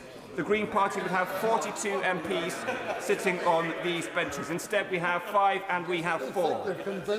The disparity between votes cast and the seats won adds significantly to the disillusion that many of us will have heard on the streets of the UK when we were out there campaigning in the local elections earlier this month. Will you give way? I will. On that point. So, I thank you for giving way. Is not the biggest problem with first past the post that often you're voting against someone rather than for someone, and that poisons our democracy because everyone thinks they end up with someone that they don't want? The honourable member for Tunbridge Wells is spot on. He's spot on. Former Labour voters, I accept former Labour voters vote for me to keep out the Tories and Reform. Former Conservative voters vote for me to keep out Labour and the Green Party. This is not a system we want. We want a system where people can vote positively for change with hope. Little wonder that the only other European country besides the UK that elects their parliament this way is Belarus. If first past the post continues, we could see just 30% of votes bringing in the government with extremist ideas. I want to see a proportionate number of MPs for Reform UK and for the Green Party, not a disproportionate number. I don't agree with them on universal access, on defence or on immigration. On universal access, it's The Reform UK, there's talking about tax breaks for people who opt out of the NHS. The Green Party is talking about bringing in a basic income for everybody with no conditions. One wants to strip us of universal healthcare. The other one wants to have taxpayers paying for a universal income. On defence, whether it is Reform UK apologising for Putin's aggression against Ukraine or the Green Party pledging to dismantle the UK's nuclear weapons, one is lowering the Ukrainian flag over town councils that it controls, while the other would hoist the white flag over defence establishments in this country. On immigration, whether it is the Green Party threatening to end proper controls or... Can I encourage the honourable gentleman to return to at least some of the substance of His Majesty's gracious address? Richard Ford. Madam Deputy Speaker, these parties do not represent the moderate majority, but with as little as 30% of the vote at the next general election, they could control all of the levers of power. First past the post is unfair, unrepresentative, and it undermines the legitimacy of our elections. I urge the government not to prolong the disenchantment, the apathy, and the hopelessness. People are fed up with being told to vote for the lesser evil. The representation of the People Bill is the opportunity this government has to get it right. Thank you. Nadia Whittam. Thank you, Madam Deputy Speaker, and I agree with every word that the honourable member has just said about first past the post and proportional representation. It's Labour Party policy. It unites the left and the right of the Labour Party. I think it's probably one of the few things that the honourable member for North Durham and I work together on passionately. And if colleagues on this side of the House think that first past the post was great for us in the last election, then just wait till the next election. It's the right thing to do, it's the most democratic thing to do, and it's also the best thing to do in our own self-interest. Madam Deputy Speaker, our party came into government against a backdrop of deindustrialisation, privatisation and austerity, which over the course of decades has bled this country dry. It's left millions of people in abject poverty, in the fifth richest country in the world, and millions more struggling to get by. Of course, people are enraged by the state of our society, but grifting far-right politicians declaring war on minority groups are exploiting this rage to sow division. They are funded by many of the people who cause these problems in the first place, who want us to punch down so we don't look up at them. This threat is on our streets and in our political system. From the Unite the Kingdom rally, mocking Muslim women and calling for mass deportations, including of British citizens, to the Reform councillors celebrating the rape of a Sikh woman and saying that Nigerians should be melted down to fill potholes. Unless we want these people running this country, we have to get our act together. Because while we've done some good things in government, and I want to be clear here that this isn't a criticism of the Secretary of State, who I think has done an excellent job in his role, particularly against some of the flat earthers opposites. But while we've done some good things in government, like improving workers' rights and renters' rights, creating GB Energy, increasing funding to local councils, the fact is, we have not delivered change at the pace and the scale that voters expect. And there is also far too much that this government has got wrong, like attempting to limit jury trials, like cutting benefits for disabled people, its failures over the genocide in Gaza. These mistakes and the refusal to learn from them are fueling the collapse of the two-party system and the rise of a multi-party political landscape. But the leadership strategy to stop reform has just reinforced their narrative that immigration is what's wrong with our society. And not only is that completely at odds with Labour values, but it's also been a complete electoral disaster. We have smashed apart our own voter coalition, and as we hemorrhage votes to the Greens, we're also delivering seats to reform. Madam Deputy Speaker, I refuse to put a positive spin on the last 2 years because I want us to be better. We have to face unpleasant facts. I know it's painful. It's painful for all of us because we all believe in the potential of a Labour government. We all understand what is at stake here. And I know that colleagues who disagree with with this analysis do also genuinely want to improve people's lives and stop a far-right government. But I'm afraid the argument that we can achieve this by sticking to a failed political strategy just does not hold water. This Labour government needs a total reset to show that it's listening, that it understands what it got wrong, and that it has a clear plan to change. But its response to a catastrophic performance in the local elections has been to double down on the same incrementalism that we've seen thus far. And this is what we've seen again in this King's speech. While there are positives like the Hillsborough Law, measures for Ukraine, a commitment to ban conversion practices, it's clear to most of us that they are not enough. There are much bolder measures that we should be taking to tackle the cost of living crisis and to rebalance the economy so that it works for working class people. Just two examples: rent controls, so housing costs are affordable and people aren't priced out of their communities; nationalising utilities to prioritise public need over private profit and bring down bills. And we need to do that at the same time as unashamedly standing up for the full diversity of the working class, wherever people were born, whatever the colour of their skin, their religion, their sexuality or gender identity, whether they're disabled or not, whether they're in work or not. Madam Deputy Speaker, tinkering around the edges was never going to cut it. Chasing the far right, yes. I thank her for giving way, and I agree with so much of what she's saying. We need to be ambitious. We need to be looking at the big picture and fixing systems as well as situations.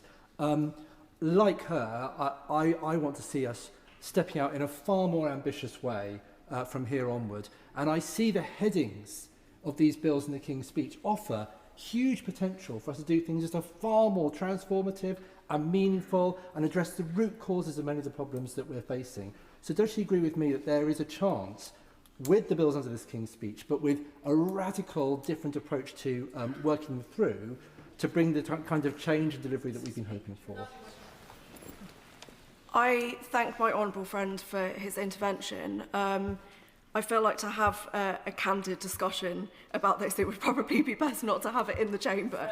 But yes, I think that the King's speech provides headings, but I'm afraid I think that's all they are. They're hints to what we need, and they're not the sum of it.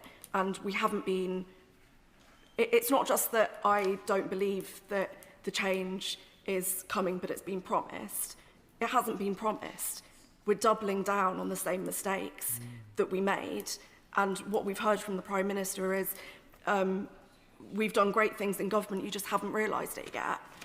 So, Madam Deputy Speaker, tinkering around the edges was never going to cut it. Chasing the far right on immigration was never going to work. And if we don't learn these lessons now, then it will be too late. We will be squandering the generational opportunity of a Labour government to transform this country for the better, and we will be allowing the far right to win. And I refuse to sit here quietly and let that happen. Kruger.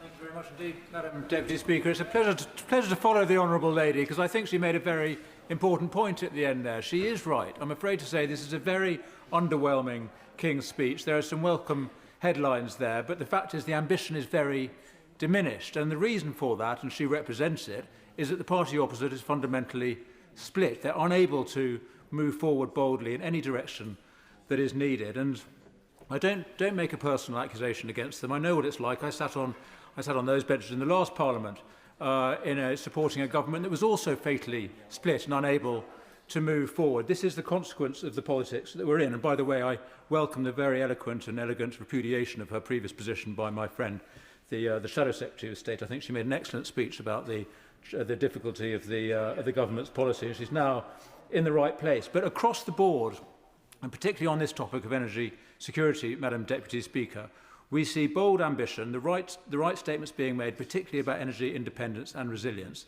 But then the detail that follows is utterly underwhelming. And indeed, explicitly in this area, we see a decision not to exploit the enormous opportunities, the reserves we have in the North Sea. So I'm afraid the aspiration of energy independence that we should all welcome, including eventually to get to the huge benefits of the abundant natural resources that we should be using for energy, we're not going to get there this way. Likewise, in other areas, crucial areas, Madam Deputy Speaker, of national priority, defence being the main one, we hear the right language about the need for investment, the need to recover our defences, which have been sadly depleted over many decades. We have a chronic weakness in our national defences, and yet we see still no defence investment plans, still no clarity on where the money is going to be spent or even where it's coming from. And the reality is, and I represent a military constituency with many amazing tech firms and military firms developing the kit that we need for our defences, they are laying off staff as we speak because the money is not promised, is not available to them. It is absolutely scandalous. In all of the sectors where the United Kingdom has real current and enormous potential advantages, in these high-tech sectors of fintech, agri-tech, and AI itself, all areas, by the way, which, thanks to Brexit, we are able to drive ahead boldly and independently on. In all of these sectors, we are being hobbled by a lack of ambition and as a chronic inability to release the talents and the opportunities of these sectors. I was going to intervene earlier on the member for Oxford East, who was bewailing the exit of UK tech entrepreneurs in the AI space and saying that we should be more like Europe in that regard. They're not leaving the United Kingdom to go to the EU. They're going to the Middle East, they're going to the United States, they're going to the Far East, because these countries have a pro-tech industrial policy, which is what we need here in our country. Madam Deputy Speaker, I've been meeting a whole bunch of businesses recently. We're on a bit of a prawn cocktail operation in the Reform Party. It's amazing which businesses want to come and talk to us at the moment. It's very encouraging. But they are all very depressed about the state of the economy. And one of them said to me recently, yesterday in fact, an AI entrepreneur, said, if we're not careful, this country's economy is simply going to be US tourism. That's all we're going to be able to offer, because we are driving away all of the entrepreneurs, all of the businesses which represent the opportunities for growth in future. I was talking to a pharmaceutical firm last week, now exiting to Europe, yes, to Switzerland in fact. I saw this morning again a company developing the technology for small modular nuclear reactors, giving up, going to the United States. This is what we are doing. We are driving away the talent that we need for the future. And lastly, Madam Deputy Speaker, I'm very enthused by the opportunities that our high-tech sectors represent and what we could be doing. But there is also the ordinary economy. Labour used to talk a lot about this. The Chancellor wrote a book called The Ordinary Economy, I think, The Everyday Economy, some years ago. That's absolutely a vital focus for us. But what are we doing for those businesses that are the backbones of our high streets, national businesses and SMEs? We're ramping costs onto them, NI contributions, business rates, on the small businesses, the VAT threshold way too high, inhibiting growth, inhibiting job creation. So a government that wants growth, wants productivity, is going in directly the opposite direction. And I would just end with a plea to the ministers.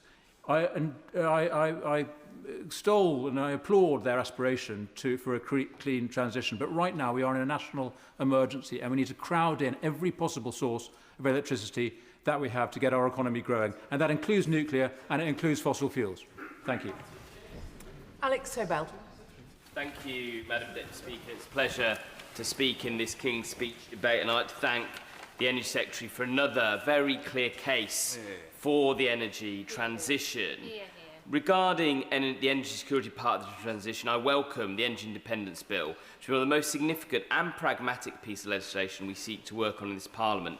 This bill is directly entwined to our national security. Energy independence sets us free from the energy cost chaos caused by Putin's erratic warmongering. This is another step that enables us to stand in strong solidarity with the people of Ukraine. The stabilisation of energy security will enable us to work on Jo Cox, whose 10th anniversary of her tragic murder is coming up shortly. Work on her agenda of progressive internationalism by improving our capacity to be a force for good. On Jo's progressive internationalism, I'm also proud to see the European Partnership Bill and welcome the Youth Mobility Scheme many of my constituents will be able to take advantage on. So I'm keen to see even more progress in terms of our European relationship, including freedom for European musical acts to tour Europe and visa-free travel. Furthermore, I'd like to hail the Power Rail with delivery of a fair deal for the north of England, something we've been sadly neglected through the last 14 years of Conservative government prior to 2024, through Northern Powerhouse Rail Bill, a scheme, if you remember, that was announced and then cancelled by the previous Conservative government.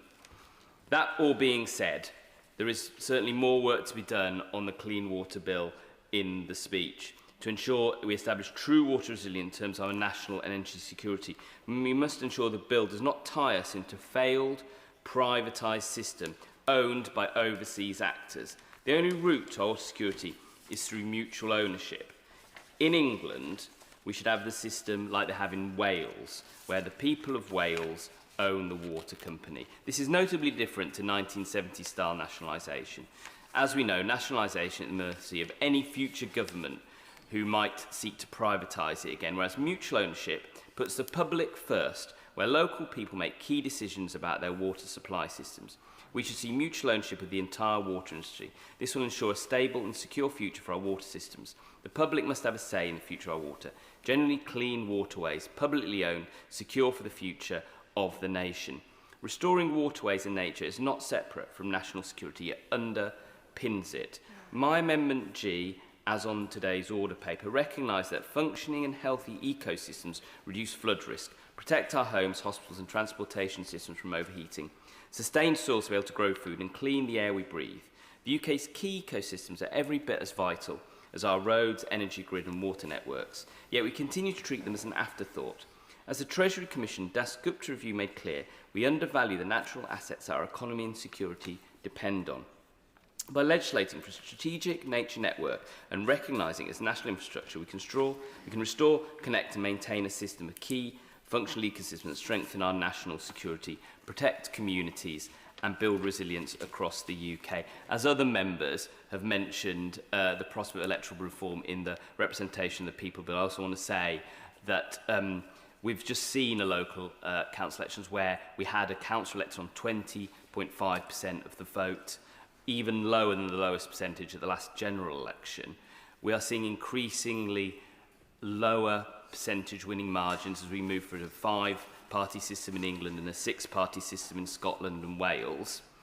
We need a national conversation and we need to think about this clearly for the long-term future of our country, which is why I will be placing an amendment on the representation of the people bill to establish a national commission for electoral reform, which I urge the government to do, so we have clear actions going forward about the future of our voting system and its integrity. Just to conclude, Madam Deputy Speaker, I'm sure that the Treasury bench has heard what I've had to say about the amendment, about the need to include nature as infrastructure. So I'm now withdrawing my amendment, knowing that the spirit of the amendment has been heard and taken on by the government. Thank you. Joe Robertson. Thank you, Madam Deputy Speaker. The security of energy, the price of energy, is something that affects every household, every individual and every business up and down the country in every constituency. It's a matter that concerns everyone. That's why the Secretary of State, when he was in opposition during the last election, promised to cut household energy bills by £300. But instead, in government, he's presided over an increase in household energy bills of £200. That is his record as he sets his sights on his next job, the job he so desperately craves, that is the job of replacing the Prime Minister. He is also the Secretary of State that has set up GB Energy that won't produce any energy, that will cost taxpayers £8 billion, and its own chief executive says will take something like 20 years to employ just 1,000 people. There is nothing in the King's speech that will secure the country's energy supply, that will bring down energy costs, and that will bring the jobs and investment that the government has promised. Now, we've heard from across all benches in this House that there is a consensus, there is a unity. We all want to decarbonise energy use, but on these benches we will not support doing that at the cost of families, households, individuals, particularly those who are hard up and are least able to pay.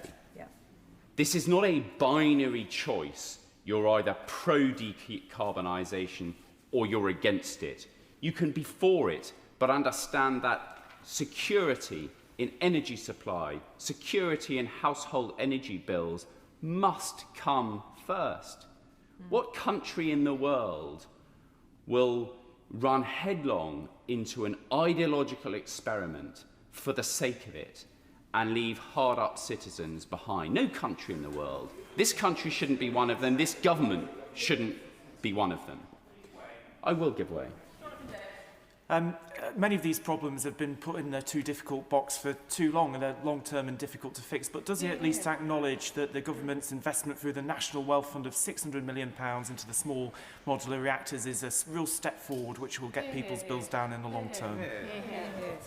I accept there are some really difficult questions in and around this whole area of debate. And the truth remains that no government has done more to decarbonise the economy and to bring forward green technology than the last Conservative government. But we will not do it at the expense of hard-up working families. And it's the bonkers green tax agenda that this government is peddling that is harming the debate on decarbonising the economy. And I will get on to an example before I give way, after I give way.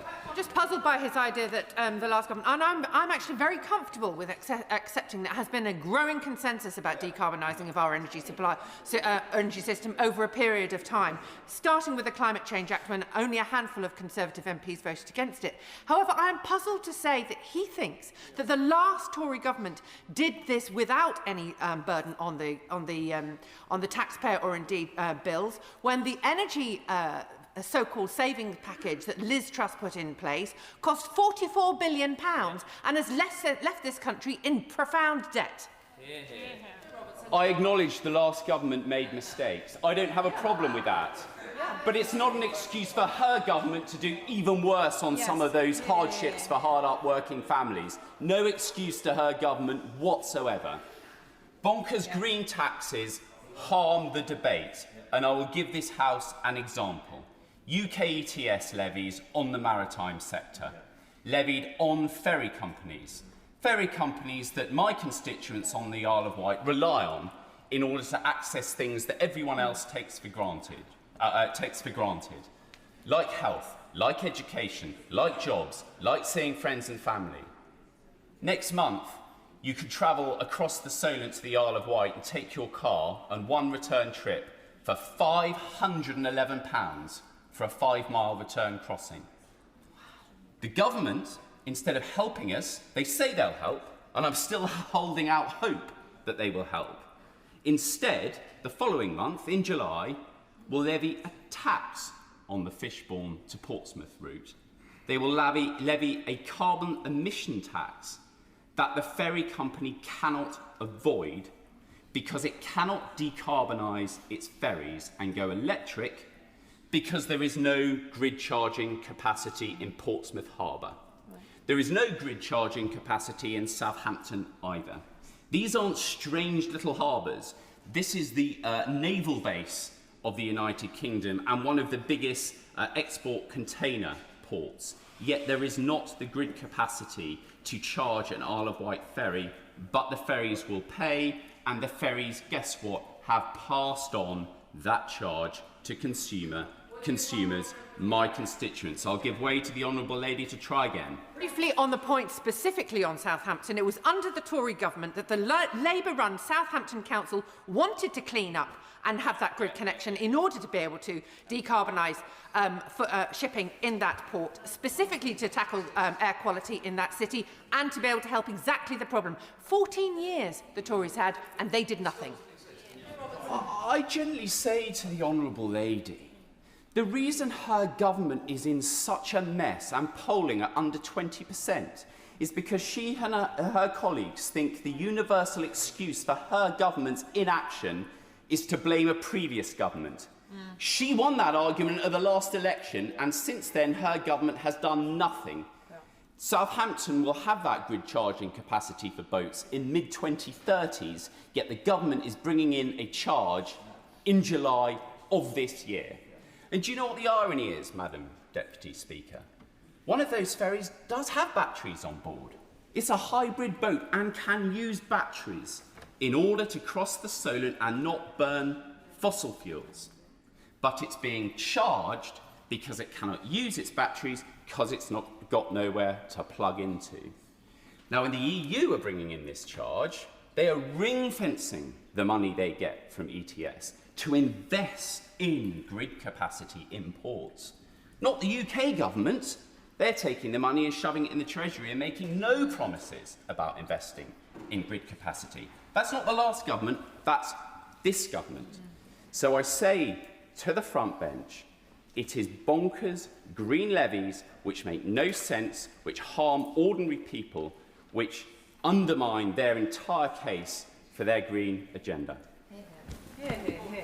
Thank you, Madam Deputy Speaker. For more and more UK households and businesses, the monthly energy bill is one of the largest bills, and it is increasing, in large part due to rising international oil and gas prices, which have been exacerbated in turn by the recent war in Iran. And so it's exactly for this reason that for too long we have been energy insecure. So, Madam Deputy Speaker, energy security is needed to give us cost of living security. If we get this right, if we can cut bills, we can cut emissions, and we can cut our dependence on volatile foreign oil and gas markets all at the same time. And Madam Deputy Speaker, I haven't heard yet a single argument from the party opposite as to why continued dependence on those markets is a good idea, including from the Honourable Member for Isle of Wight East, who I follow, as opposed to a driver of price shocks and increases. For most of the last 50 years, the UK has been a net importer of electricity, much of it coming through interconnectors like the one in my constituency of Folkestone and Hythe. And the growth in British renewables is at long last rightly being pushed forward by this government, and it's starting to reduce our heavy reliance on imported energy and fossil fuels. Last year, our energy production was the most British and clean it has been for years. Energy production under this Labour government has defied the doubters who decry the decline of North Sea oil and gas and who urge us to open new fields. I will. Thank the Honourable Member for giving way. I just want to make sure that everyone's clear. I think he's talking about electricity, power, not energy. The power that makes up just 20% of our energy mix, not the oil and gas, which makes up the 75% of our energy mix. They're very different things. I'm interested to hear that she came up with no justification why continuing to be in hock to the international oil and gas markets is not a good idea. So I'm reinforced in that argument from her intervention. I want us to be energy independent and eventually energy dominant, where we are exporting our energy around the world, generating more revenue for the Treasury, creating more jobs here at home, and helping to fix our current account deficit. The new Energy Security Bill rightly seeks to hardwire in strong consumer protections, a stronger watchdog and a more flexible, modern grid, giving Ofcom a clearer duty to protect households, changing how support is targeted to low-income and vulnerable families, and making local grids smarter so people can benefit from cheaper off-peak energy. All of this is not a technical tweak, they are frontline issues on the fight against fuel poverty. The vast majority of my constituents in Folkestone and Hythe and Romney Marsh want to tackle climate change. They do want to lower energy bills, and they want Britain to be energy independent. And the best way of achieving all of these objectives is to deliver a balanced energy mix and to make sure that savings and opportunities reach people's front doors. And that means including a serious warm homes programme, upgrading insulation, modern heating systems and clear duties on landlords so renters are not left shivering in leaky homes while their landlords take all the profits. And solar finance has evolved to the point where there can be no excuse not to have solar on every domestic rooftop, which can allow tenants to benefit from lower bills as well as landlords. And the government must do everything it can to make this a reality. Renewables play a critical part in our energy production along with new nuclear, and we should continue to extract the existing North Sea oil and gas fields, but the government is right to oppose the opening up of new fields, which will not lower people's energy bills because the oil and gas price is determined by global markets. And opening up new fields would undermine our mission, as many colleagues have said, to tackle climate change and would weaken our global leadership role that we have on this issue, and I pay tribute to work of the Secretary of State and the Department on this. The real jobs plan is for energy to invest in clean power, grids, storage and efficiency, and to give workers in existing industries a clear path into those new roles. I will. I'm grateful to the honourable gentleman. I've sat through the entire debate, which is now getting on for 3 hours. I've read the bill.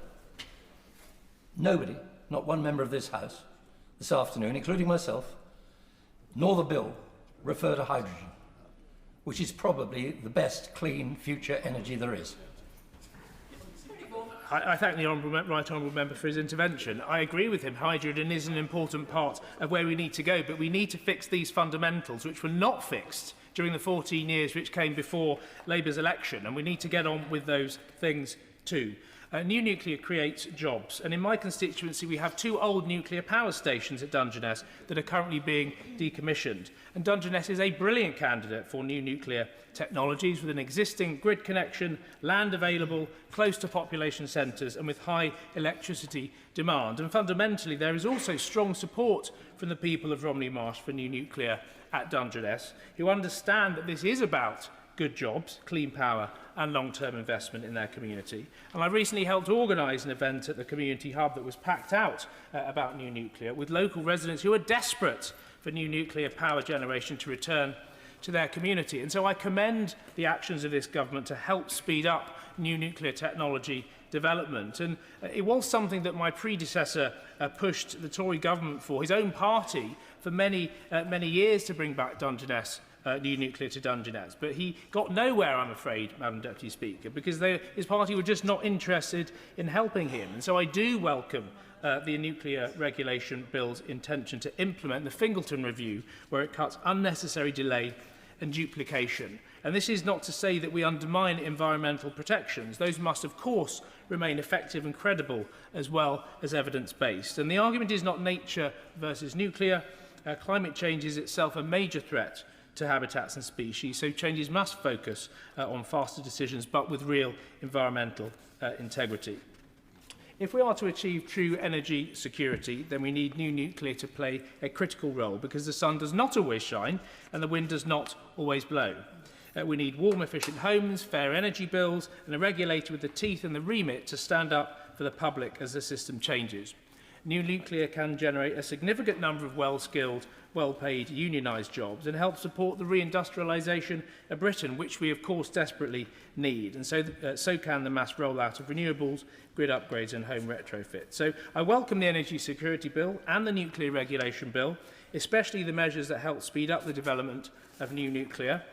This is about whether families can afford to heat their homes, whether workers have good jobs in the industries of the future, and whether Britain can stand on its own 2 feet in a dangerous world. And I would say to the champions of the oil and gas industry sitting on the benches opposite that they should do the right thing for the country. They should accept we can never get bills down while we rely on international oil and gas markets, and they should support the measures in this bill to give us clean, cheap power and energy independence for our great nation. Anna Sabine. Madam Deputy Speaker, one of the many challenges facing rural constituencies like mine is the rising cost of fuel. When the war in Iran pushed up prices, I had constituents telling me they could no longer afford their planned orders of heating oil and would try to manage without heating for as long as they could. And as you might expect, residents in fuel near Somerset rely heavily on car use and therefore fuel like diesel and petrol in order to access health services. I'm very concerned about the lack of community input into decisions being made around health services, which disproportionately affects communities who have to drive or get the bus or run patient transport services in rural areas. The King's Speech brings forward plans to abolish NHS England, but in my constituency of Frome and East Somerset, NHS Somerset has been running what it calls a test and learn exercise at Frome Community Hospital. For 6 months, the number of beds was temporarily reduced from 24 to 16. And at the end of that period, the test and learn was simply extended for another 6 months, meaning that for a full year, capacity has been reduced and no full consultation with communities about these changes has been required. People are rightly concerned that a reduction in a local service will require them to travel further afield, the cost of which is rising. I have serious concerns about whether the evidence provided so far is strong enough to justify making these changes permanent, and I'm deeply troubled by how little the community has been involved in that conversation. I decided to do my own consultation, hosting a pop-up in Frome 2 weeks ago and asking local people to tell us why the hospital was important to them. One constituent wrote, "I feel strongly that Frome Hospital provides so many services for local people. When I hear from elderly friends who've ended up with long stays in Bath, I find it incomprehensible that once they reach a certain stage of recovery, they can't be moved nearer home." Another said, "It's a shame we must lose beds. My friend was in Bath for 5 weeks, then had to go to Wincanton Hospital for another 7 weeks as there were no beds in Frome. And this was so hard for her family who lived miles away." The people of Frome and its surrounding villages rely on their community hospital. And yet they woke up one morning to find a decision had, in effect, already been made to reduce its capacity.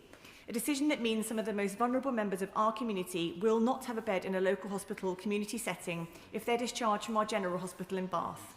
For an elderly person, for a carer managing on their own, or for those without access to a car, the risk of being placed in a community hospital somewhere else in Somerset is a serious barrier to suitable care.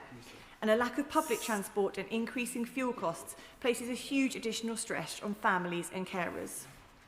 2 weeks ago, I was pleased to meet with the Minister for Care to discuss the government's plan for neighbourhood health centres, a policy I broadly welcome and one which I believe could genuinely benefit parts of my constituency. In this meeting, the Minister was explicit that our Integrated Care Board was required to consult local MPs and other stakeholders on their plans for these new health centres. Not only has our ICB not been in touch, but when we followed up with them ourselves, we were told 2 things. First, they had no idea they were expected to engage with MPs on this. And second, they'd already decided where the hubs would go without consulting anyone else. In both the cases I have set out, there seems to be a lack of mechanism to force ICBs or trusts to consult local people and a total lack of sanction if they fail to do so. People who live in Frome and surrounding villages are the experts in their own lives, and they have helpful, constructive and innovative ideas to input into decision-making around the future of local health services. The government is also overseeing the removal of Health Watch of the Citizens' Senate, 2 additional bodies which centre patient voice at the heart of discussions about their care. I'm worried that without these bodies being replaced, or without mechanisms in place to ensure good consultation, communities risk being entirely unheard in decisions which will, for some, affect their daily lives. I do hope that ministers will coordinate with colleagues in departments for health, transport and elsewhere to ensure that people in Frome and East Somerset can get the health services they need in the places they need them and in an affordable way. Andrew Lewin. Thank you, Madam Deputy Speaker.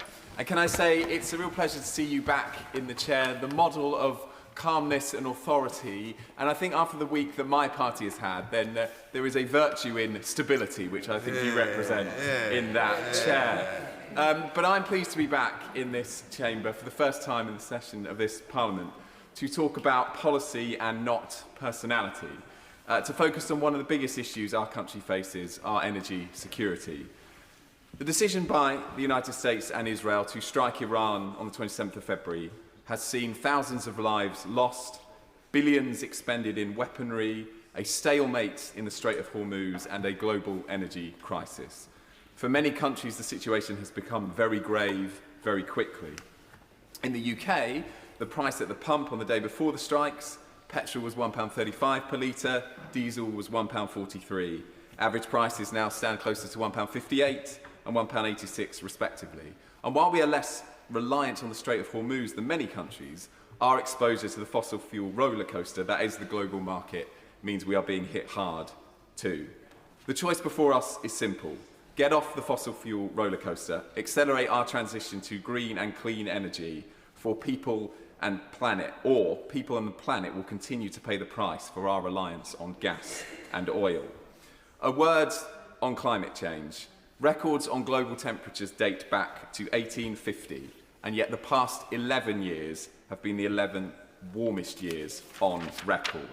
We must pursue the transition to clean and green energy for our political and economic security today, but for the tomorrows of all of the generations yet to come. Madam Deputy Speaker, when it comes to embracing green technology, the public is already voting with its feet.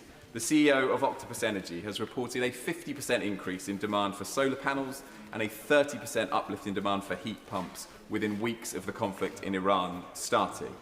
This is welcome news, but the transition to green, clean and homegrown energy is not a challenge that the market alone can fix. I'm proud of the record of our Labour government in the last 2 years. 2 renewable energy auctions with bids for enough power to power 23 million homes, ending the de facto ban on onshore wind and scaling up the social housing Warm Homes Fund, including more than £6 million for Welwyn Hatfield Borough Council in my constituency, which will see more than 600 council homes retrofitted in my community. But we have to go further, and I hope the Energy Independence Bill can be a focal point for this government. Madam Deputy Speaker, we have to innovate. I was with the Chief Secretary to the Prime Minister in January when he made an excellent speech on how to speed up the delivery of policy, something that so many colleagues have talked about today. He talked about learning the lessons of the vaccine task force model and applying it more universally. And I would encourage colleagues in the Department for Energy and Net Zero and the Cabinet Office to work together with this model in mind, particularly with a view to speeding up the all-important connections to our grid. We have to work, Madam Deputy Speaker, with the private sector. I'm very proud that Ocado has its national headquarters in Hatfield, and they've been in touch with me about their ambition to speed up their grid connections and the importance of an EV charging infrastructure that allows them to transition to electric vehicles. And I'm also very pleased that Mitsubishi Europe, working in Hatfield, is training gas engineers to transfer from boilers and so that their skills can be applied to working on heat pumps in the future. But most importantly of all, we have to make clear that the green transition will work for everyone in our society. And the Social Housing Warm Homes Fund is one of the single most important parts of this plan. Retrofitting the homes of people on low incomes, demonstrating beyond doubt that this is not some kind of elite project, as members on the other side of this House want us to believe. It's a project that will ultimately get bills down for people who need it most. Madam Deputy Speaker, if the Conservatives and Reform wish to cling to the fossil fuels and the global markets, it's their job to explain the cost to their constituents. But clean, green and cheap energy is the future, and this Labour government is absolutely right to be striving for energy independence. From after the next speaker, the time limit will be reduced to 4 minutes. Harriet Cross. Thank you very much, Madam Deputy Speaker. And too often we see when we debate energy in this place, it becomes tribal very quickly. You're either oil and gas or you're renewables. There's no room for nuance. We need renewables, we need nuclear, but we also need oil and gas. And many members today have spoken about the cost. The cost is one element, but supply is vital, vitally important, because oil and gas makes up 3/4 of the energy we need every day. The energy we need in the 24 million homes who still rely on gas, the energy we need in over 500,000 businesses that need oil and gas, the oil and gas that goes into different industries such as pharmaceuticals, petrochemicals, all of these need oil and gas. So this energy independence bill assumes that just by calling it energy independence, we suddenly do not become dependent on oil and gas. That is not true, and it will not be true so far into the future because we have not developed the systems to move us away from needing oil and gas as quickly as we need to. So if we look at our nearest neighbours in Norway, who many people rightly think have their energy system done correctly. There are 5 flights a day from Aberdeen to Norway, bringing workers, skilled workers, from the oil and gas, what was capital of Europe, to Norway to work in their industry there. Norway, which has just said is going to open up 3 more existing gas fields. Norway, which has just announced a licensing round for 70 new licenses, who incentivise drilling because they recognise how important oil and gas is to their energy security. So if any member opposite would like to tell me that the Labour government in Norway, by increasing their use of oil and gas and exploiting their oil and gas in the North Sea, if that Norwegian Labour government is making Norway less energy independent by using their oil and gas, no, of course they're not. Of course they're not. It's this Labour government, the UK Labour government, who are making the UK more dependent on Norway for our gas, who we send £20 billion to for the privilege of using the same gas that is from the same North Sea, more dependent on Qatar, on America, on Mexico, where we will use our LNG, which, if we're taking the climate argument, we will liquefy, transport and regasify before using here, so it is less good for the environment. And then we come on to jobs. And I still can't understand, and I will never understand, why anyone can sit on the Labour benches and not understand the importance of protecting jobs in the oil and gas sector. And they mention new jobs in renewables, and I understand there are new jobs in renewables, but they are not coming on stream fast enough, they are not comparable, and they're not for the same skill sets. And yes, some are transferable, but loads are not. And the highly skilled people who really have secured our energy security for the last few decades, those are the ones who are really going to struggle to transfer. And if Labour want to say that they're happy to sacrifice those jobs and those livelihoods and the communities that those jobs live in, particularly in the northeast of Scotland, they can do so, because that is the message they're sending. And those skilled workers are moving abroad and taking with them the skills that will help us with our energy security and our energy independence.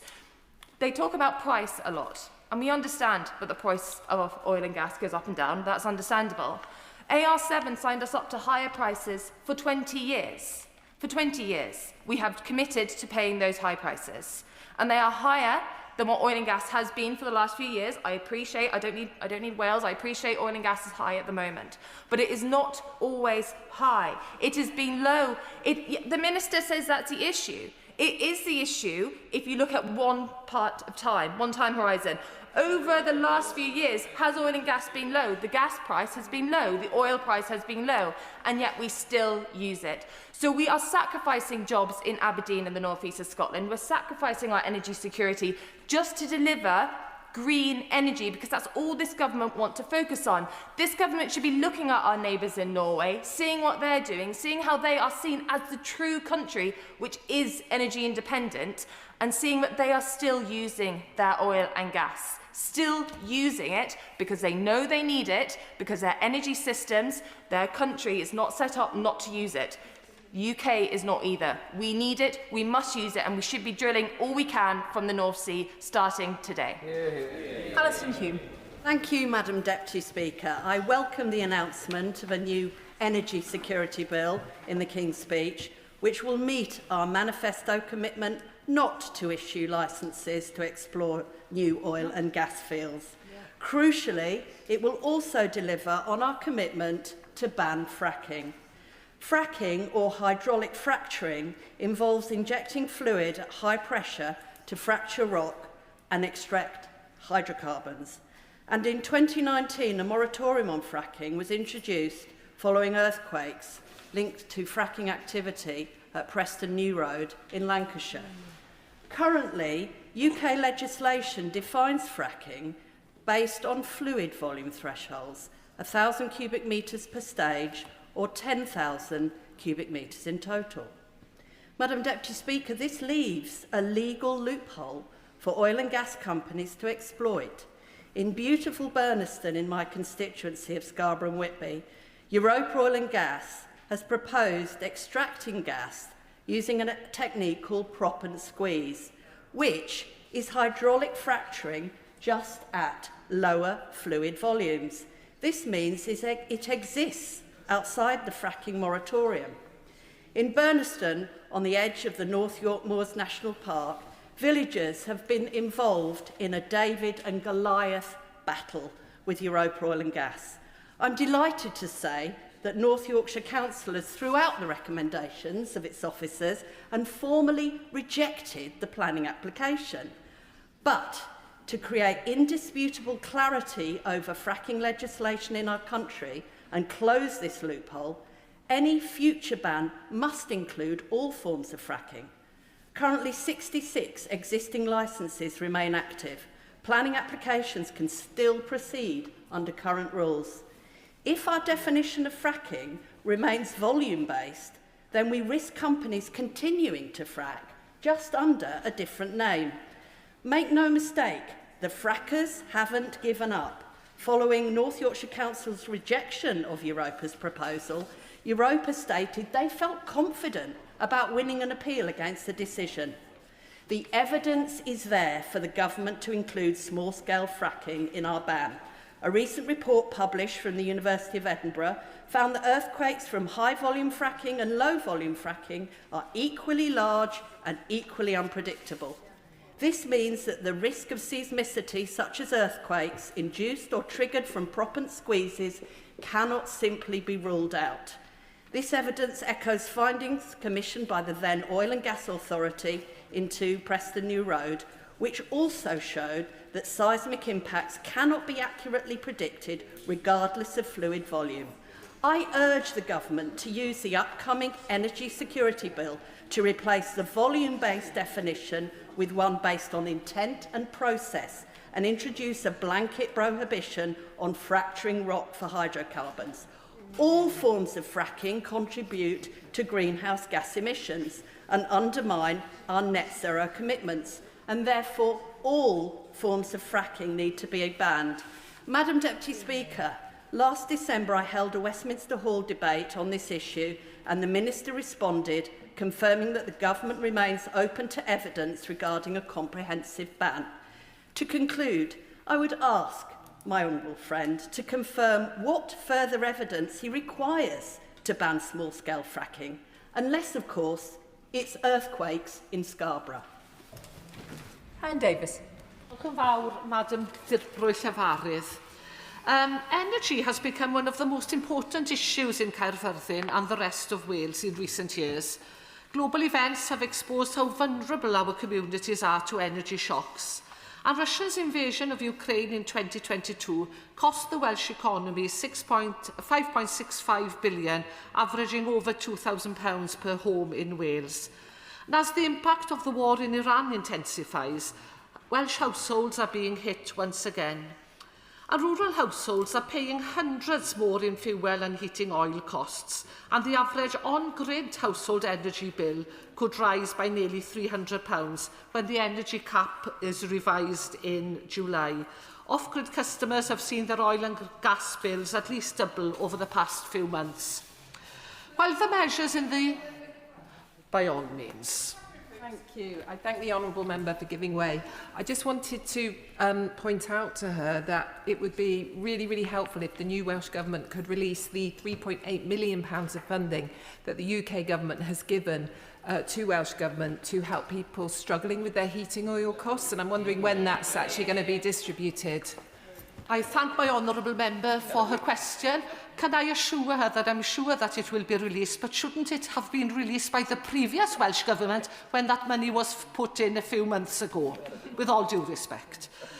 Whilst the measures in the King's speech sets out steps to reduce energy costs, they do not get to grips with the fundamental unfairness of our system. People in Wales pay some of the highest standing charges in the UK, despite average salaries being lower than the UK average. This is unsustainable and action needs to be taken. Despite being an energy-rich nation, Wales is unable to make the most of our abundant natural wealth. This is simply due to the lack of control over them. Plaid Cymru is clear. It is for the people of Wales to control and benefit from our natural resources. This extractive economy model must cease. And money generated from our wind and sea power should be kept and shared within local communities. The Crown Estate must be devolved to Wales as it is already in Scotland. And following the Senedd election, a majority of parties in the Welsh Parliament, including the Plaid Cymru Welsh Government, are calling for devolution of the Crown Estate, as well as every single local authority in Wales. The case and democratic mandate are inarguable. We have immense natural resources, including wind and tidal power, which are not being fully utilised. And electricity generation in Wales has fallen by almost 50% since its 2016 peak, as growth in renewable capacity has not kept in pace with a drop in generation from coal and nuclear. If we are to strengthen our energy security, we need to see the government and developers working with the needs of communities to deliver investment in renewables. We need to see in a sustainable and fair way, with an emphasis on offshore wind and community-led onshore developments. And developers need to be totally transparent in costs and how their investment is being funded. The King's Speech does include the new coal licensing ban, which is welcome. However, as I've raised before in Parliament, the proposed ban in its current form does not guarantee the prevention of commercial extraction of coal from coal tips. The government should bring measures forward to close this loophole so that companies can never profit from the over 2,500 tips we have in Wales, which contain millions of tonnes of coal between them. In addition, Westminster must also provide justice for our valley and coal mining communities by fully funding the remediation of coal tips in Wales, which are the legacy of our pre-devolution industrial past. The price tag is estimated at 600 million. However, the UK government has only committed around 143 million. We needed a King's Speech that addressed the unfairness at the heart of Wales's energy system. For a country so rich in energy and potential,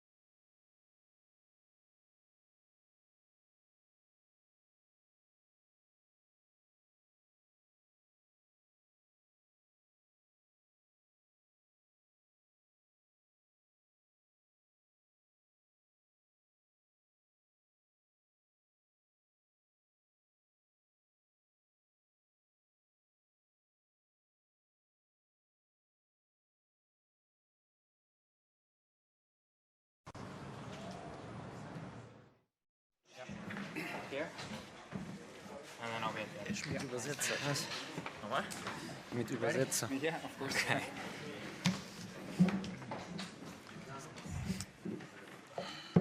All right, I think we're ready to start. Good afternoon, everyone. Welcome to the Matchday -1 press conference for the 2026 UEFA Europa League final in Istanbul for Freiburg.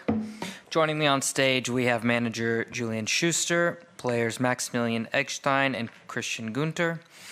We have simultaneous translations in English, German, and Turkish. So please ask a question in one of those languages. And finally, please state your name and media before asking a question with the microphone. What we're going to do is we're going to do the players first. So we'll take questions for the players first, and then we'll go on to the manager afterwards. Sasha, go ahead. Ja, vielen Dank. Grüßt euch zur Sportclub-Pressekonferenz hier in Istanbul. Wir freuen uns sehr, dass ihr da seid und wir freuen uns sehr, dass wir da sind. Und eigentlich ist alles gesagt. Wir starten mit den Fragen an Christian Günther und an Maxi Eggestein. Und wir starten mit Dennis Bayer für Sky in der 3. Reihe. Servus zusammen. Günni, du bist jetzt schon so lange in diesem Verein, du hast so viel mit dem SC Freiburg erlebt. Gib uns mal einen Einblick in dein Seelenleben, wie es jetzt so ist, so kurz vor dem Spiel. Ja, ich glaube, sehr, sehr besonderer Moment.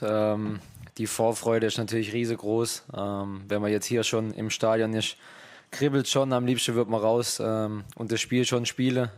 Jetzt werden wir gleich trainieren. Und dann morgen, ja, ist ein ganz, ganz besonderer Tag, glaube ich, für uns als Mannschaft und für den Verein. Ja, wir freuen uns einfach und wollen natürlich schlussendlich auch das Ding in die Höhe halten.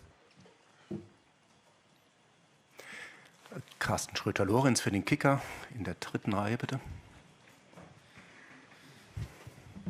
Ja, Maxi, für dich sicherlich auch was Besonderes. Kannst auch gerne mal sagen, was so dieser Ort hier mit dem Stadion, man kann den Bosporus, man kann das Wasser sehen in so einer pulsierenden Metropole. Habt ihr schon irgendwas mitbekommen? Habt ihr auf der Anfahrt irgendwelche Freiburg- oder auch Aston Villa-Fans gesehen? Was hältst du von dem Atmosphärischen? Und dann die zweite Frage, hast du am Freitagabend auch Premier League geschaut? Hast du Aston Villa selber vorbereitet und wie habt ihr sie intern jetzt mit dem Trainerstab vorbereitet? Auf was müsst ihr am meisten achten? Ich fange mit der zweiten Frage an. Also ja, ich habe Premier League am Freitag geschaut. War ein sehr interessantes Spiel. Aston Villa, so wie man sie kennt, sehr abgezockt. Ich finde über viele Phasen einfach eine sehr erfahrene Mannschaft. Man sieht, sie haben Spieler mit individueller Klasse, sie haben auch viele Spieler, die sehr reif sind, die das Spiel sehr gut verstehen. Sie verstehen die einzelnen Phasen des Spiels sehr gut. Und da wissen wir auf jeden Fall, was morgen auf uns zukommt. Zusammen haben wir sie auch schon größtenteils, noch nicht alles, aber größtenteils vorbereitet. Ja, hat sich mit meiner eigenen Analyse gedeckt. Und ja, zur ersten Frage. Wir sind durch die Stadt angereist zum Hotel. Viele Fans schon gesehen, überwiegend Freiburg-Fans tatsächlich. Und ja, man merkt, dass in der Stadt einiges los ist. Wir sind noch nicht so lange da, aber ja, ein bisschen was haben wir gesehen. Eine sehr pulsierende Stadt und ich glaube, ein schöner Ort, um ein Finale zu spielen.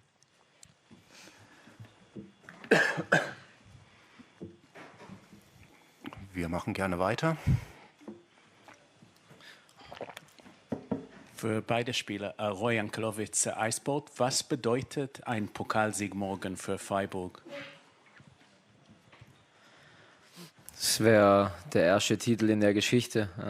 Ich glaube, was ganz, ganz Besonderes. Ja, wir werden alles dafür tun, um ja, uns diesen Traum irgendwo zu erfüllen.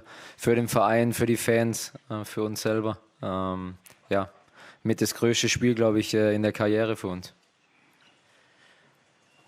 Ja, ich kann mich nur anschließen. Also wir waren vor ein paar Jahren mal nah dran an einem Titel, haben es leider nicht geschafft und ja, wie Günni gesagt hat, es wäre der erste Titel für den Verein, für viele von uns auch der erste Titel und man kriegt in seiner Karriere, glaube ich, nicht so häufig die Möglichkeit, einen Titel gewinnen zu können und deswegen ist das einmalig und die Chance wollen wir nutzen. Für die Badische Zeitung David Weigand. Frage an dich, Günni, und dich, Maxi. Ihr wart dabei vor ein paar Jahren, als ihr im Europaparkstadion gegen West Ham gewonnen habt.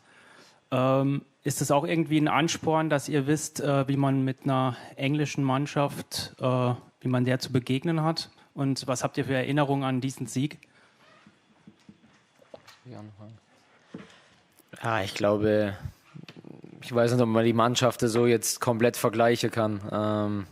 Ich glaube, was vielleicht ähnlich ist, dass sie einem immer wieder das Gefühl geben im Spiel, ja, sie lassen einem auch mal den Ball und das stört sie wenig und können dann aus wenig viel machen und lassen nicht so viel zu. Ich glaube, das ähnelt die beiden Mannschaften ein Stück weit.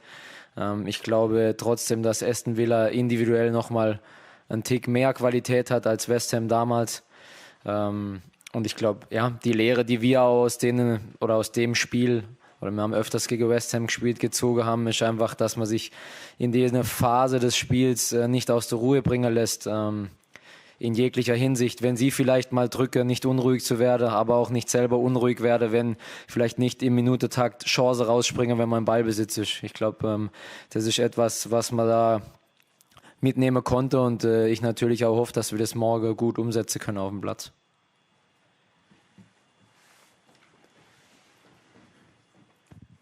Good evening, Alexander Remy, Focus Sport. Is it okay to ask in English for you?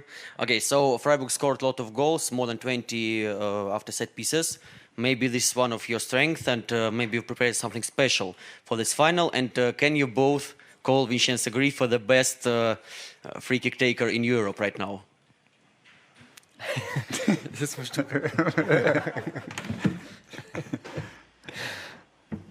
Wenn Sie mir versprechen, dass er die Pressekonferenz nicht sieht, dann würde ich das sagen. Aber so, ist, glaube ich, Vince hat einfach die Qualität, gute Bälle zu bringen. Wir haben auch noch andere in der Mannschaft, die das gut können. Und für uns als Mannschaft ist es einfach eine Riesenmöglichkeit, Tore zu erzielen, ein Spiel in unsere Richtung zu lenken. Und ich glaube, gerade in so K.O.-Spielen, vor allem im Finale, kann es natürlich helfen, ein Standardtor zu schießen. Und ja, wir sind froh, dass uns das in der Saison bisher so gut gelungen ist und hoffen, dass vielleicht morgen auch eins bei rumspringt. Carsten Schröter-Lorenz. Ja, Günni, nochmal angeknüpft an deine Antwort. Du sagst, Aston Villa hat mehr Qualität als West Ham damals. Wenn man dann sieht, vor allem bei dem 0-5 war der sehr deutlich unterlegen, dann im Rückspiel, auch bei dem Gruppenspiel in London. Warum oder wo seid ihr so viel besser geworden, dass man eben nicht von so einem klaren Ergebnis morgen ausgehen kann, wenn du ja sagst, Aston Villa ist noch eins besser? Und was wappnet euch jetzt besser eben gegen solche Mannschaften, die ja vor allem auch immer auf vielen Positionen eine hohe Athletik haben, individuelle Klasse, Tempo gehen können in verschiedenen Phasen? Ich habe gesagt, ein Tick besser vielleicht individuell. Nicht, dass sie komplett durch die Bank besser sind, aber ich glaube, auch wir als Mannschaft sind gereift. Ich glaube, wir haben uns auch jetzt über die Saison, glaube ich, vieles erarbeitet und das sind alles Punkte, die wir morgen auf den Platz bringen wollen und die uns morgen auch helfen werden. Wir haben viele Dinge an der Hand vom Trainerteam, was uns auch durch schwierige Phase im Spiel bringt. Schlussendlich geht es dann darum, dass wir das natürlich auch auf den Platz bringen. Und wie ich schon gesagt habe, einfach nicht unruhig zu werden, weil ich glaube auch damals zum Beispiel in West Ham gab es dann Phase im Spiel, da ist eigentlich nicht viel passiert. Man hatte den Ball und hatte das Gefühl, es passiert nicht viel. Und ist dann unruhig geworden, ist in Konter gelaufen. Und so ist dann, glaube ich, dieses Ergebnis zustande gekommen. Und da geht es einfach darum, im Ballbesitz oder mit dem Ballbesitz gut umzugehen, nicht nervös zu werden, auch wenn, wie gesagt, nicht im Minutentakt Chance rauskommen. Da einfach geduldig bleibe und ich glaube, der Zugriff wird eine ganz große Thematik dann auch werden morgen. Dann machen wir Thorsten Siegmund für Sport 1. Dankeschön. Ja, gerne auch eine Frage an beide. Ich habe mit ein paar Fans im Vorfeld gesprochen, habe eine Geschichte gehört, beispielsweise da trampt einer seit einer Woche, der ist jetzt gestern angekommen von Freiburg hierher. Wie geht's euch, wenn ihr solche Geschichten hört und was die Fans tatsächlich auf sich nehmen, um bei so einem Spiel dabei zu sein? Und wäre das eigentlich auch was für euch in jungen Jahren als Fans gewesen, zu trampen zu so einem Fußballspiel? Ich glaube jetzt nicht unbedingt, dass ich getrampt wäre, aber ich hätte auf jeden Fall versucht, an ein Ticket zu kommen, um morgen im Stadion zu sein. Ist natürlich total besonders, dass viele, viele Fans, glaube ich, über die ganze Saison hinweg sehr, sehr viel geopfert haben, um uns zu unterstützen. Ich glaube, für uns ist der Beruf, da überall hinzureisen, für sie ist ein Hobby oder eine Leidenschaft und dafür Urlaubstage draufgehen zu lassen und auch Tage, wo man vielleicht mit der Familie verbringen kann, das macht es für uns besonders und ist natürlich für uns ein Ansporn, alles auf den Platz zu lassen, eben auch für die ganzen Fans, weil sie auch über dieses Jahr sehr, sehr viel geopfert haben für uns und ich glaube, wir ziehen Energie daraus und werde auch für sie morgen alles geben.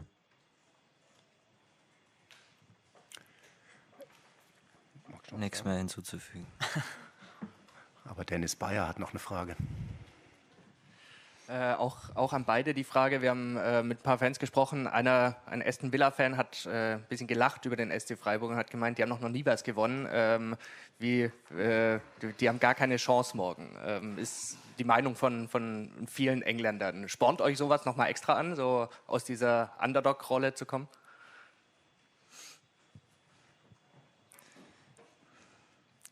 Ich glaube, uns muss niemand extra anspornen morgen für das Spiel, aber ja, ich kann mir schon vorstellen, dass sowas fällt.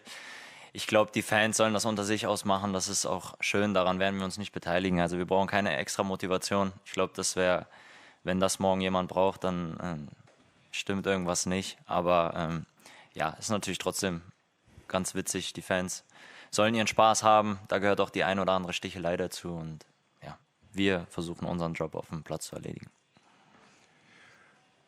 Moritz Kreilinger, Linus Urich und dann der Kollege hinten dran. Maxi, Frage an dich. Der Gegner hat sich jetzt in diesem Wettbewerb in den letzten Jahren nicht unbedingt einen großen Namen gemacht, dafür der Trainer. 3 Siege mit Sevilla, einer mit Villarreal. Er kann auch ein Finale verlieren, wie er einmal mit Arsenal gezeigt hat, aber diese 4 Siege stehen da natürlich über allem. Hat es in eurer Vorbereitung eine gesonderte Rolle gespielt, dass ihr euch irgendwie Unai Emery an sich und irgendwie seine vielleicht auch diese Finalspiele mit verschiedenen Gegnern nochmal angeschaut habt? Nein, also wir sind uns dem bewusst, dass er wahrscheinlich der erfolgreichste Trainer in diesem Wettbewerb ist. Natürlich, aber wir haben jetzt nicht gesondert nochmal Spiele von Sevilla oder das mit Arsenal angeschaut. Das hat in der Vorbereitung keine Rolle gespielt. Aber wie gesagt, wir sind uns schon bewusst, dass er diesen Wettbewerb schon häufiger gewonnen hat. Ja, hi zusammen. Ich habe gehört, dass solltet ihr gewinnen, auf dem Podium nur Platz für 23 Leute ist, oder das sind die UEFA-Regularien. Habt ihr euch schon entschieden, wer dann nicht mit drauf darf? Weil mit Staff und so sind das ja deutlich mehr Leute. Wenn man die Sorge nach dem Spiel habe, bin ich Gott froh und ich glaube, wir kriegen es auf jeden Fall gelöst. Nico Stübner von T-Online, geht auch an beide Spieler. Wir haben jetzt viel von den Fans gesprochen. Das Stadion, wenn Besiktas spielt, heißt immer, dass es eines der lautesten Stadien Europas ist. Natürlich die Frage, wie morgen beide Fanlager das dann füllen. Aber wie bereitet man sich da vielleicht auch mental drauf vor, dass es enorm laut werden kann und dass es halt mit einem Finale ja nochmal ein anderer Druck vielleicht auf euch lastet als auf einem Bundesligaspiel? Ja, natürlich wird es ein anderes Spiel sein als ein Bundesligaspiel. Mal abgesehen jetzt von der Lautstärke im Stadion. Ich glaube, beide Fanlager können auch sehr laut sein. Ich glaube, dieses mit dem lautesten Stadion der Welt oder in Europa ist eher den Fans von Besiktas geschuldet, aber trotzdem wird es morgen eine ganz besondere Stimmung sein. Unser Fanlager ist bekannt dafür, uns lautstark auswärts zu unterstützen. Das haben wir in allen Euroleague-Spielen gesehen. Wir haben es auch damals erlebt in Berlin. Es war auch eine sehr besondere Stimmung. Ich glaube, die Engländer sind auch bekannt dafür, dass sie gut Stimmung machen können. Und deswegen wird es auch ohne Besiktas-Fans, denke ich, morgen eine schöne Stimmung sein. Guten Abend, Konrad Ringleb, FAZ. Auch eine Frage an beide. Wie nehmt ihr denn die Mannschaft wahr? Und wenn ihr beide sagt, es ist so das wichtigste Spiel in eurer Laufbahn, wie geht es euch denn persönlich vor so einem Spiel? Seid ihr angespannt? Merkt ihr eine besondere Aufregung? Ja, gut, es ist natürlich was Besonderes, aber ich glaube nichtsdestotrotz, es ist ein Fokus da. Ich glaube, jeder freut sich auch auf das Spiel. Ich glaube, mir hat es vorher auch schon davon, es ist kein Nachteil, schon mal ein Finale auf jeden Fall gespielt zu haben. Natürlich haben wir es leider verloren, aber da hat man auch schon so seine Erfahrungen gemacht und da sind einige Jungs bei uns auch schon dabei. Deshalb, die Stimmung ist gut, die Vorfreude ist da. Wir sind alle heiß und freuen uns einfach, ja, wenn es losgeht und Ampfiff wird. Ja, dann müssen die Jungs gleich auf den Trainingsplatz. Machen wir noch 2 Fragen. Einmal Marcel Klein für RTL in der 2. Reihe. Thank you.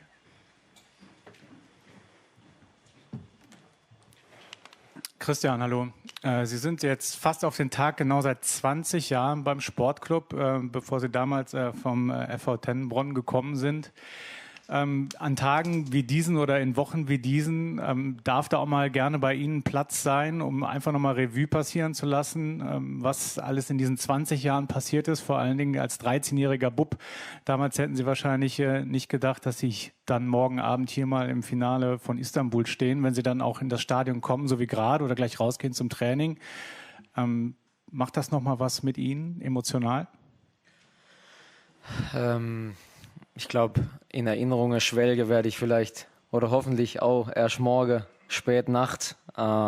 Natürlich für mich ein besonderer Weg. Natürlich auch jetzt total besonders hier zu sein mit meinem Herzensverein von Kindheitstage an. Ich glaube, das ist nicht nur für die Fans was Besonderes, sondern für mich und für die Mannschaft auch. Und wir haben sehr, sehr viel Schweiß da reingesteckt, um hier zu stehen. Aber wie gerade schon gesagt, ab morgen Nacht kann ich oder irgendwie schwelge in Erinnerungen. Bis dahin ist der volle Fokus einfach auf dieses Spiel. Und wir werden wirklich alles dafür tun, um den Titel zu holen. Und die letzte Spielerfrage stellt Max Wöhr für den SWR. Hi, servus. Günni, an dich eine Frage. Es ist ja recht normal, würde ich sagen, am Donnerstag, am Freitag zu einem Bundesligaspiel abzureisen, sich von der Familie zu verabschieden. Wie verabschiedet sich die Familie Günther von Papa Günther oder vom Ehemann Christian Günther? Gibt es da irgendwelche Unterschiede? Es war jetzt kein großer Unterschied. Meine Tochter hat mir im Kindergarten noch kurz hinterhergerufen, schieß ein Tor. Und ansonsten habe ich sie umarmt, wie immer. Meine Frau wird hier sein. Ich glaube, es war eine Verabschiedung wie sonst auch. Ich glaube, für Kinder spielt es jetzt keine so große Rolle, ob es Bundesliga ist oder meine Tochter weiß, man kann einen Pokal gewinnen.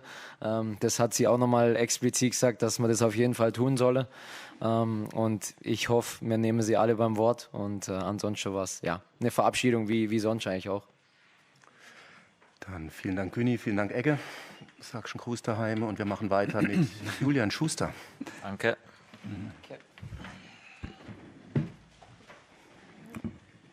Wer mag Julian eine Frage stellen? Carsten Schröter-Lorenz. Ich muss auch zum Training, gell? Wie bitte? Ich muss auch zum Training. Das heißt nur, dass du das hältst dich kurz. Aber fangen wir mal an, ja.